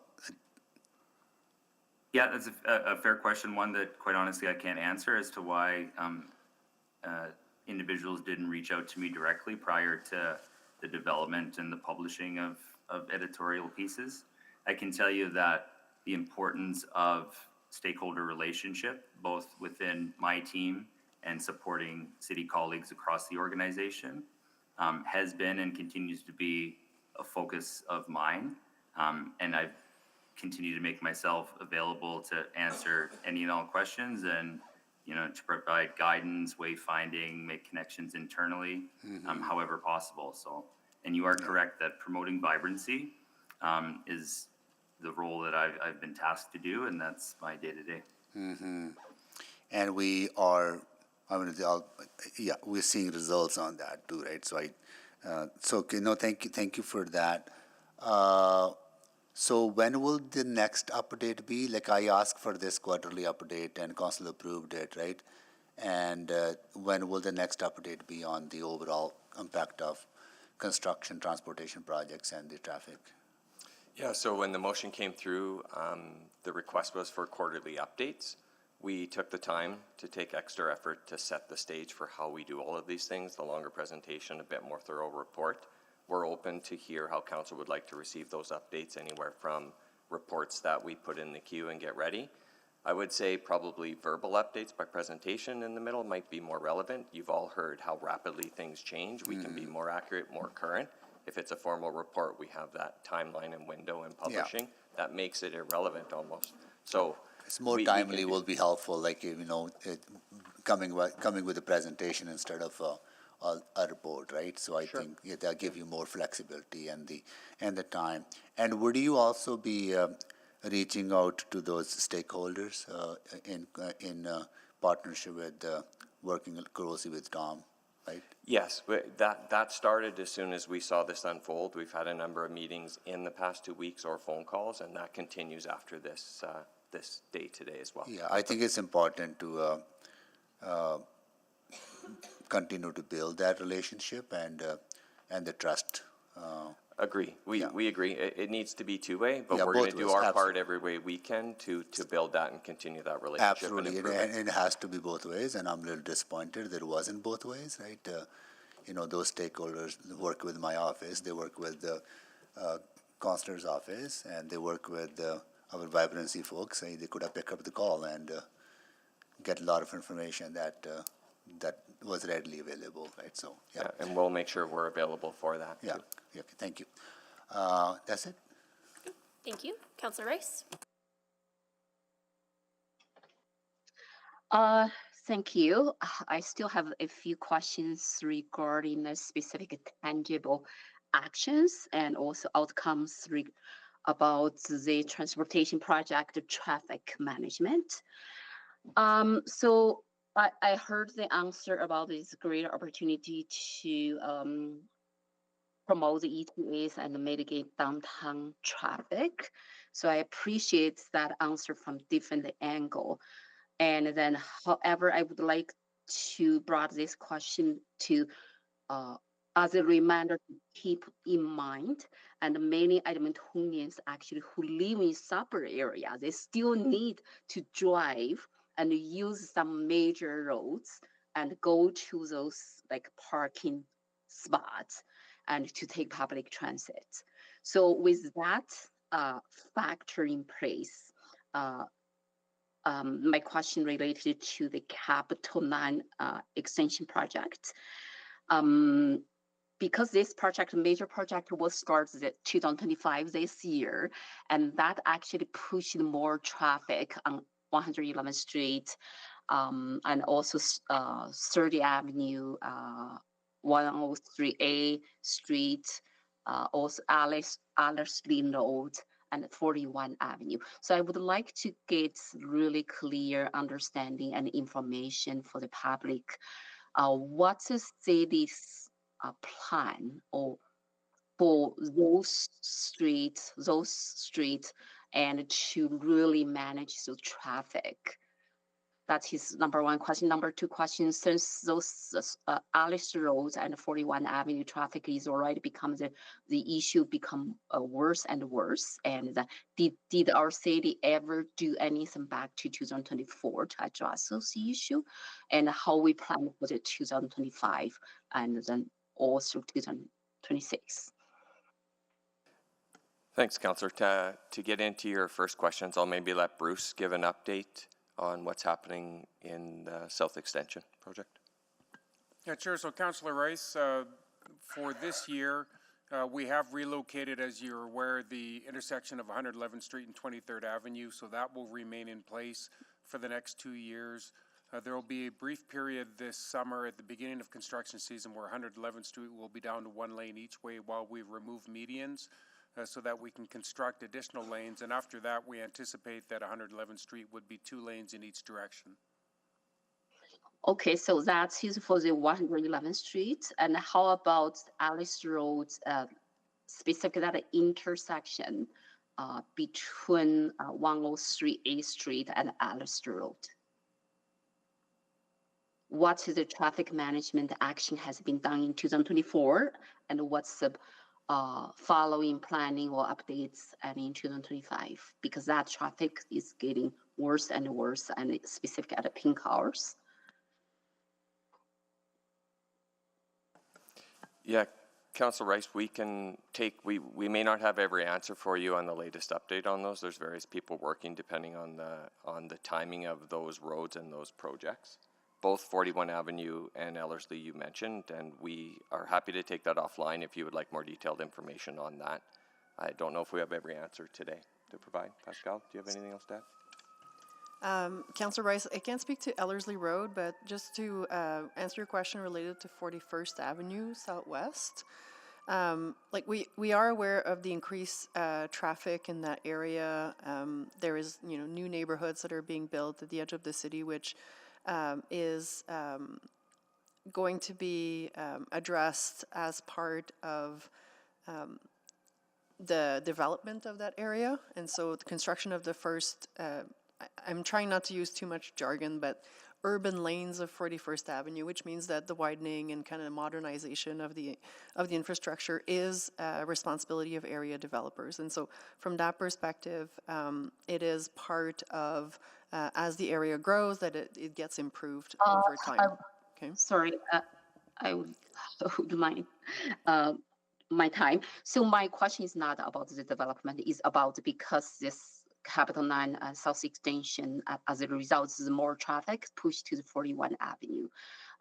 Right now, 41 Avenue, the traffic situation is already very challenging for the people come in, come out. And with those major construction will start this year, 2025, I really want to know the city's plan and to address the concern and brought up over 2 years. So oh, apologies. Okay, and my time is yeah, is out, and then maybe I can follow up offline. That sounds great. Thank you so much, Councillor Rice. Okay, so I'm not seeing anyone else on the board. We have a motion on the floor. If there's anyone who would like to speak to this item at this time, please feel free to sign up.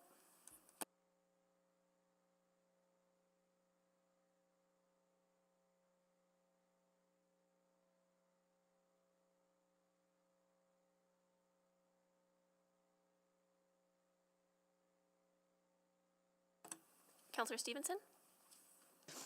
Yes, thank you very much. I just wanted to take a few moments to thank our staff for the work that has gone into this.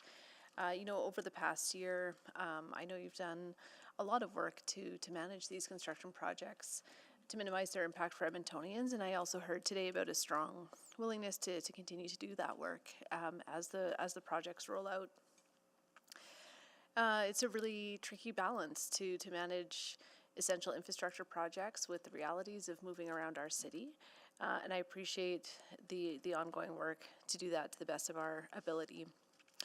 I'm also really pleased to hear about the commitment from our staff around enhanced communication and continue to build and maintain relationships that exist. I think, as has been highlighted, the city is really working to provide connection points for our community partners, and hope that we can continue to use those channels to work through these issues and important topics.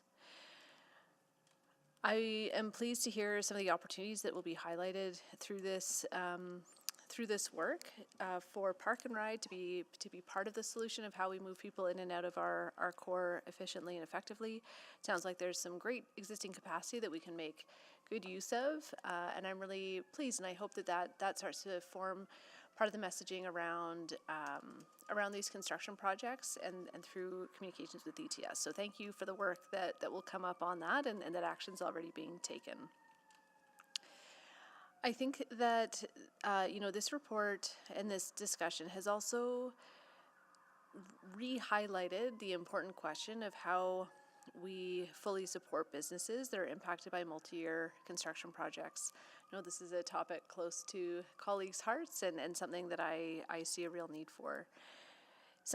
Because of the proactive work that administration has done, I actually think there's a great opportunity for us to work with businesses, with post-secondary institutions to collect some before data in the beginning half of this year, and then continue to pursue that in the during and after construction part, so that we can better quantify and understand how these projects are impacting businesses and how we can potentially address that as a city moving forward. Overall, I hope a strong message that can come out of these conversations is that downtown is still an accessible place to reach, and will continue to be so in the coming years, and encourage everyone to take the opportunity to visit the heart and the exciting things that are happening here. Thank you again, and I look forward to accepting this for information. Thank you. Councillor Rice? Thank you very much, and for all the work and the city administration provided and in front of us. I know today we just received the report for the information. So we had lots of like meaningful conversation and good questions and answers regarding the traffic management. And the traffic management is really important for our Edmontonians, specifically for many of our Edmontonians needs taking public transit or drive and to work, or our students take like public transit and go to the school. But there are a few points here I really want to mention. I know today we just received information. We don't need to provide any direction, but I really want to emphasize and through today's discussion. And the first one is about the capital planning piece. So as administration mentioned, across the entire city, we have over 300 projects, and it is really challenge and for us to say, to answer certain questions or to provide the information in the way and the public perception said why we close everything together or why we open the started project at the same time. So I think a capital planning piece and really could implement some strategy to really address those type of questions to ensure we have proper schedule and planned and for certain and major projects. So another piece, the communication piece, I do heard from today's discussion, and each major project we have our own communication team, we have our own communication with the Edmontonians. But I look at the communication is not about, or we just provide the information in the way for people who actually pay attention, and is about how public received information could in the way and then not cause any misunderstanding or any fears, and for our city's project, major infrastructure project moving around the city, and then also how they can use those information to planning their commute, and then or use the transportation. So another one is about the tangible action and outcomes. And for certain major roads, And due to the transportation project, the traffic impact is huge. So they're not just impact happens, the construction started, is about as a result, when construction started, they actually transfer certain pressure of the traffic to the different existing city flows. And at that point, and how we address the traffic and low traffic issues and in already existing nodes, and really take action and to address people's concerns and also to listen to the people's concerns. And then for the example, I mentioned Alice Road and the intersection and 103 8th Street and Alice Road, and also the 41 Avenue. And those two major roads, there's actually many Edmontonians who live in Southside use them daily, and to go to Century Park to take a public transit. But if we cannot resolve these issues, and so those traffic management to me, and it's not just about information, I think should be the tool and should be the opportunity for us to really explore the solution to address those traffic issues on the major road. So my hope is after today's discussion, and our city administration really will provide some information and take some tangible actions to address certain issues already exist over 2 years. Thank you. Thank you. Councillor Hamilton. Thank you. I'd really like to thank administration for the presentation today. It's good to have an open discussion about sort of what the status of our infrastructure projects is and how it's going to affect Edmontonians in the next 18 months, particularly because, and I think it's a good practice going into an election season, like regardless, you will see a change of faces at the table, and having that information open and available to Edmontonians to understand is helpful. One of the things that I don't want us to lose track of, though, is that the conversation and a lot of the, I'm going to say, negative feedback that we've received is grounded not in looking forward, but looking back. And even in the course of this discussion today, I got an email from someone that I've heretofore, I didn't know them. They reached out to my office about, in fact, the Wellington Bridge closure, and reiterated questions that we've heard over the course of the morning and this afternoon, such as how projects are staged and their concern for the impact on local businesses. And additionally, really at the heart of it is construction fatigue, remarking that anyone who used the 142 Street corridor into the downtown, this is their third bridge closure in 8 years. So they're feeling like this is, they're exhausted.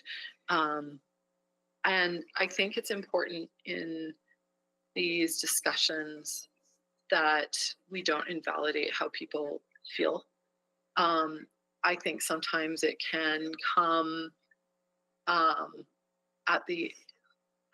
it can come out in different ways, but I think we are, like, I don't see the harm in acknowledging that construction and maintaining infrastructure is inconvenient. In the short term, it is, the fair thing about it is that it is inconvenient to us all. It is, we don't have, another system of roadways by which council, for instance, is getting into the city, but that it is inconvenient and it does represent hardship to people. And on the balance of things, we're acknowledging that and hoping and driving towards that medium and long-term benefit. And I don't think there's harm in acknowledging that it does have, it does have a harmful impact sometimes in the short term. And I say this seeing how many businesses closed in the around Churchill Square during the LRT construction. it is an asset, but there was, you know, it meant hard times for some people. And I also think council, in acknowledging that infrastructure is a huge priority, and in having these quarterly updates, is also taking ownership of it to an extent. And something that I think we need to contemplate as a governing body is, what does ownership look like when accountability comes calling? And I don't know that we necessarily have the answer to that. I don't have the answer to that, but I think that we, there were some, I think, really good questions from a lot of people today, is when things don't turn out the way we say they're going to, how are we moving to build trust within the community and amongst affected parties, in terms of making sure they know that we're maximizing sort of our resource potential, our time potential. I think one way that we're doing it, I'll say, is the 16-hour shifts, 20-hour shifts on West Valley Line LRT. It demonstrates a sense of urgency, I think, to people. And I think Councillor Downs put it well earlier, that people are looking for a sense of urgency, that we take their inconvenience or the hardship as importantly as they do. So, it was a good discussion. And those are some sort of questions that are left in my mind. Thank you. Thank you. Councillor Cartmel. Thank you. Yeah, I probably on a lot of similar themes. I am thankful that we had the opportunity for this conversation today. I think that among other considerations, makes it clear to those that we represent that the conversation was had, and that council is aware and administration is aware. And I think that the primary point of awareness is that people want to see that level of urgency. Councillor Hamilton spoke to those that travel that 142nd Street corridor and that are on their third bridge replacement in 8 years. A lot of those folks come from the ward I represent, and it's, there's a number of circumstances around that, but I represent a lot of people that do not have the privilege, frankly, of just getting on the bus and getting on the LRT and making their way. There's a school capacity question there. There's a daycare capacity question there. South of the Henday, there's an amenity question. You are compelled to have a car, and sometimes 2 or 3. And that means that you need a network that's going to support you when you're moving around. And when I think of some of the experiences that many people in those communities are having, they can accept that to some degree when they see what the benefit is going to be down the road.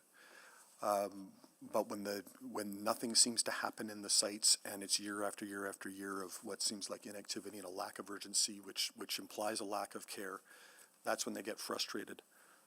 And it struck me as we're having the conversations here today that we've had a string of years here where people are they're getting exhausted. Post-COVID, we had inflation, which has led some to really wonder about how they're going to pay their bills. They're an almost existential crisis in terms of their affordability, their ability to maintain their home.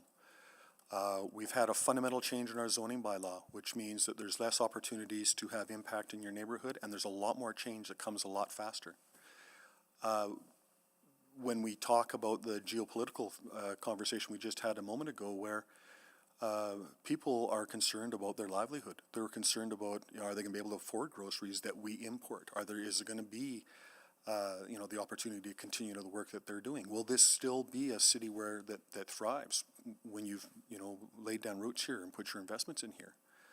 And so people's capacity to absorb ever more change is diminishing. They're getting really tired. They're getting fatigued.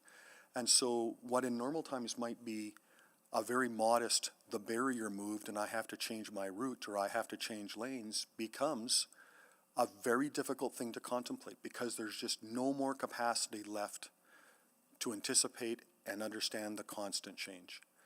And that's why I was saying earlier that I don't know that people are looking for more communication. I don't know if they're looking for more signs or bulletins or emails or memos or conversations. I think what they're looking for is that get in, get it done, and get out of the way. And don't layer them up any more than you have to.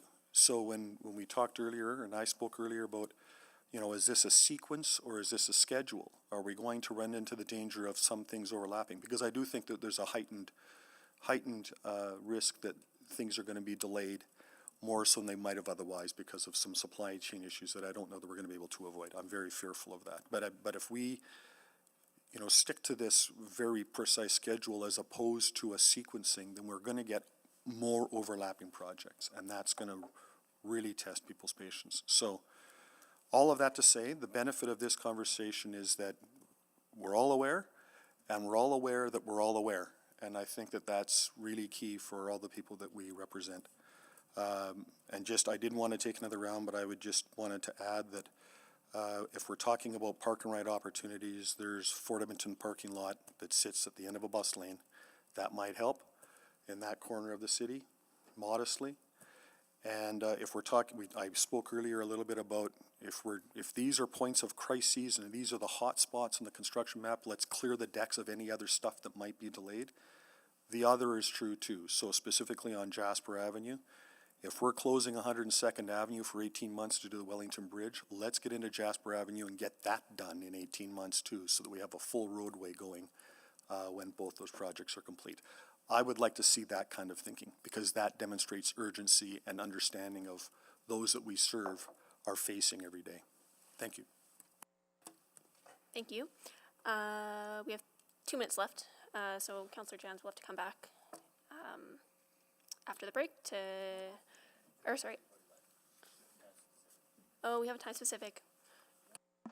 There might be a tiny bit of flexibility Yes. if council wants to finish this, but I can't speak. Yeah, we would be okay with that, Councillor. Are there folks joining? No, listen, 5, 10, 15, take the break. All right, we're going to take a break then. We'll be back at 3:45 for time specific. Do you want to go in camera now? Yeah, why don't we go in camera? Can someone So move? moved. Second. Great, thank you. And that's subject to section 24 or 25 of FWIP. Please vote. Yes.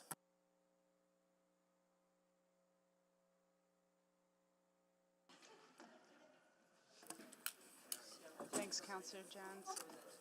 So we're just waiting for, we got all the votes. Display the vote. That's carried. We're on recess till 3:45. Thank you.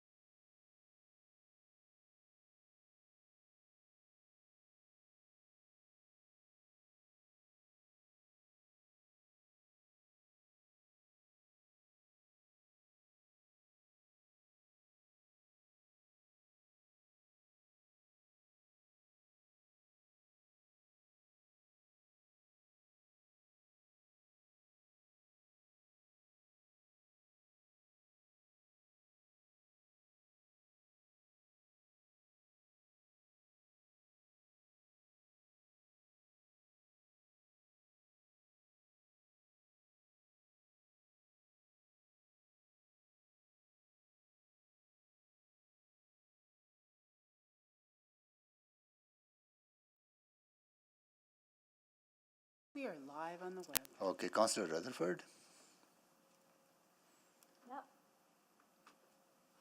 I will move that the presentation be added as attachment 1 to the February 25th, 2025 Employee and Legal Services Verbal Report, ELS 02949, and that the recommended actions in red as outlined on slide 6 of attachment 1 of the February 25th, 2025 Employee and Legal Services Verbal Report, ELS 02949, be approved, and that the February 25th, 2025 Employee and Legal Services Verbal Report remain private pursuant to sections 24, advice from officials, 25, disclosure harmful to economic and other interests of a public body, of the Freedom of Information and Protection of Privacy Act. Second.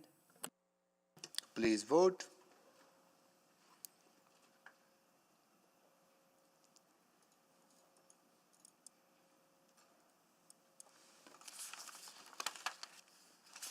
We have all the votes.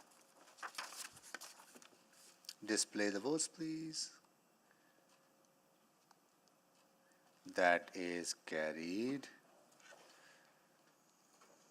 I was wondering if there is any item we could deal with in 7 minutes. 8 minutes. And which one? Subsequence? Yeah, is there subsequent we kind of want to deal with? No, staff is not here. Staff is not. that's And fair. Dutch elm disease. Michelle can just handle it, right? Dutch elm disease needed to be selected. Is anybody here to make a quick presentation? There may not be any questions on it. On which item? Dutch elm? I think all those people have left for the They day have. to other commitments. Okay.